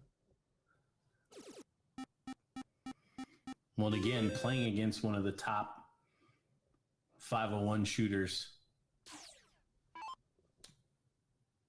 which is a steel tip game all on the 20s. You're just asking for trouble. Well, he's not asking for trouble. He's playing again. He's just playing a conservative game. I don't think there's anything necessarily wrong. It's just not something that we've had to see from him. That is fair. We do see Doug go to the 15.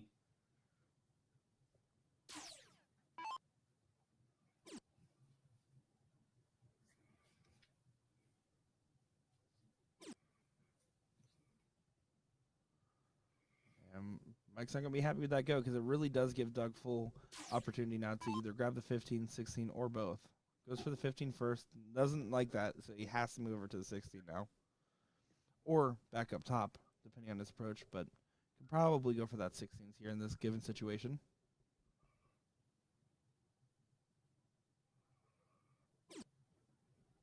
So as you go up, says, "What do you know, Nick?" Yeah, 2 darts, 2 16s needed. I don't get it. And it looks like the mistakes are coming from Porterfield here at the back end. Those 20s and 18s hanging over his head. And again, Doug gonna let him live on those 16s.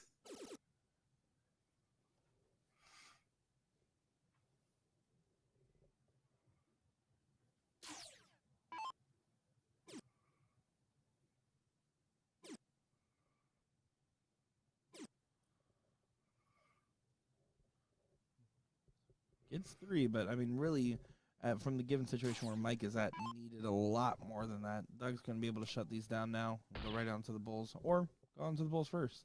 And over to the 16s now for sure.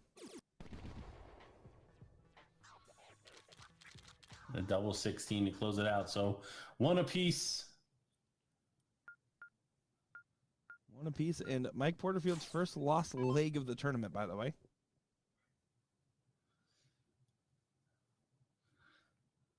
Pretty good stat. Thanks, I did the math myself.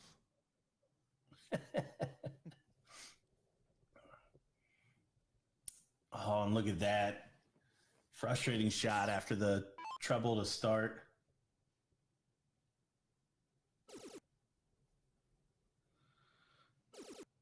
Oh, and look at this. It might be a huge punish. Loading it up. Doug Bane finds 9.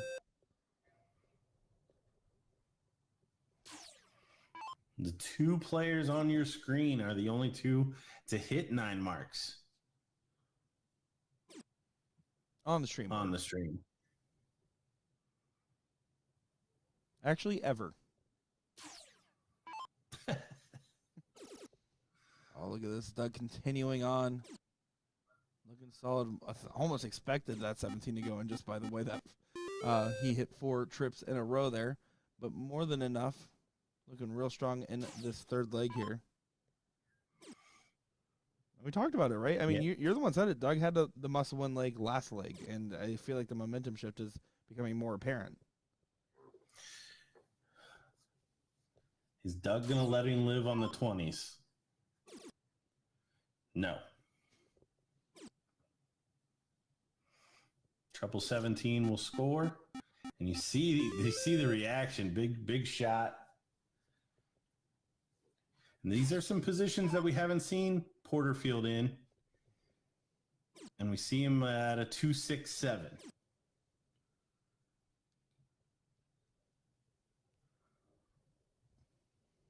I mean, even if Mike was playing his normal game, it would still be a handful to deal with a player that's throwing a 6-6-7 right now. I mean, it's certainly an incredible performance at the moment.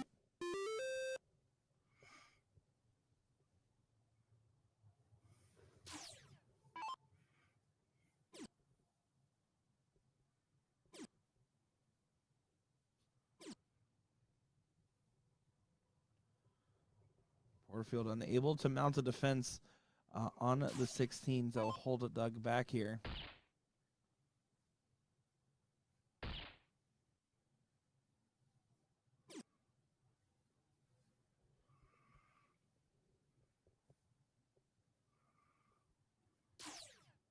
The second leg's really a blink and you miss it moment, as one bull away for Doug to go up 2-1 and have a break a throw here.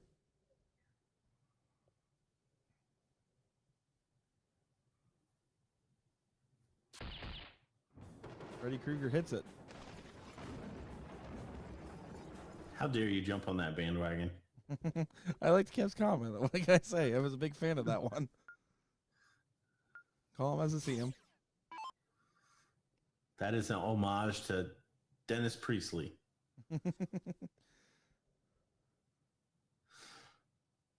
So Porterfield definitely in a situation he hasn't been in. Down 2-1 now. Last leg, Doug started with a bet on the 19s. Can you do so again?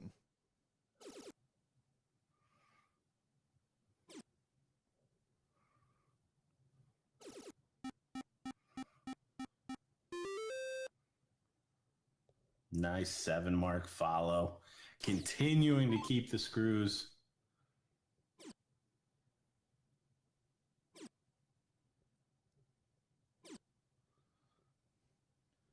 Mike's frustrated. He's not far off. I mean, he's close to connecting, but Doug has everything going his way at the moment here. After that first leg where Mike was really dominant, Doug now just looking so strong. Look at this. He's playing incredible at the moment. Yeah, you can see what it means to him. If I know Doug came here, he wants to qualify for those big stages. So it's no surprise to me to see the reactions from him.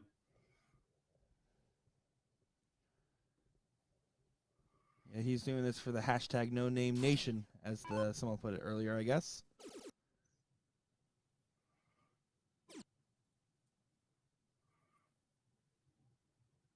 Went for the 16s on the last start, it looks like, but kind of got away from him. Yeah, we've seen him. He's playing that push game pretty much the entire time.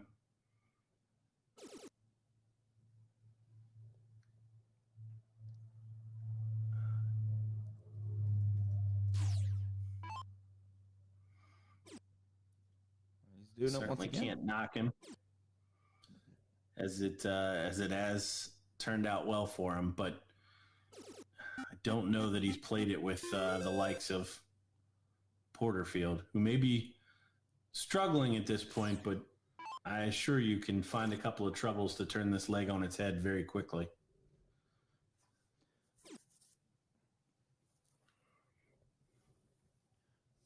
Yeah, I mean, doing that against something like Porterfield is playing with fire to the most important of terms. They are having a quick laugh about something there. So these spirits are still high regardless, but, I mean, at any point Porterfield can go and just turn it on, just like how Doug has been this last leg and a half here.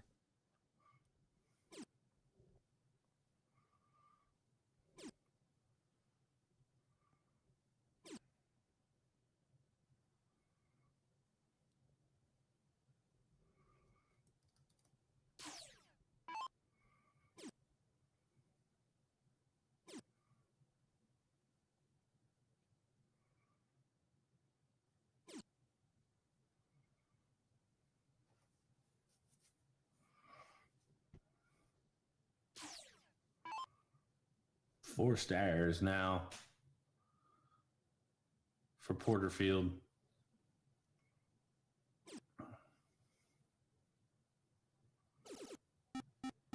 Doug collecting the last start, which he needed to get that point lead back. Now at that 4-house advantage, massive favorite to take this 3-1 and get a spot in the King Seat match, or in the final, excuse me, from the King Seat match. On the other end of the bracket, just to give you guys an update, what is currently underway, Colin Rath and Gino Florian going at it, just starting off there. And then we have Travis Brewster, Jonathan Long also starting off. So just to give you guys a heads up of what we're seeing over there in the women's bracket in the third place match at the moment.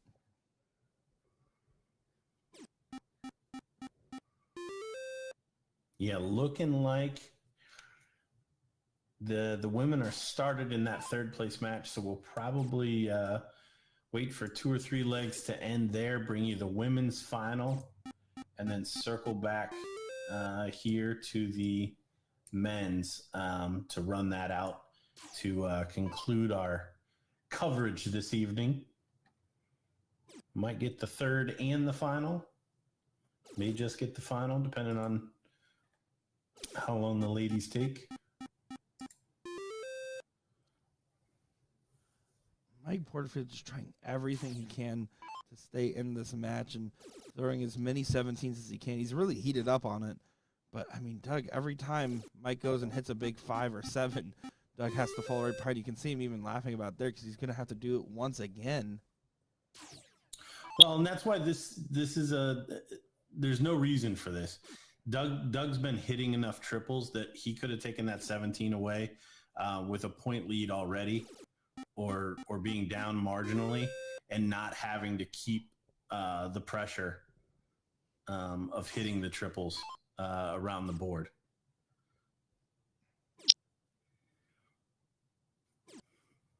Mike tried to sneak the last one in, but really had no room left on that flight path. Expected Doug to get the 17s here.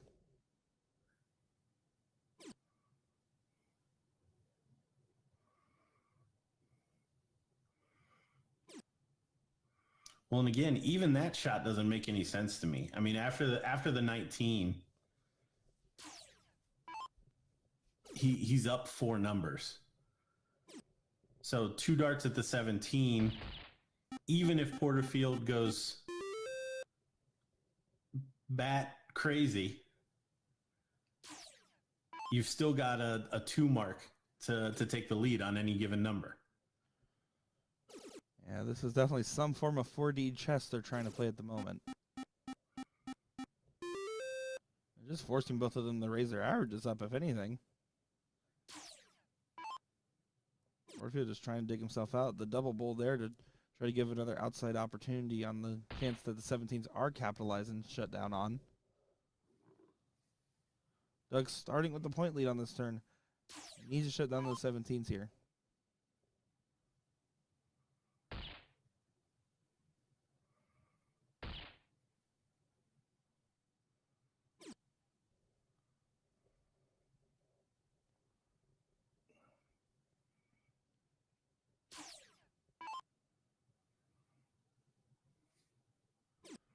A little bit of a forced error here for Porterfield, but last run from Doug going up and down on the Bulls and 17s there, but now set himself up with a 3 mark for the match and a 3-1 win over Porterfield. Finds the Bull over to the 17, and then back to points. And just kidding.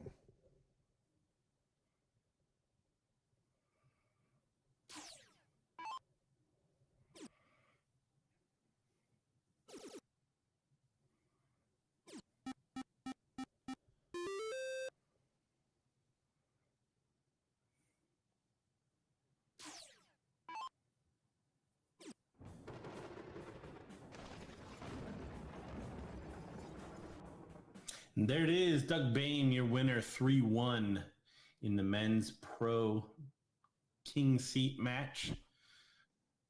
Porterfield not out. We'll do it again in the 3rd place match. We will take a run over, check out the ladies real quick, see where we're at. I believe the 3rd place match is underway. So we will have the ladies final up next and circle back to the men's. Both of the 5th, 6th matches are underway. No legs completed. So have to imagine we're going to get to see that 3rd place match between Porterfield and Gino Florian, or Colin Rath, or Travis Brewster, or Jonathan Long.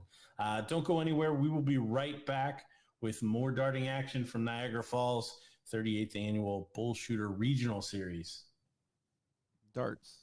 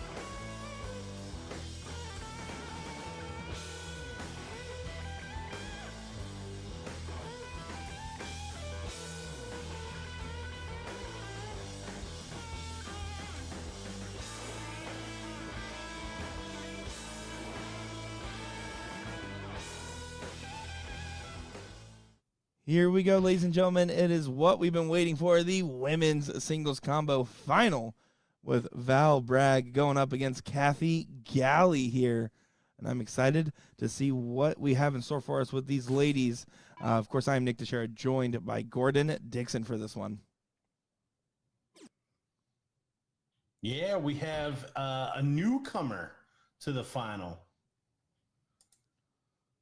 Kathy overcoming our previous Queen Seat battler, Sue Snider-Blat. And let me tell you, when they were playing this third place match, I was out there throwing a couple boards over, like just around the corner, kind of just watching out the corner of my eye, not trying to add any pressure, but just seeing what's going on.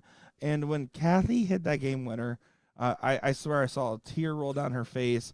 Husband came up and gave her a big hug, and it was really cool to see just the level of impactfulness and how much this meant to her, and how much she really has on the line here. It's really cool to see, and of course, she's going to have her hands full with how well Val played in that Queen Seat match.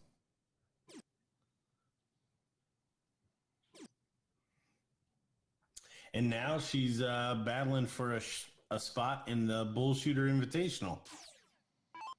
Which, what an honor that would be.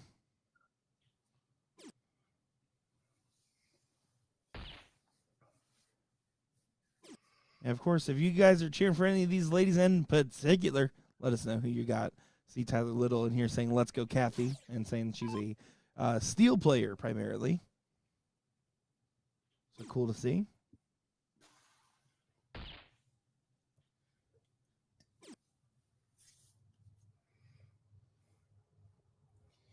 Kathy did have the start there. But Val already with an opportunity to take the darts here. Not by much, though.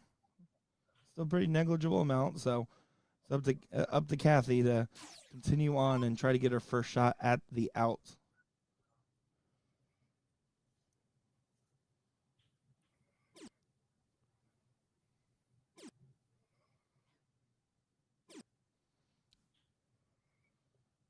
Pepper in the outside.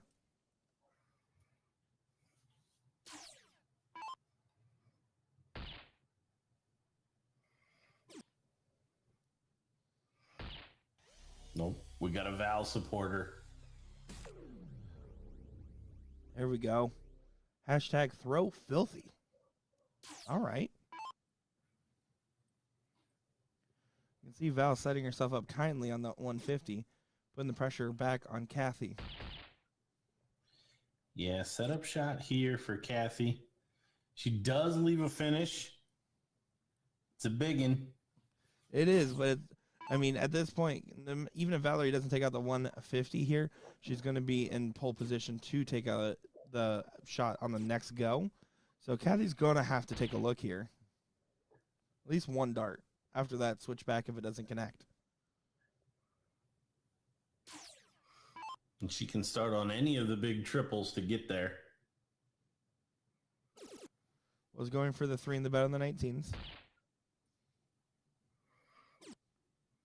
Was not far off from getting that shot started. So 71 though. See how Val chooses to shoot this one. Was going 15 for Bull in the second dart there. Yeah, did not get a shot at the game. So Kathy with a shot here at 95. Was going for the trip 19 double 19, it seems. Oh, and she's just low on the 38. I don't like how she went about that at all, but she got a whack there at the end. And Val check out the 48, and she can in one dart. Yeah, Kathy's mentality there, I mean, from what the chat is saying, is that she's a steel player. At 95, she was trying to just do the 2-dart checkout approach on it. But you're right. She absolutely should go either Bull or trip 15 there first.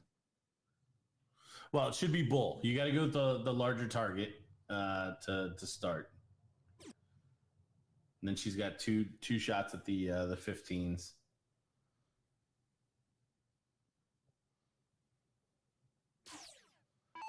Tyler Little asking, is the one and only Gordon Dixon still throwing?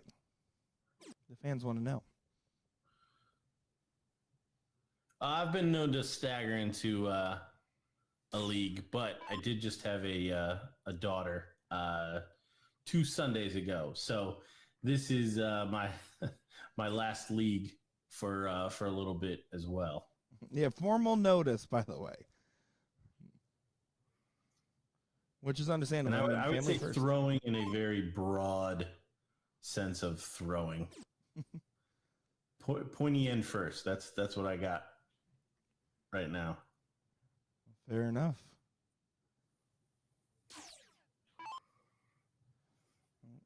Kathy still has the ability to shoot these 20s here as Val decided to go down on the 19s instead.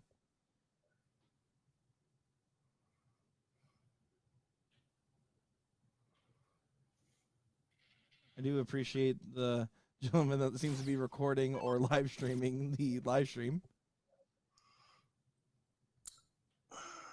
It's a pretty dicey stream we got going on. So he thought he would bump it up with a handheld camera. Fair enough. It turns out it's better because it doesn't have my commentary.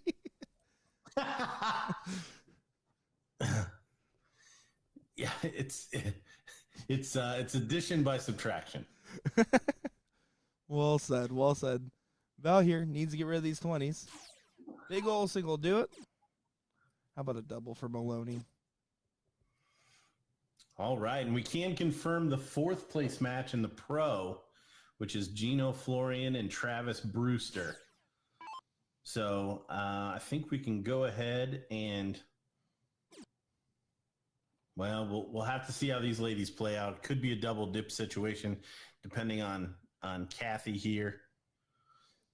Looks like it may be one-way traffic, so we'll get that 3rd place and final of the pro.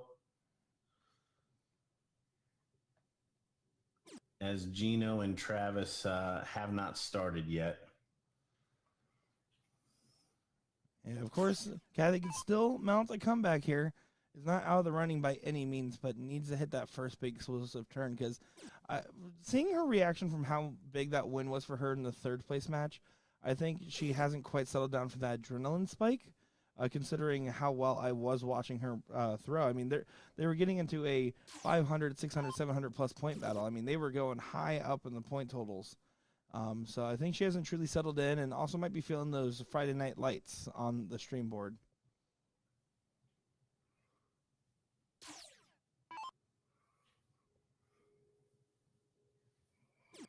Yeah, this is twice now we've seen Val and around the same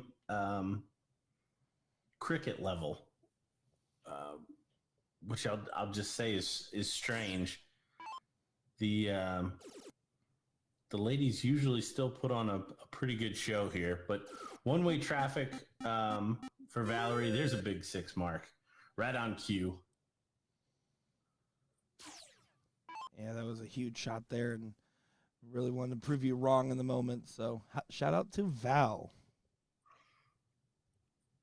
Another player with an earpiece. Unfortunately for Kathy, they're only finding a single 18, so Val able to just kind of keep chugging along here. That's a good marker dart for her as well.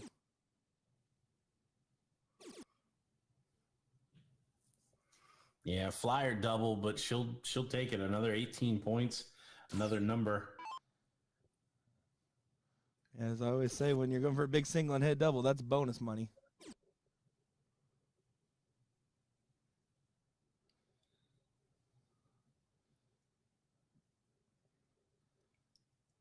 Four on the 15, but 108-point difference now. And Val, I mean, her facial expression, no matter what, has looked just dialed in.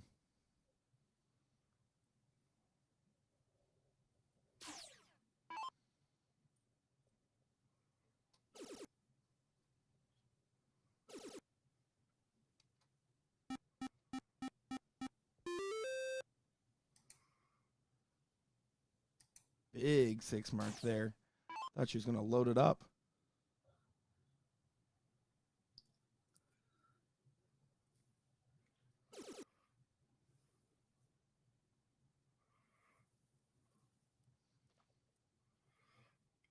Val doing a good job keeping Kathy at arm's length here. As she has to. As this has gone on, Kathy's done nothing but improve her game.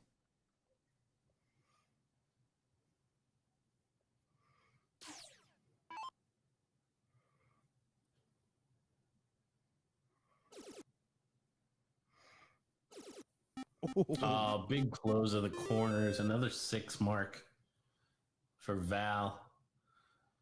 Probably will just about do it. However, only a 49-point lead. So could be some shenanigans here on the bull, especially after that one. Yeah, Kathy putting a little bit of pressure.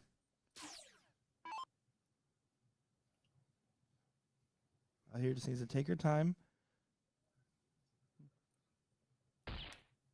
Connects on the first, is going to stay. And a good fall out there. Adds a bull and finds it on another one. Finds a bull on the last. Great shot there from Bragg. Yeah, tough when your opponent can find good misses. Double bull? Not to be. So single bull for the title and the spot in the BullShooter Invitational in 2024 for Valerie Bragg. And there it is. You see the fist pump. I love it. Yeah, I mean, this is all love from these ladies here. And that's a sign of respect from both sides. I mean, seriously, a good showing there from Val, showing her dominance in her run throughout. And Kathy not able to complete the run, but a second place finish in this event is nothing to scoff at. You can see a lot of love, a lot of respect for these ladies, between these ladies here. And as you said it, Gino, Florian, and Travis Brewster are currently duking it out in that 4th place match here. So Mike Porterfield awaits the winner of that 3rd place match for the Pro Singles Cricket be coming up next here in Niagara Falls. Gordon, I'm excited to see what's next. We'll be back at the action in just a moment here.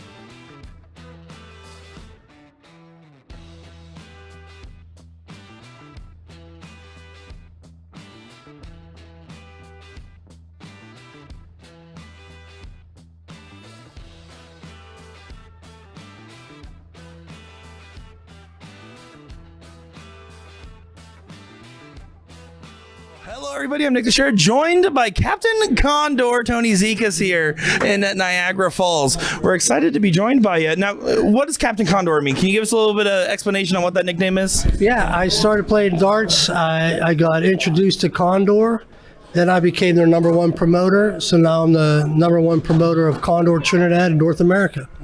And so Condor is going to be one of those all-in-one flight systems. Is that correct? Correct. Yeah, it's an all-in-one flight system. They have a soft and also a hard one-piece set. Now, for a fun fact, back when I actually was a pro or non-pro player, but I was actually playing in BullShooters, you actually helped me set up with all my Pittsburgh BullShooter partners a couple years ago here. Now, do you help people set up with partners a lot, or do you kind of consider yourself a promoter in that sense? Yes, I get contact for every regional BullShooter or any other event for people trying to locate partners to play with, and I assist with them because my network of dart players since I've came is nationwide. So I'm happy to be able to help players like you and other players that are looking to partner up with. And then for those players that are looking to get into the game that maybe have never even touched it, that might watch the stream this weekend, what advice do you give somebody that wants to pick up the game of darts? Well, practice at your local. At almost every city, every town, there's a luck of the draw. Go to the luck of the draws, join a dart league, and practice. Challenge the top players if you want to get better. And eventually, there's going to be a regional BullShooter in almost every location or drivable location to where you are to attend. And that's what's going to make you better. Playing live, playing these shots, these great shots that you meet, that's what's going to get you to the next level. And there you go. And now you are an accomplished player in your own right. What's going to be your event you're looking most forward to this weekend? Is meeting, seeing some old friends, meeting some new players, and hopefully making a jump to pro status, which is the hardest thing to do. But you got to keep shooting for it. If not, then why play darts, right? Absolutely. Well, you heard it here. Tony Zikas, Captain Condor here. One last thing I'd like to give Dominic Chikara, one of the best guys I know. I love you. I miss you. I wish you'd come to New York or PA. I'd love to throw with you. Your son is doing a great job. All right, Dad, you heard it. You better be out here, Dominic Jr. The 38th Annual BullShooter World Tour is set to begin September 8th. The tour will be your opportunity to qualify for an invitation to the 3rd Annual BullShooter Invitational Shootout 2024. To qualify for an invitation at the regionals, win first place in the Pro Cricket Singles, Pro 501 Doubles, or the Women's Combo Singles. The European BullShooter will award 2 invites. The finals in Chicago on Saturday, the 501 Doubles, place first or second in the Pro AA, Pro, Women's AA, and Women's A levels, or Monday's 501 singles, the Pro and the Pro AA levels. And of course, our top 2 finishers from our 2nd Annual BullShooter Invitational Shootout 2023 will receive their invitations. We're looking forward to seeing everyone out on the tour.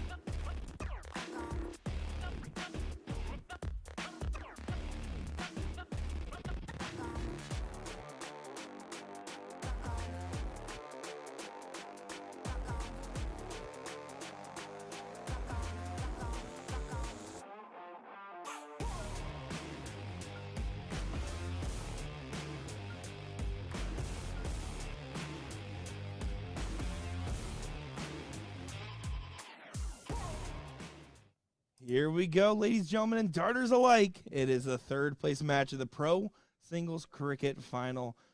Get to see who makes it back to Doug Bane. Will it be Travis Brewster, who has made a great losers aside run after a strong start to the day, or Mike Porterfield, one of the favorites of the field and has only lost legs to Doug Bane? I'm excited to see how this one plays out here. And I don't even have a horse in the race. I just like watching great darts. Best out of 3 right now. It's going to be the format for the losers aside.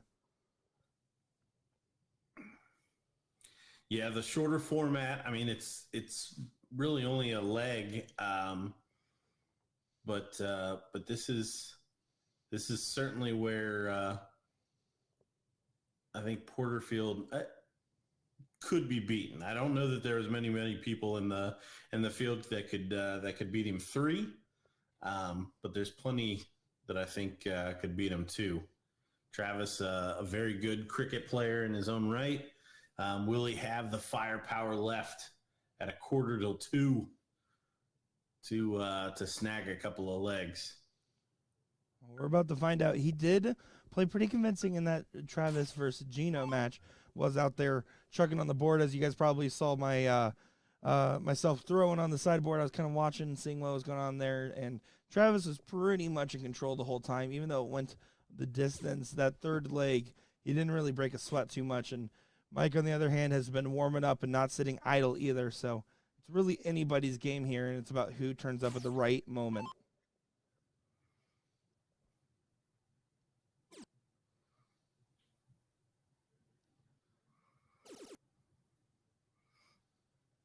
So for everybody that was watching that women's finals match of Val and Kathy, I did go up to a gentleman and said, "So, were you live streaming it?" He's like, "Nah, just recording it. We have some friends not on social media, and so don't worry, it's officially approved pirated live stream for darts."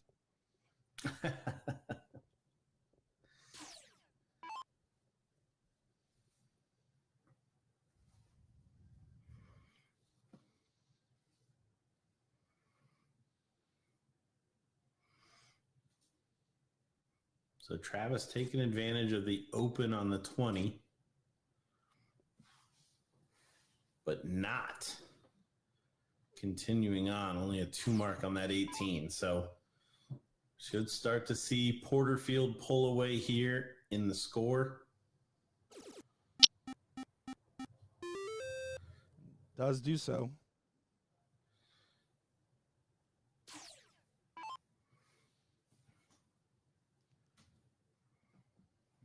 Travis does have that X on the 18s, giving him a little bit of a head start on it, but needs to dig deep if he wants to get back in the mix. And does so. Great shot. 7 on the 18s there for Travis Brewster. And that's what he's going to need to do. Stay up on Porterfield. We see Porterfield again finding that third dart triple.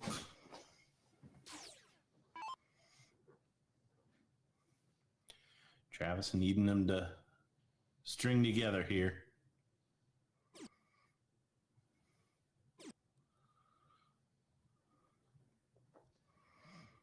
Doesn't really do so there. Pretty lax turn, all things considered, giving Mike control to be able to dictate as he pleases here.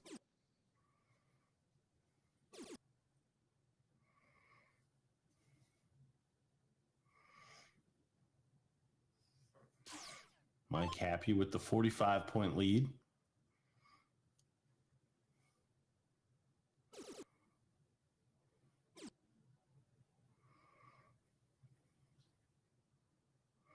That shot did leave him open to a 9-mark turn.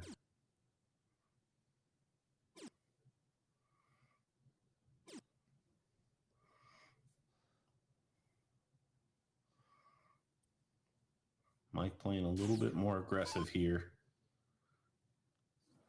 I wonder why that's the case, right? I mean, he has been playing pretty conservative almost entirely throughout every single match that we saw. And now he's playing more aggressive. You almost wonder if it's a little bit of just it's running late into the night, if he's trying to speed up games, or I wonder what the mentality there is. Or maybe just confidence and moxie.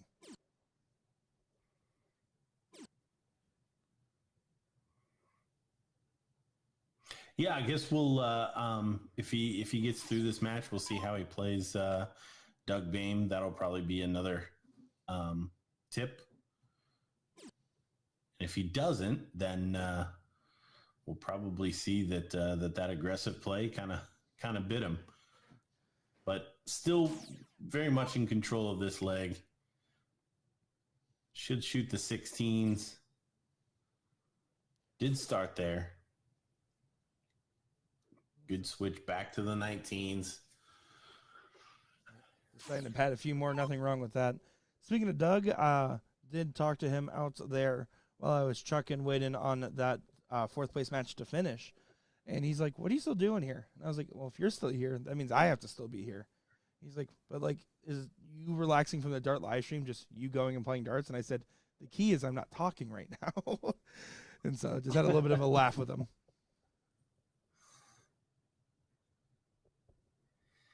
Yeah, on my breaks, I don't like to talk, Doug.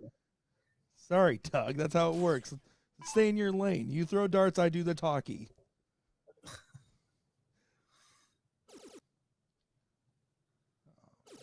Oh, look at that from Mike. Yeah, I kind of figured that was going to be both corners shot.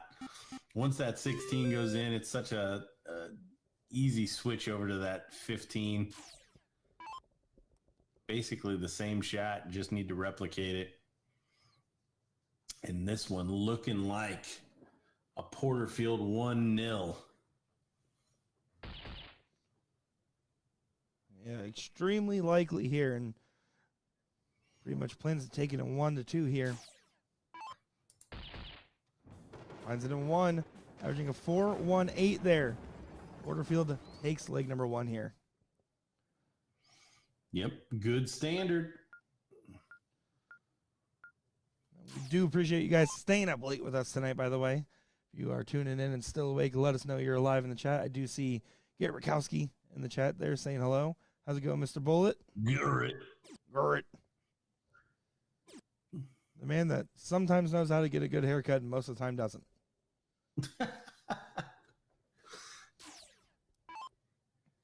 Just gonna go after somebody's drip like that?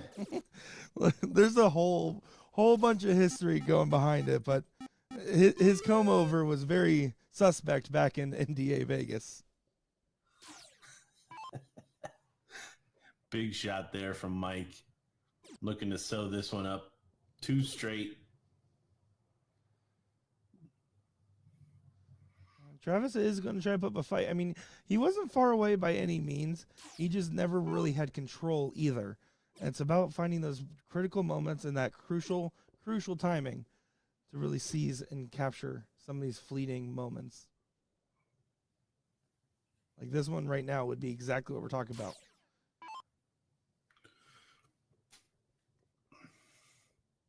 First start treble. Shut out the 20s.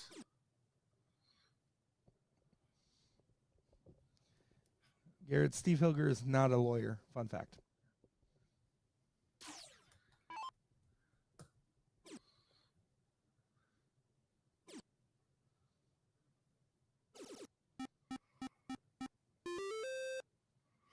And 80 more. One-way traffic here. Mike Porterfield trying to make quick work of this. Keep saying it. Travis needs to do something here. 3 marks, probably not enough. I would just say definitely not enough here. Oh, you know what? That's why I give up on sports betting.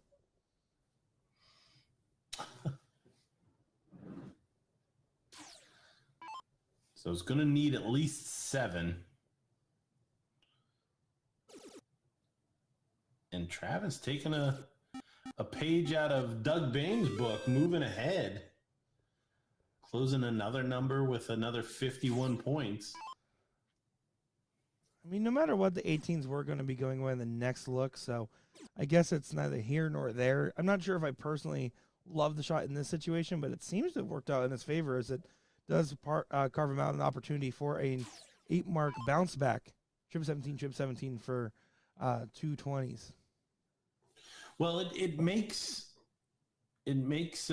Porterfield, whose darts tend to be worth triples, waste one on that single 18 first before going at that 17. So the idea is he's gonna get 2 marks on the 17, and he'll have a free shot to tee off on it on the next turn. That's the theory behind it. So we'll see what he can do here in the next shot. I do love that regardless of the situation, Travis is smiling and laughing and having a good time talking with Mike here. Level of respect and camaraderie. Oh my gosh. Level of respect between these guys is what I'm going to say. Guys, it is almost 2 a.m. and we're excited to be bringing coverage of this.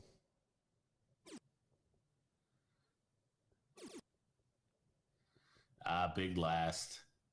Thought that may have been a mistake on the cards for Mike, but he makes up for it finding the treble. Because again, would have left a 7 mark for Travis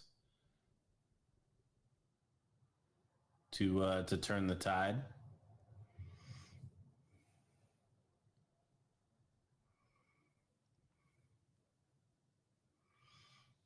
Travis doesn't know that it's 2 a.m.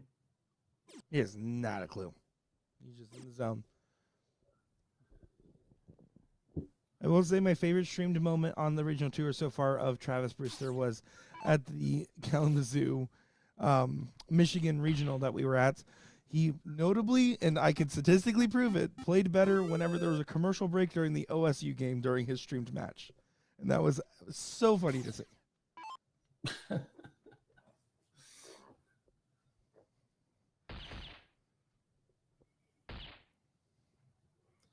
Maybe a 20? Just in case, you never know. Leaves 4-2.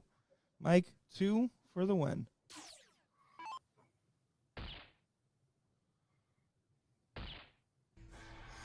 There it is, your winner, Mike Porterfield, 2-0. Travis, hey, you can't give me a shot at 4 bowls? No, go to bed. Exactly. Well, Mike Porterfield has not lost a leg to anybody except Doug Bane. And that is continued to be true. Doug is standing back there in his Dennis Presley shirt, excited to get this one going here. So just moments away from our final and our last match of the evening, guys. Thank you for staying up with us and putting up with us as we're excited to see how this one will pan out here. Nick Teixeira, Gordon Dixon, be back in just a moment to finish out our evening.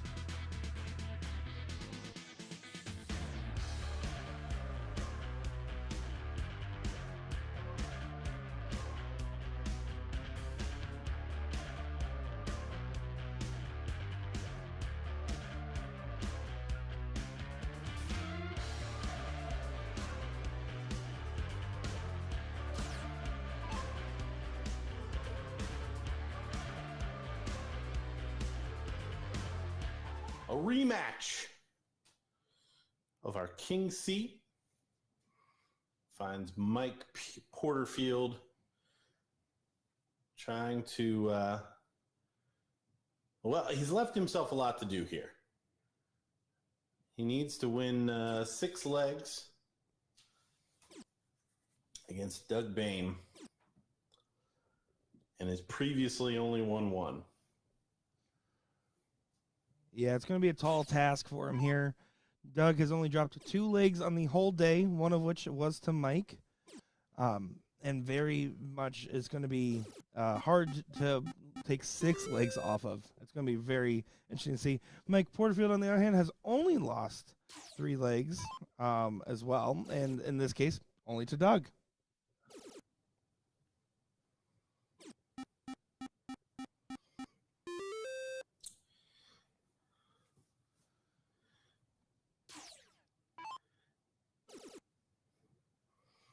These guys are fully off to the races.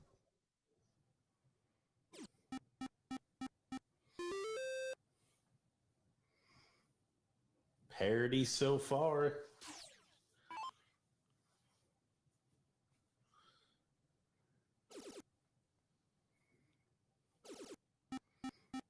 There's some aggression. Yeah, that was a nice shot as well. Good dagger in there. And yeah, you can definitely tell Mike has switched up his strategy. And I don't think, no matter what, he was going to play quite as conservatively as he did in the previous go, knowing the firepower that Doug really has in that arm cannon of his.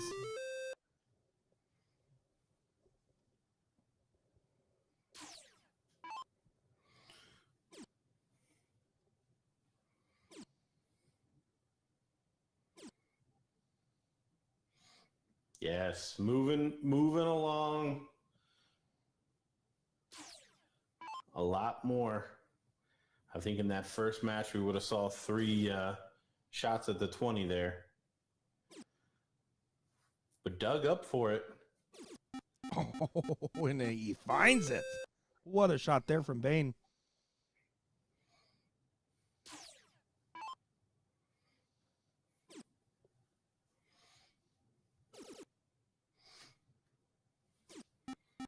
Porterfield's turn. Chooses to stay on the 17.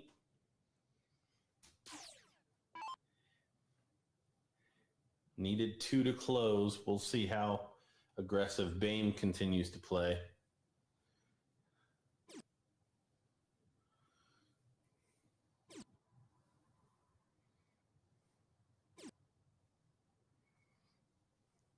Very. Yeah, I was is going to the say answer. stuck with the aggression.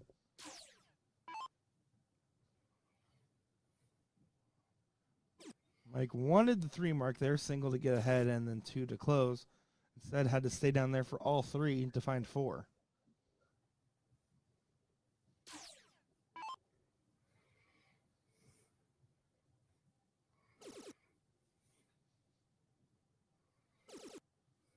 Oh, look at this. Ooh, doesn't quite get the last, but a 6 mark on the 18s comes in handy for Doug.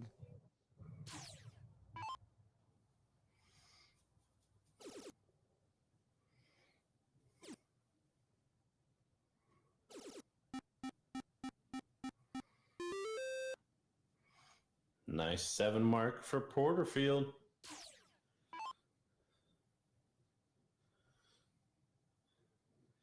Fighting 17s against 18s.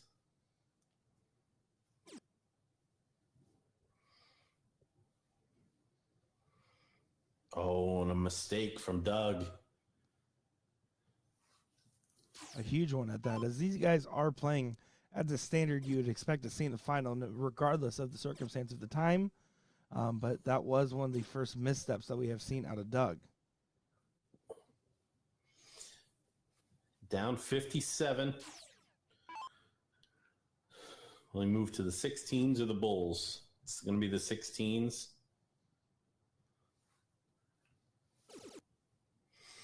Oh, and he snags the triple. Keeps him in this leg. Keeps it interesting.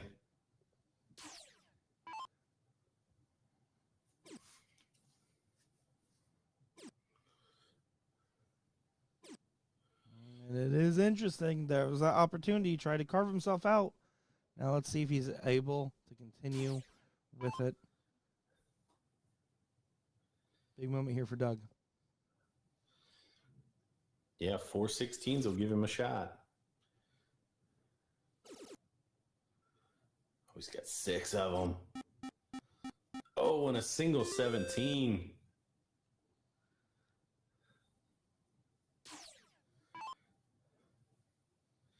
He saw what he was trying to do there. Pick Mike's pocket. Well, it still looks like it might work out in his favor here, as now he just needs a single to have that same advantage he was just trying to shoot for. Misstep from Mike there for sure.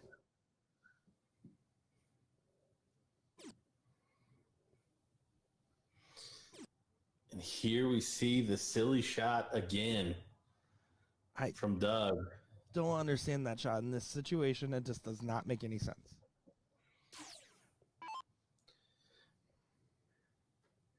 Now, the last time they played, he hit 415s.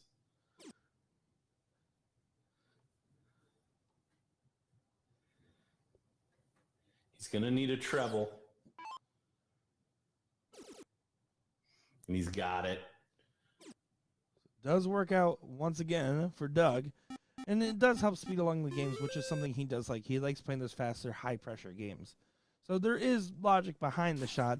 It's just one of those things that can be easily punished by the opponent. So, and I wouldn't put Mike out of the running to punish shots like that.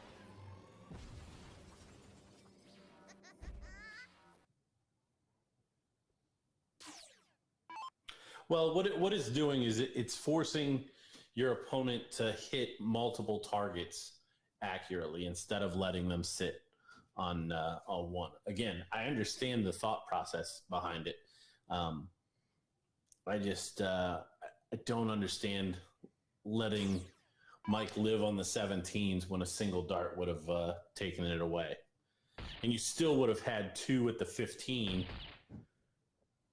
to position yourself well. Mike doing some work on that bullseye, though. Not 100% out of the woods here. But Doug right back in that treble 15. Finds a double bull. Oh, doesn't polish it off, though. So opening for Mike Porterfield, a bull and 3 15s. There's the bull. Oh, right on the line. Well thrown, doesn't sink.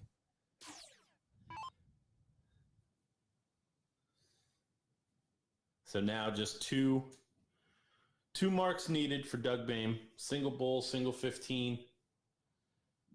On to leg number 2. Needs to stay focused, though. Needs a big single here.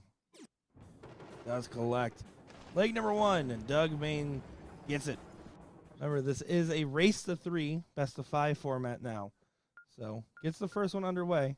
But time for Mike to correct here. Needs to hold throw.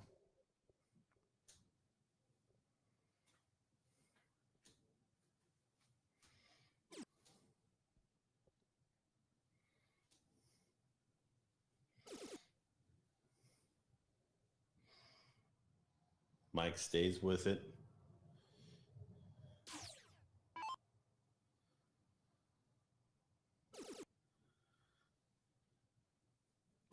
Doug loves these 19s. We saw in the previous match that we saw in completion for Doug, one leg started out with a 9 mark, the subsequent leg started out with a 7 mark on him. And then here, starting with a 7 mark on him.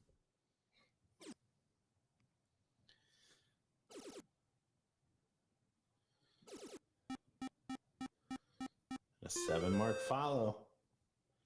Great shot.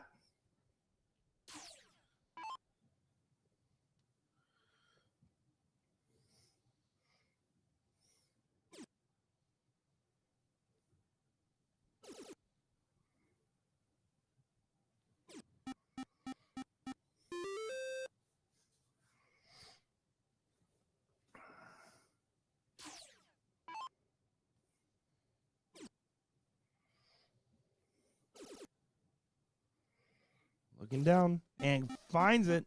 Porterfield hits the 19s with a crucial dart, especially because his flights got crisscrossed after the 420s. Made sense to go down there and capitalize fully.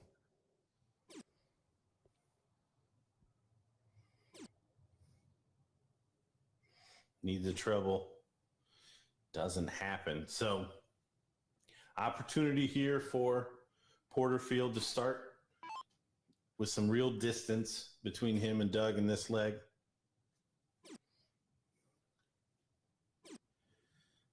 He's going to take a page out of Doug's book, push ahead.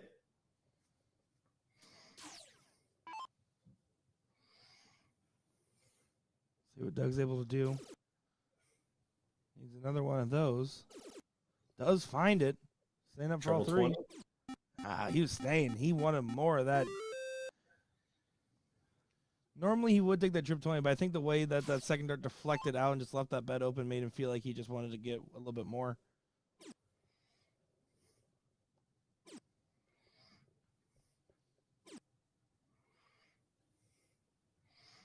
Terrible switch.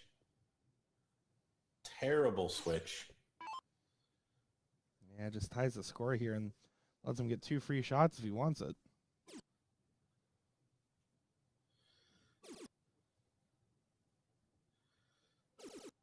Excellent shot there from Doug. All because of the switch to the 17s. I don't know that Doug shoots it that way. Yeah, he would have had If to the throw the score's 18s not first. tied. Exactly. He would have had to throw the 18s first.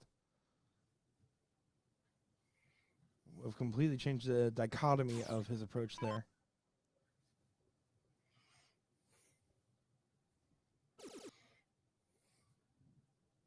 And really kind of lit a fire under Doug, it seems. And finally, Doug, quote unquote, playing it safe and shooting the 17 on that one. And you see what it means to him. He wants this qualification. I mean, he's not going to give the money back for first place, but I promise you he wants the chance to play on that big stage. Be on ESPN2.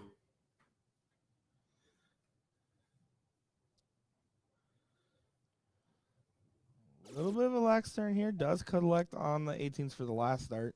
And you kind of need to do. You don't want to give Mike a shot for the 9 mark here. So good last start there.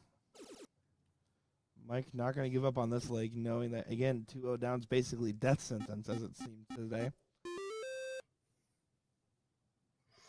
Yeah, it makes it extremely tough.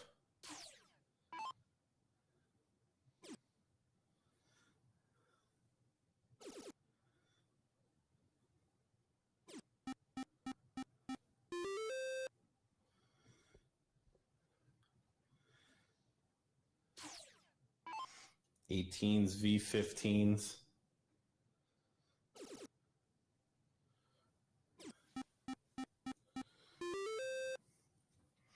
Porterfield does not take the point lead. So Doug now just to close it down. Get the points first.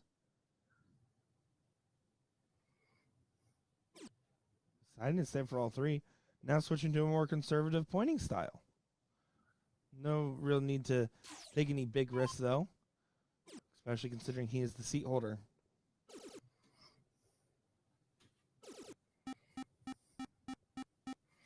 Mike plugging away, though. Outmarking Doug.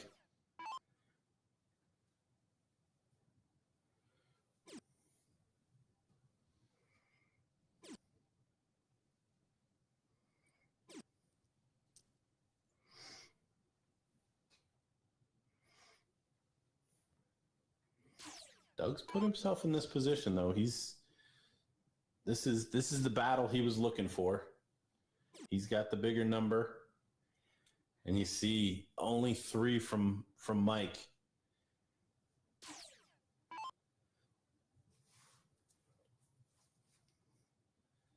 Doug really wants to make this hurt here.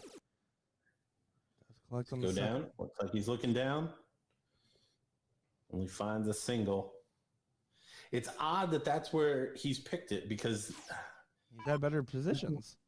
yeah, this is why I don't understand how he's approaching it. Either by numbers or by marks. He's been in a better position previously when he hasn't taken that shot. Yeah, I mean, I get following the gut feeling because that's typically when darts hit the best, but it also kind of need to have a rhyme and reason as well. That being Because said, again, working. Who knows? yeah, potentially free dart there.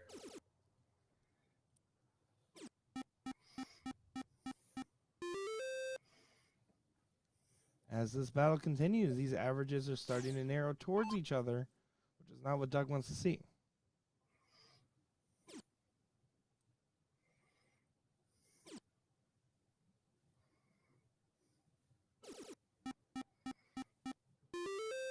Switches to the open target. Is a good switch, forces a first start triple to be needed.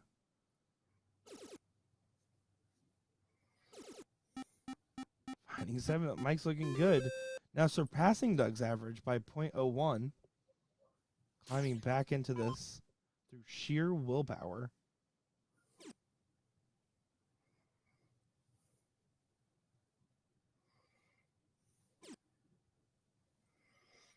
There's the opening. Or is it? Mike's played very consistent. He does take a shot. And then it switches right back over. Didn't connect on the first, and I think that's a well-played round there.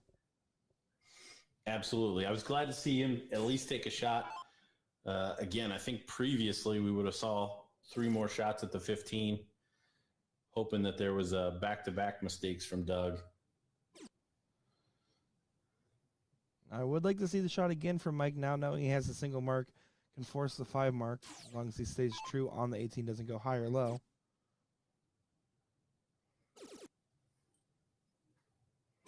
And try to give himself a different opportunity instead.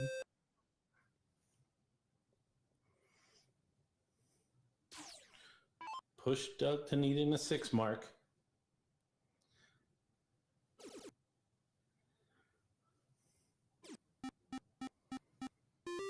Here we go, starting with the point lead. 6-point advantage. You can see Isaac actually looked at Doug and said, watch the rounds.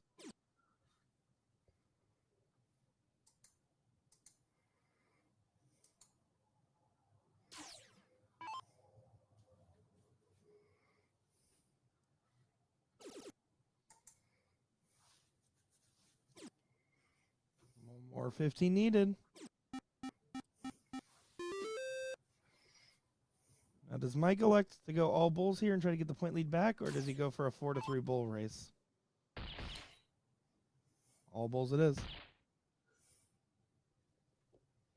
Ooh. Oh, he flights out. Yeah, well thrown dart. Clean look for Doug if he wants it. I recommend an 18 first. He doesn't listen to our recommendations. Oh my god, that's a ballsy dart, and he does collect it. 2-0 lead now. Doug making this hard work. But 2-0 lead. Can't argue with that. Now, if we see that level of play that we just saw Mike have on those 15s earlier on in the leg, it goes his way. Let's just be honest here. Mike showed some real grit and determination, and he just needs, if he finds it a little bit earlier on, it makes a world of a difference in this match.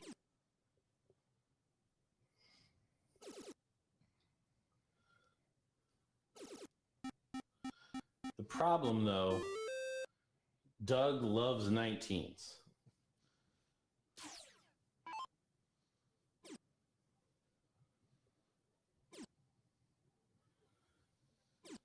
And that's rough. He's all over that wire. It's all over. I mean, not a bad attempt at all from Mike, but let's Doug start to take control here.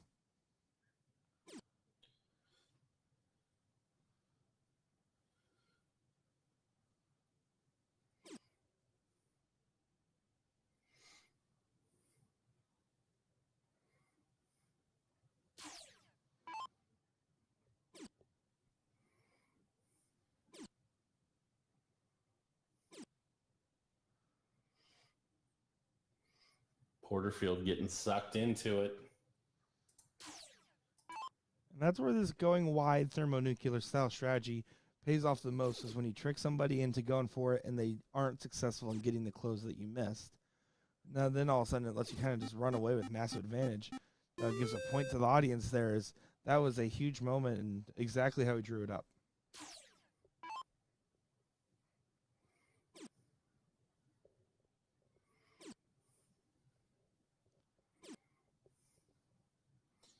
Yeah, Doug playing with some reckless abandon here and forcing mistakes out of Porterfield. When you're up 2-0 in a race to 3 and you have the seat position as well, you can afford to take some risks, and it's just paying off in dividends at the moment.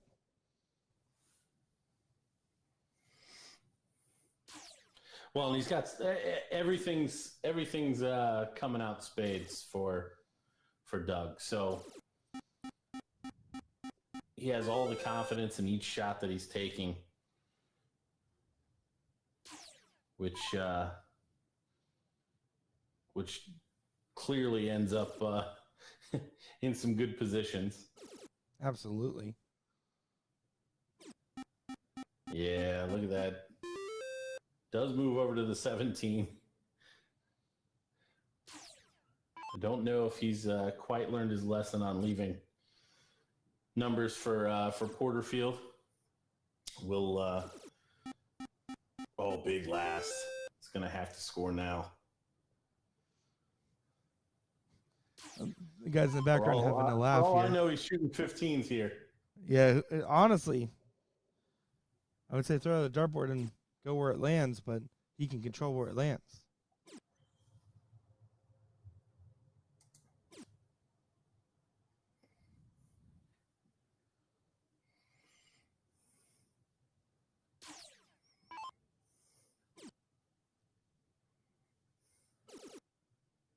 Look at that. Mike's still finding success and takes a stab and grabs an 18.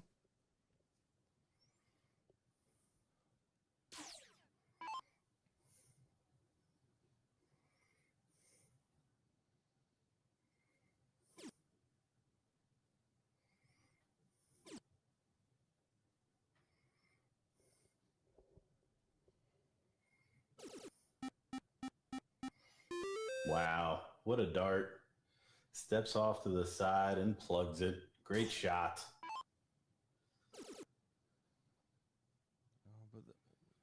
Mike's just finding whatever number he gets left on. Typically he finds a lot of success. Of course, unfortunately, I did just jinx him there a little bit. But well, the other thing is Mike's not taking nearly enough risks with the way that Doug's playing.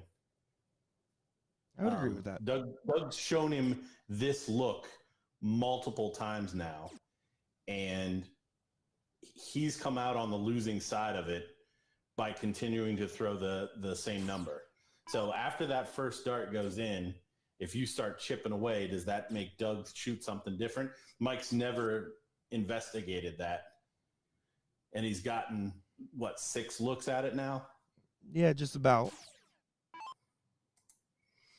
And by 6 looks, I mean 6 legs.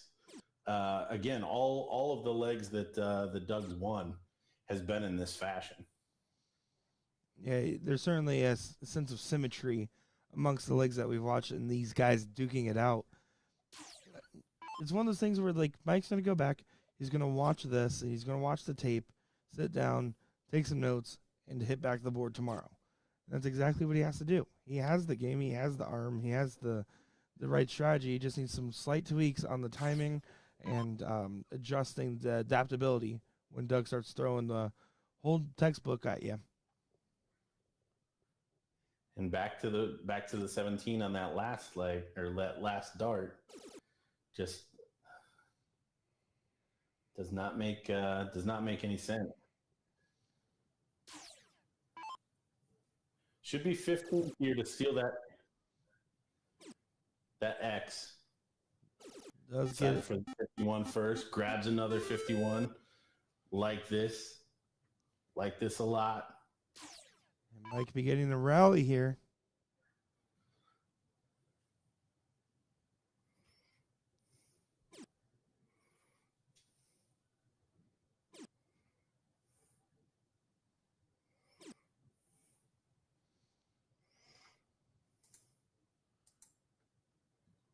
Porterfield needs to try to get rid of a number here, but he's going to go for that first start at the points.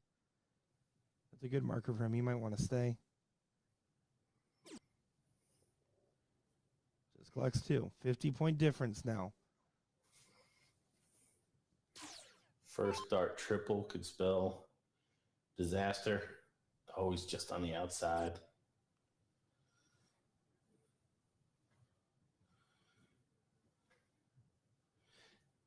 He found the corner last time. Tell you what, this is a tough strategy to play if those triples don't continue to go in. It can go downhill very quickly. Oh, I like it. Porterfield at least takes a whack.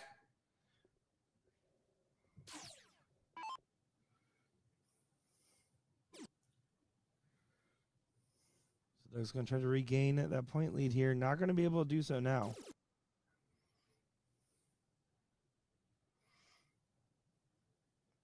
Down for Mike here. He's starting at the 17 pretty much every go. He's going to do so again. Good cover shot on the 15s. Stays on it for another. Great cover shot on the 15. Still conservative, though. What would a trip 15, trip 19 have done?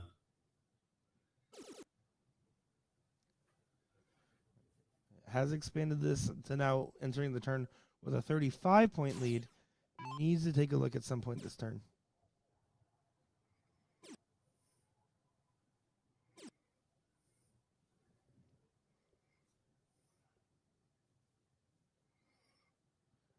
You guys are definitely doing a good job of wearing each other out. That's what they're doing effectively at the moment. They're making it a battle of attrition. Well, there's no more games to be played, or matches to be played after this one. So Porterfield again, 5 mark now to close out. 16 back to 15s.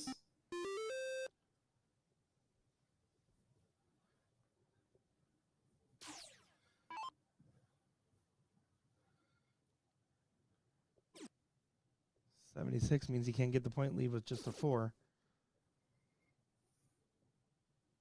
Oh, and unlucky on the last. That was a well thrown. Just got caught up in a traffic jam. Why in the world wouldn't he close the 15? With a big single there? Yeah, I would have to agree with you. Why in the world? Ends up being basically the same shot there as the lax turn for Mike. Single 15, double bowl is now the shot for Doug.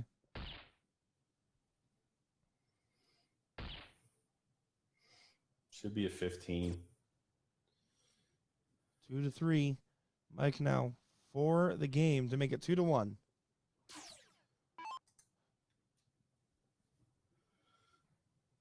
Needs a double now. Finds a double, needs a single. And gets it 2-1 now. But Doug will get to start first. And Mike's turn for a little bit of a hand gesture there at the end of that leg. I would say a well earned. He fought his way through tooth and nail despite the adversity that Doug was putting him through. But again, here's the disadvantage. Not that there's an advantage to going down 2-0.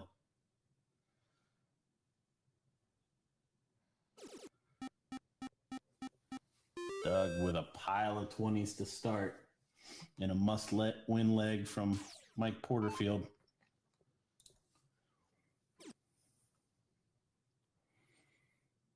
Mike kind of blocked himself out, has to move way over, and then still finds that corner. Wow, that's an impressive adjustment. Found it twice. Great shot. It's definitely funny to see. One thing we've noticed, especially in this particular match that they've been playing, they start off so strong and so quick, and then they get stuck in a point battle towards the latter half almost every single time now. Well, and again, it comes down to because Doug continues to play the push game. Both players are stuck shooting score or moving on to the next open bed.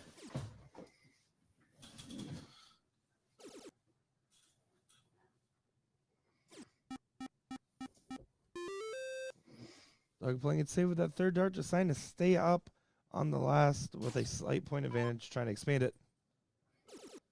Yeah, Corey Drake saying the focus this late is impressive. It truly is. It shows the level of grit and determination that these guys have. That's a third 7 mark in a row for Mike Porterfield, by the way.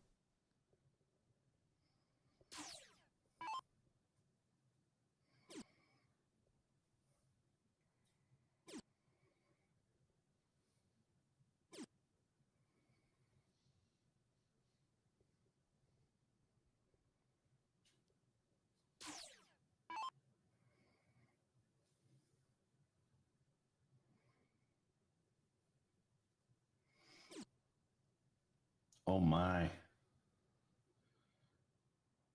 Is that the opening? Well, it certainly is the opening. Can Doug walk through? He would like to. Finds the 20s there. Is he going to take a shot down? No, he stays up again.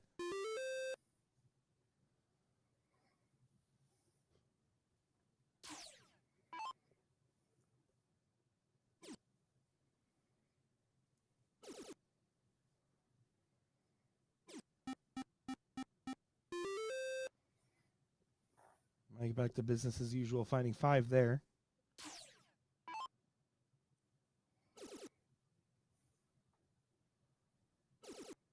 Oh, huge shot here.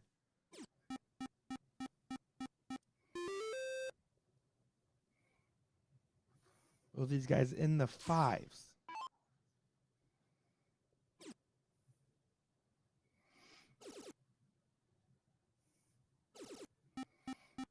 In the 5s after 18 darts. And rising.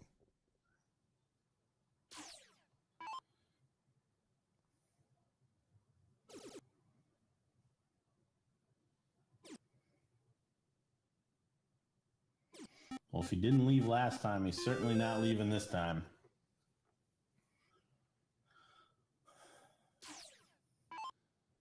.71 difference.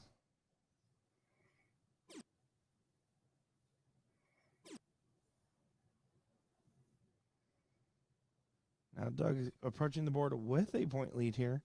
Makes things a little bit more interesting.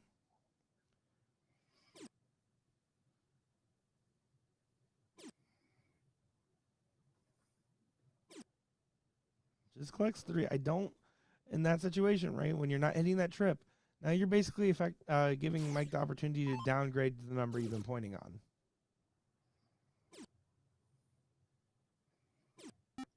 See, now I like this. This is how you defend the push game. You play it as well.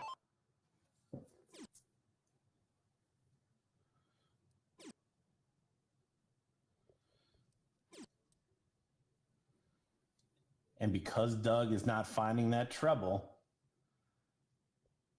he's actually sinking himself.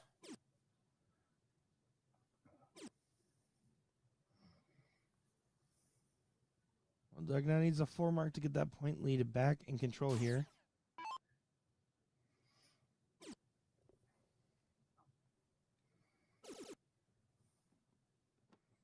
Down to the 19. Oh, he does take a shot.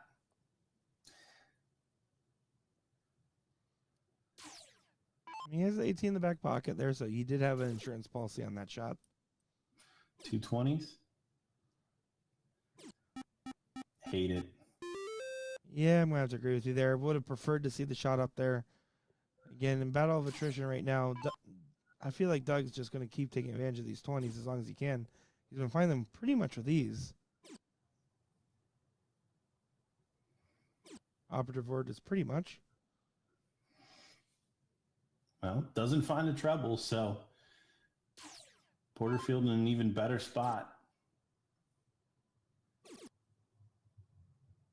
18. Oh, takes a shot. This is a good situation because now Doug has to find a trip in the first 2 darts because 2 singles only ties the score.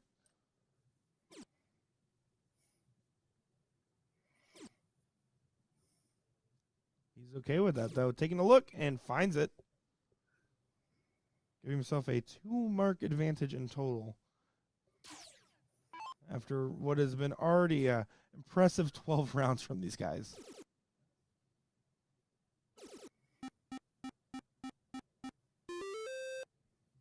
Great shot there.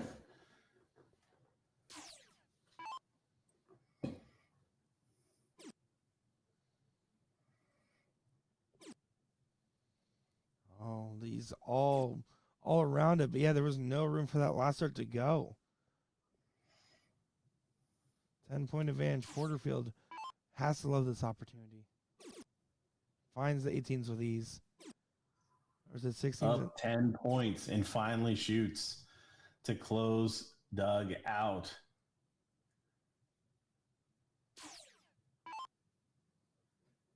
It's a big shot needed from Doug. Minimum 5 mark here. Only closes. And down 26-2, an awkward amount of points. 15s are going bye-bye. And a huge trip.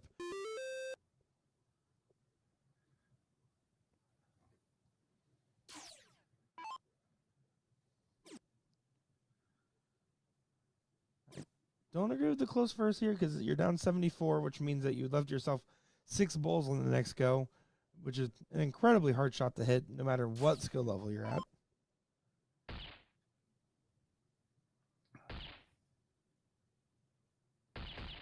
And here we go, 2 apiece. Porterfield takes that, averaging a 4.93. What was a pretty impressive performance there. And the first time we saw Mike look mostly like he was leading the direction of a game rather than following Doug's lead there.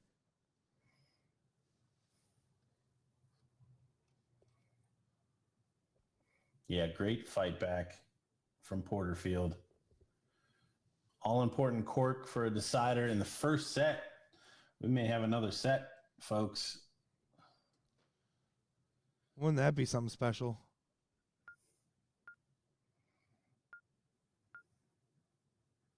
Well, here we go. These guys don't need a Red Bull. They're hopped up on adrenaline and ready to throw some darts. Doug, no name Bane to start us off here.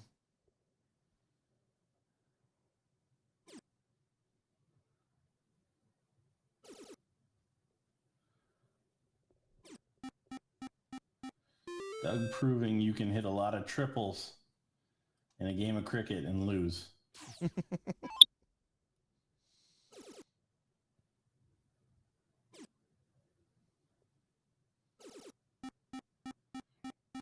Seven for Porterfield as he has shown some real resilience tonight. I said earlier, Doug loves the 19s, but I think Mike Porterfield's a side chick.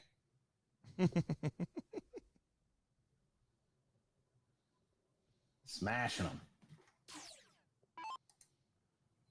That was a lax turn from Doug, so let's see what happens here.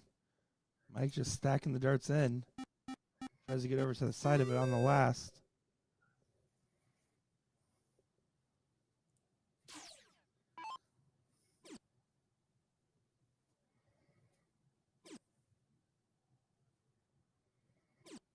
Oh, and Doug's, I wouldn't say he's running out of gas, but catching a cold streak at the very least right now. Yeah, not finding the trebles as regularly. And for the style of cricket he's been playing, that is not good. No, not in the slightest.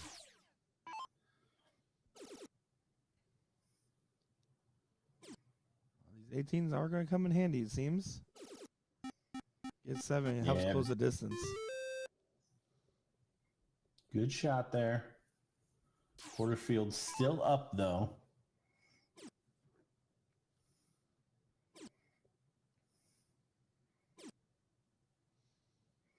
Porterfield's turn to move. I think we're going to see Doug shoot those 17s. Chase that X. Yeah, I like that shot. Oh, getting a little complicated now, though. But again, not finding trebles.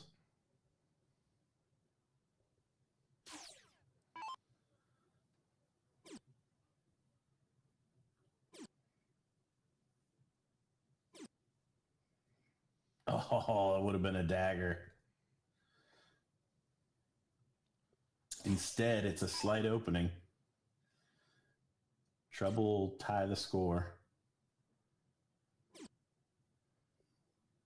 Gonna be forced to stay. That was fun in the last way to kick it through the uprights. Yeah, and finally we see another hand gesture from Doug after the shot. That's what he's missing out, the hand gestures.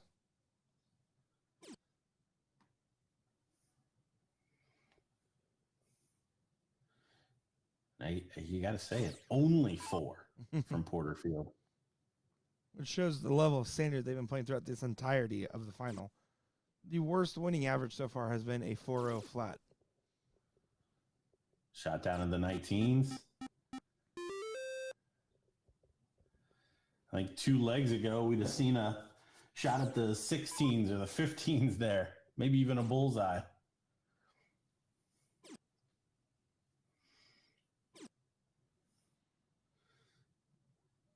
And only 3. Yeah, the body language from Mike should give all the inspiration for Doug. Doesn't get the point in the first, so stay out there. Oh, doesn't quite find it, hugging the wires all throughout. Now, law of averages says this is a big one. That sounded scripted. That was crazy call. Big 5 mark there. Yeah, down 28. I want to see 2 19s right now.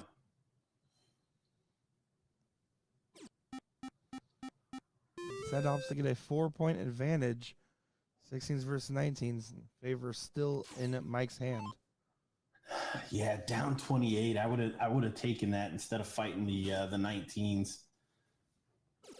That's a huge shot from Porterfield.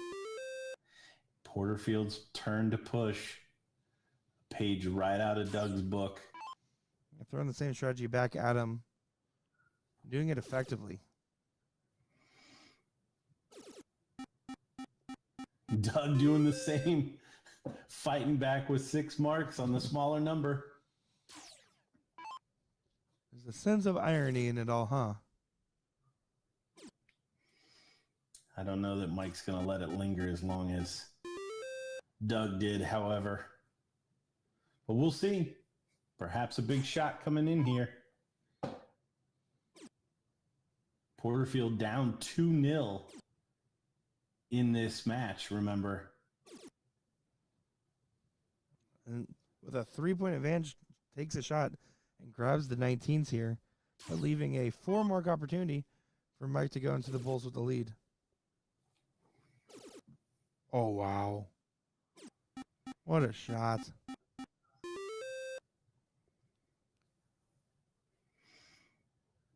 Yeah, demeanor changing for Doug Bane here.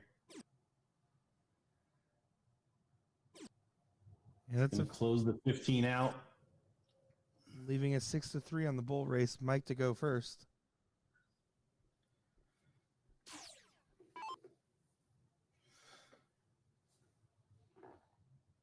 Did this last time. Found the double. Well, it's an outside chance, but a chance nonetheless for Doug. 6 bulls for the match. Otherwise, we're playing another set. Shots on. Oh my, The no shot way. on. Oh! No.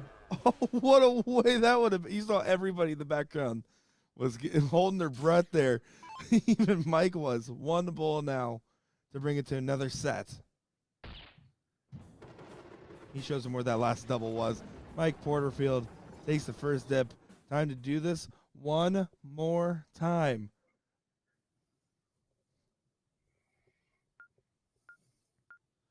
Yeah, the chat's going crazy.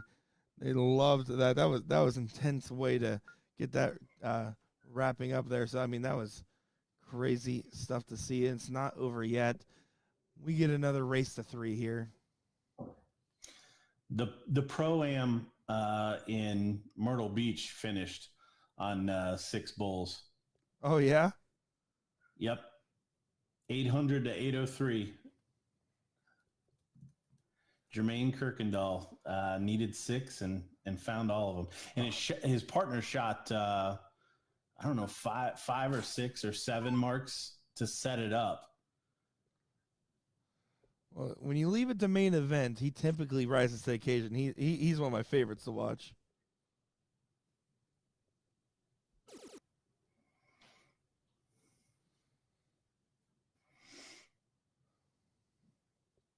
So Doug from 1 leg away for 3 legs, back to 3 legs away.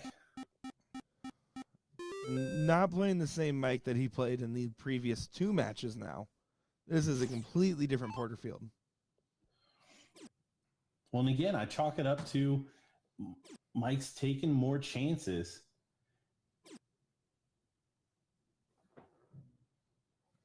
That's what he had to do. You can't make the game last forever, especially when you're pretty equally armed at the moment. And if anything, right now, I feel like if Mike somehow had saw into the future and said, I'm going to wear him out by having these really elongated point battles, well, somehow it's worked out. That would be insane if he had the foresight for that.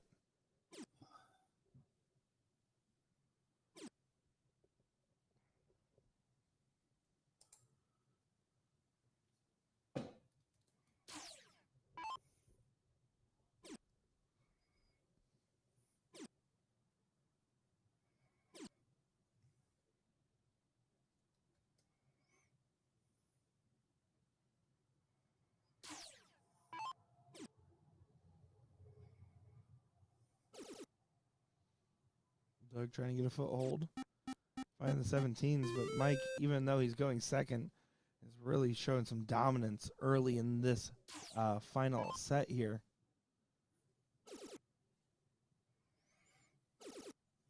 Oh, wow. Yeah, you see the body language from both players has shifted.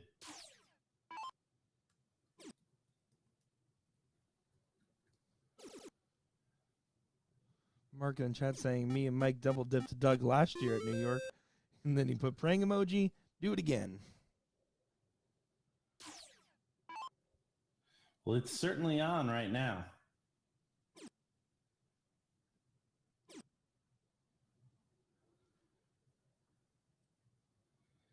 See Doug talking to himself. Shooting at a close number. And that's fatigue right there. That's what that is.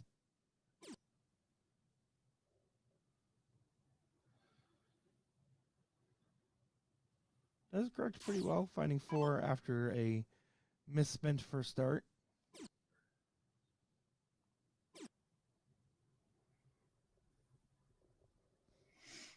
Down 106.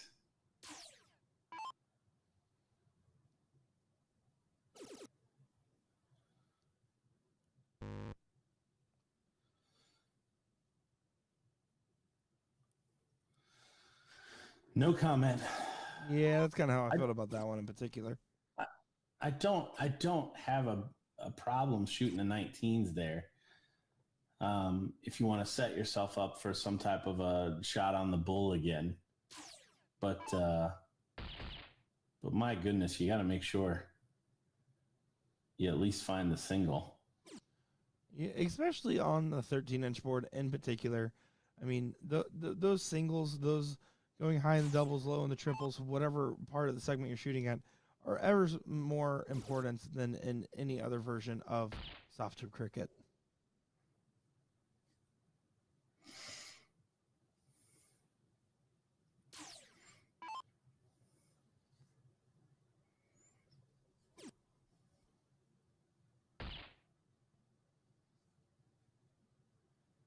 Doug disgusted. Can't believe the position he's finding himself.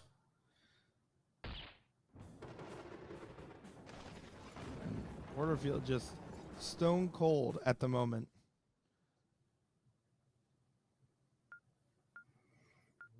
One 1-0 lead.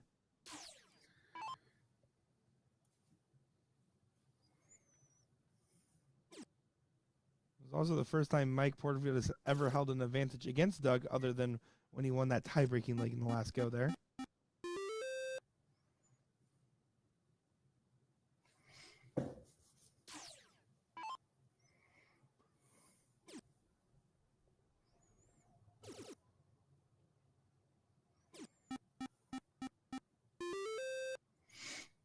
Only 5 19s for Mike Porterfield.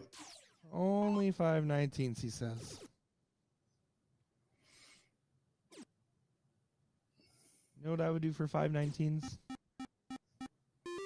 You haven't talked Doug out of his strategy.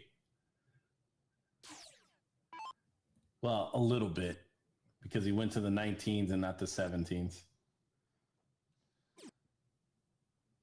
We're back for points.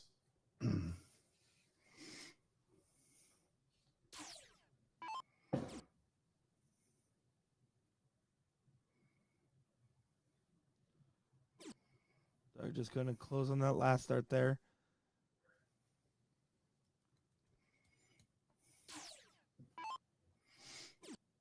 Mike needs to get this house opened up and try to get one of these numbers out of the way if he can. Now he's going to stay. But wanted to get one of those numbers if he could have. Up 103. Yeah, down 20s and 18s. I understand staying there. But as he starts to battle back, it'll be interesting to see how many times he takes a shot. And Doug, again, playing a strategy that you have to be able to respond with trebles. And I don't understand that. Yeah, Take that big old 20 away. You're absolutely right there, Gordon. I mean, if you're going to start there, you find the first single. You might as well commit to that close. You probably close it in 2 at the level these guys have been playing it. And even if it takes you all 3, you're still at an 80-plus point advantage at that given moment.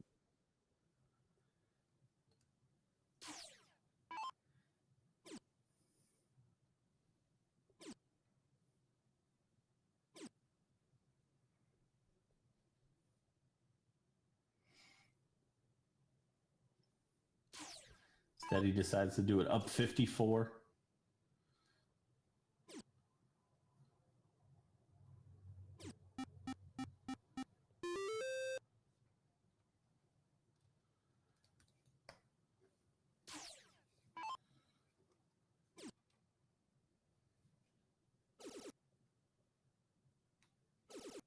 Does collect a 7 on the 17s. Lucky number 333 for Porterfield.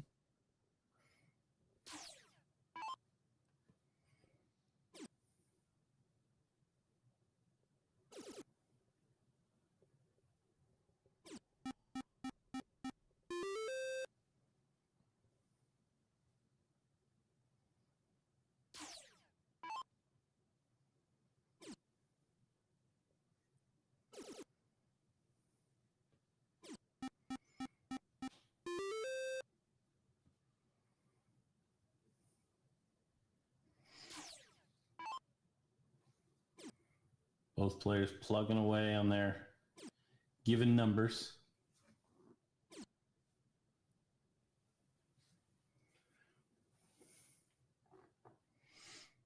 Porterfield outmarking Doug Bane. Now by a lot.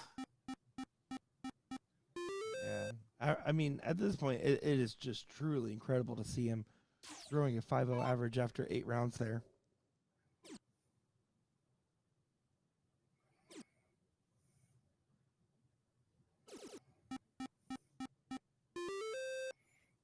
Good last treble.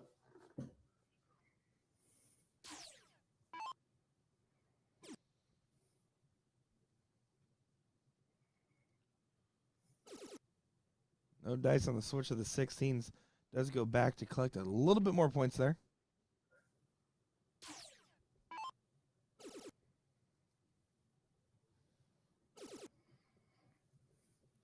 Corey Drake putting it best. Mike has ice in his veins at the moment. Look at that. 9 mark, though. Brings him back into this.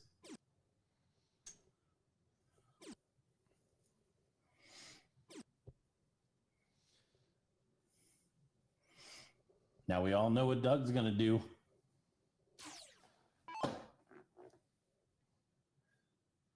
Chase the X. Good marker to Chase find the the trip.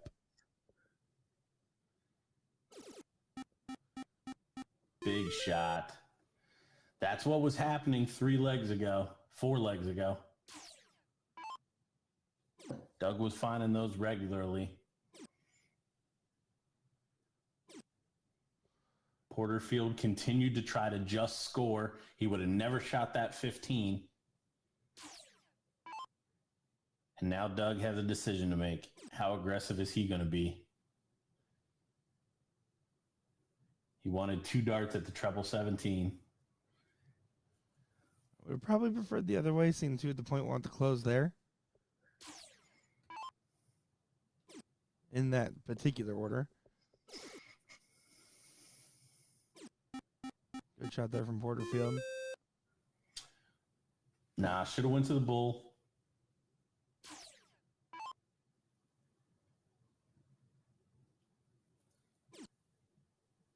Extra 17 was inconsequential. 3-3. Well, let's see what you got for us, Mike.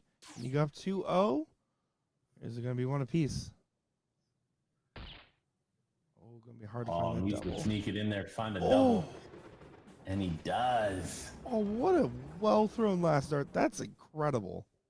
That's a great dart. Yeah, that I did not expect that after that's a good dart at 3 in the afternoon. How about 3 in the morning? 3 in the morning, absolutely incredible. Well, this is new. Doug being down 2-0 in a situation like this. I mean, this is incredible rally cry from Mike Porterfield. And honestly, Mike's starts on the 19s were the most impressive out of any of his starts.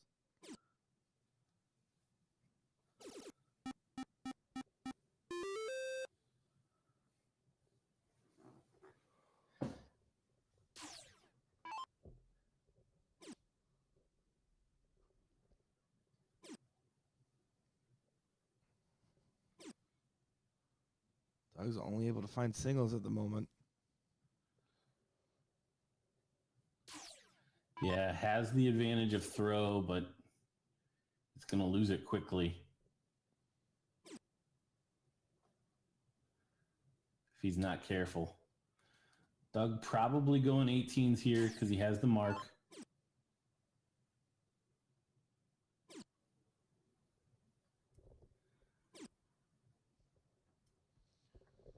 And you see Doug's reaction. Those were treble 18s 4 legs ago.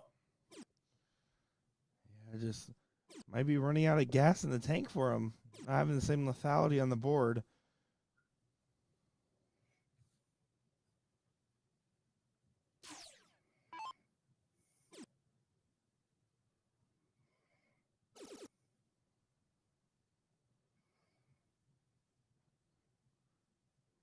Four there. Porterfield pushing ahead to that 17. Defended additionally against Doug taking a shot at his 19. Very rare 2 mark from Porterfield. Yeah, 12 points simply won't be enough here.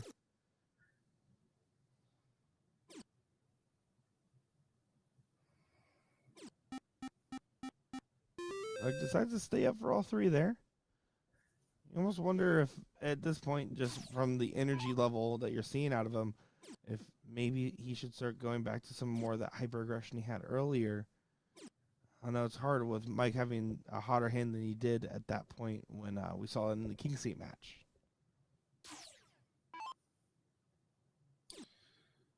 Well, I don't think it's a matter of the aggression. I think it's a matter of the confidence in the aggression. And you see, again, the fist pump from Doug as that trip 19 goes in.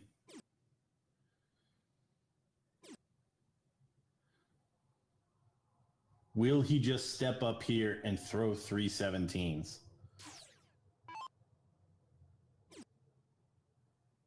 Or 3/16s. Like, so Doug sticks with what he believes is the correct shot. It's gonna allow Porterfield to live on the 17s. Porterfield not having it anymore. Playing more aggressive from that position. yeah, Doug's looking pretty strong in this overall, though, for this leg. Mike's still in the running here.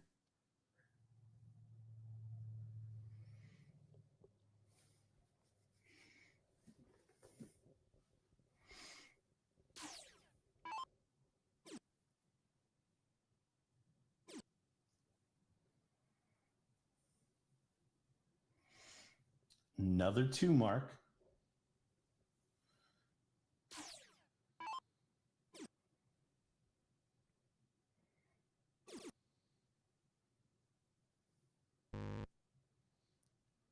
Well outside on that last double 15 there.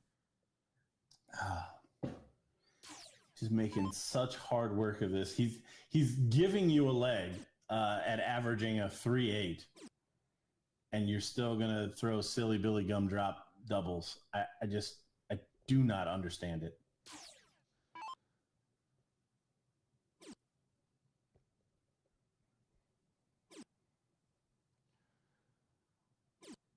Gets the close 2-point advantage, 3-house lead, and really comes down to this next leg here. This next leg, if Mike's able to start off strong with the throw and the 2-1 advantage, will tell the whole story. It will get him going, and it'll get him to complete the double dip. If that leg goes in Doug's favor, I would 100% say Doug wins the tiebreaker. And that's my hard prediction here. That's my hard read.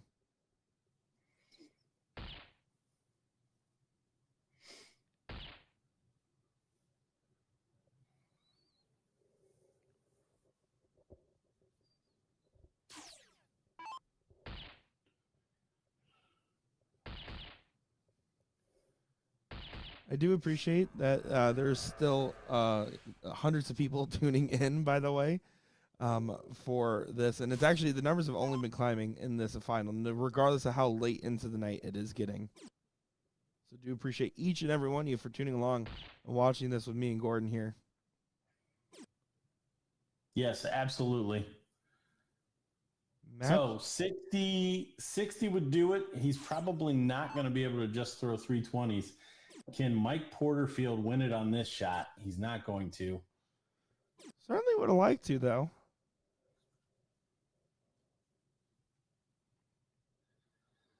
So 4 mark.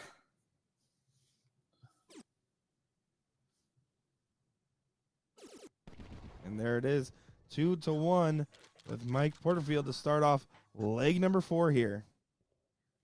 Second set, you're watching the pros final. Doug Bane started the match with the king seat, was defeated 3-2 after going up 2-0 in the first set, and is now trailing 2-1 in the second and final set.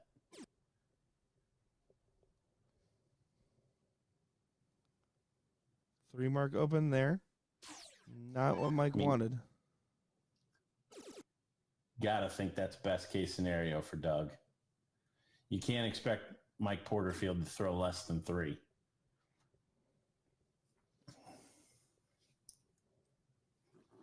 Neither on an explosive open here, so it's up to see who's on the first breakaway.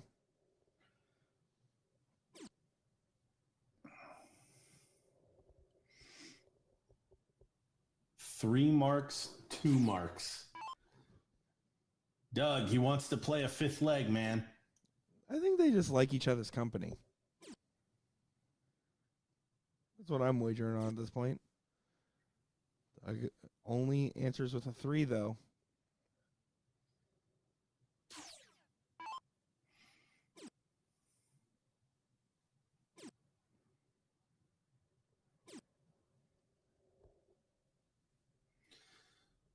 I think we're going to see Doug go with the 18s. He has time and time again. this time finds the trip like he was earlier. It's now dancing around the dartboard.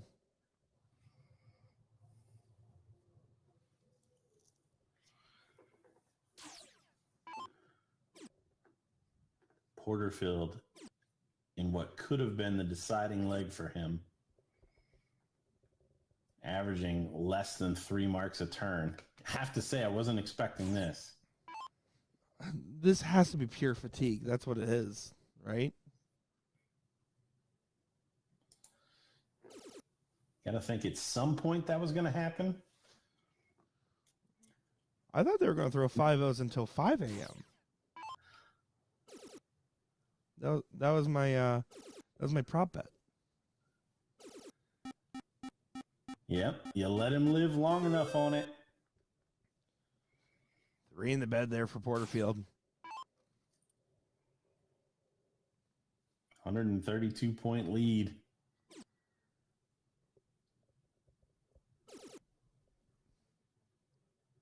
Needs to find it. Only a single. So will Porterfield be aggressive here?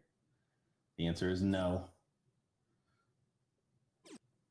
Answer is kind of yes, actually. I mean, took Yeah, one the shot answer each. was yes after the first 20. If you're gonna take that shot, I don't understand why you start on the 20. Yeah, I agree with that. I think honestly, the way I would prefer to see that shot was single 18 for 4 20s or 6 20s, depending. That's how I would. I think taking that extra dart at the 19, you might as well go 18 then 19 if you're going to do it like that.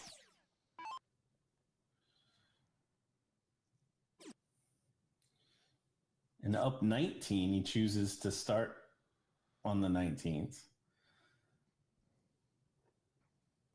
I think these guys are ready to get it done, so they're doing what needs to get done.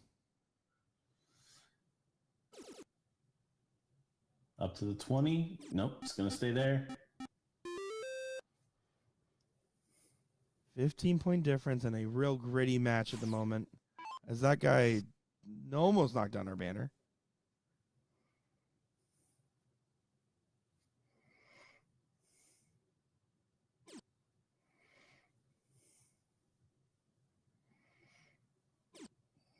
I saw that banner jump out at him. The spider came from nowhere, guys.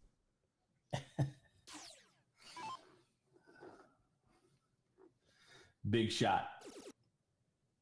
Right here for Doug Bane. Someone must be going inside because everyone's head just turned there. And the same guy's now walking back the other direction. Yeah, I saw him eyeball the banner like, you stay out of my way this time. Oh, what a 7 mark there from Porterfield. Not residing this leg quite yet. Well, he hasn't really resigned an entire a leg this entire time. Always up for the fight. Smaller number, bigger number. Poor grouping. Found a 3 mark, but a poor grouping there from Doug.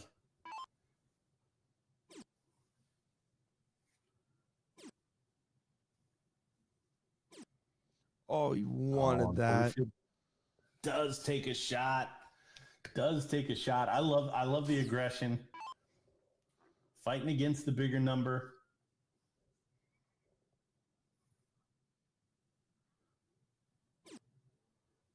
Oh, and Doug not finding it here. Yeah, he knows that was a very consequential time for him to do that. 15-point difference. Again, 4 or 5 legs ago, he was shot to 15 there. Porterfield never would have taken the 1-2-3 like that earlier. No, both players playing distinctly different here.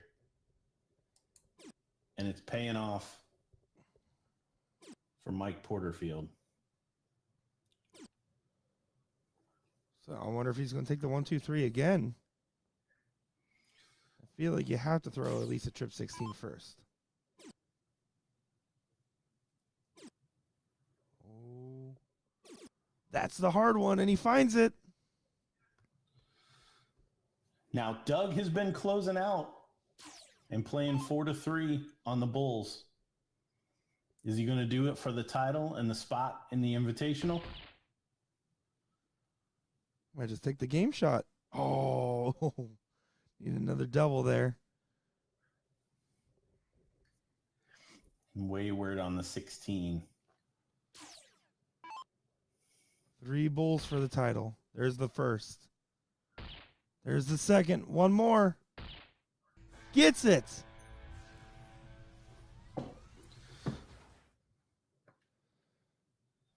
Mike. There it is, the double dip. Mike Porterfield, 3-2 in the first set, 3-1 in the second. Mike Porterfield completes what he set out to do. Doug Bane falling just short at the finish line in what was honestly a little bit of a heartbreaking fashion, but both of those guys had a good time there, just really duking it out and never saying die in the mentality. That being said, that will conclude our coverage of the Friday night singles. And tomorrow we'll be back in the action 10:30 Eastern in the morning here. Excited to see what we have stored because we still have a full week in front of us, Gordon. And it's been so much fun watching the action start to unfold tonight. Yeah, I had a blast. I'm going to be turning things over to DJ for the rest of the weekend. But man, what a final here. And can't wait to see Mike Porterfield at the BullShooter Invitational. If he does not take us up on that invite, I got some other words for him. But absolutely incredible. Appreciate everybody staying up with us for this New York regional of the 38th annual BullShooter Tour. Have a good night.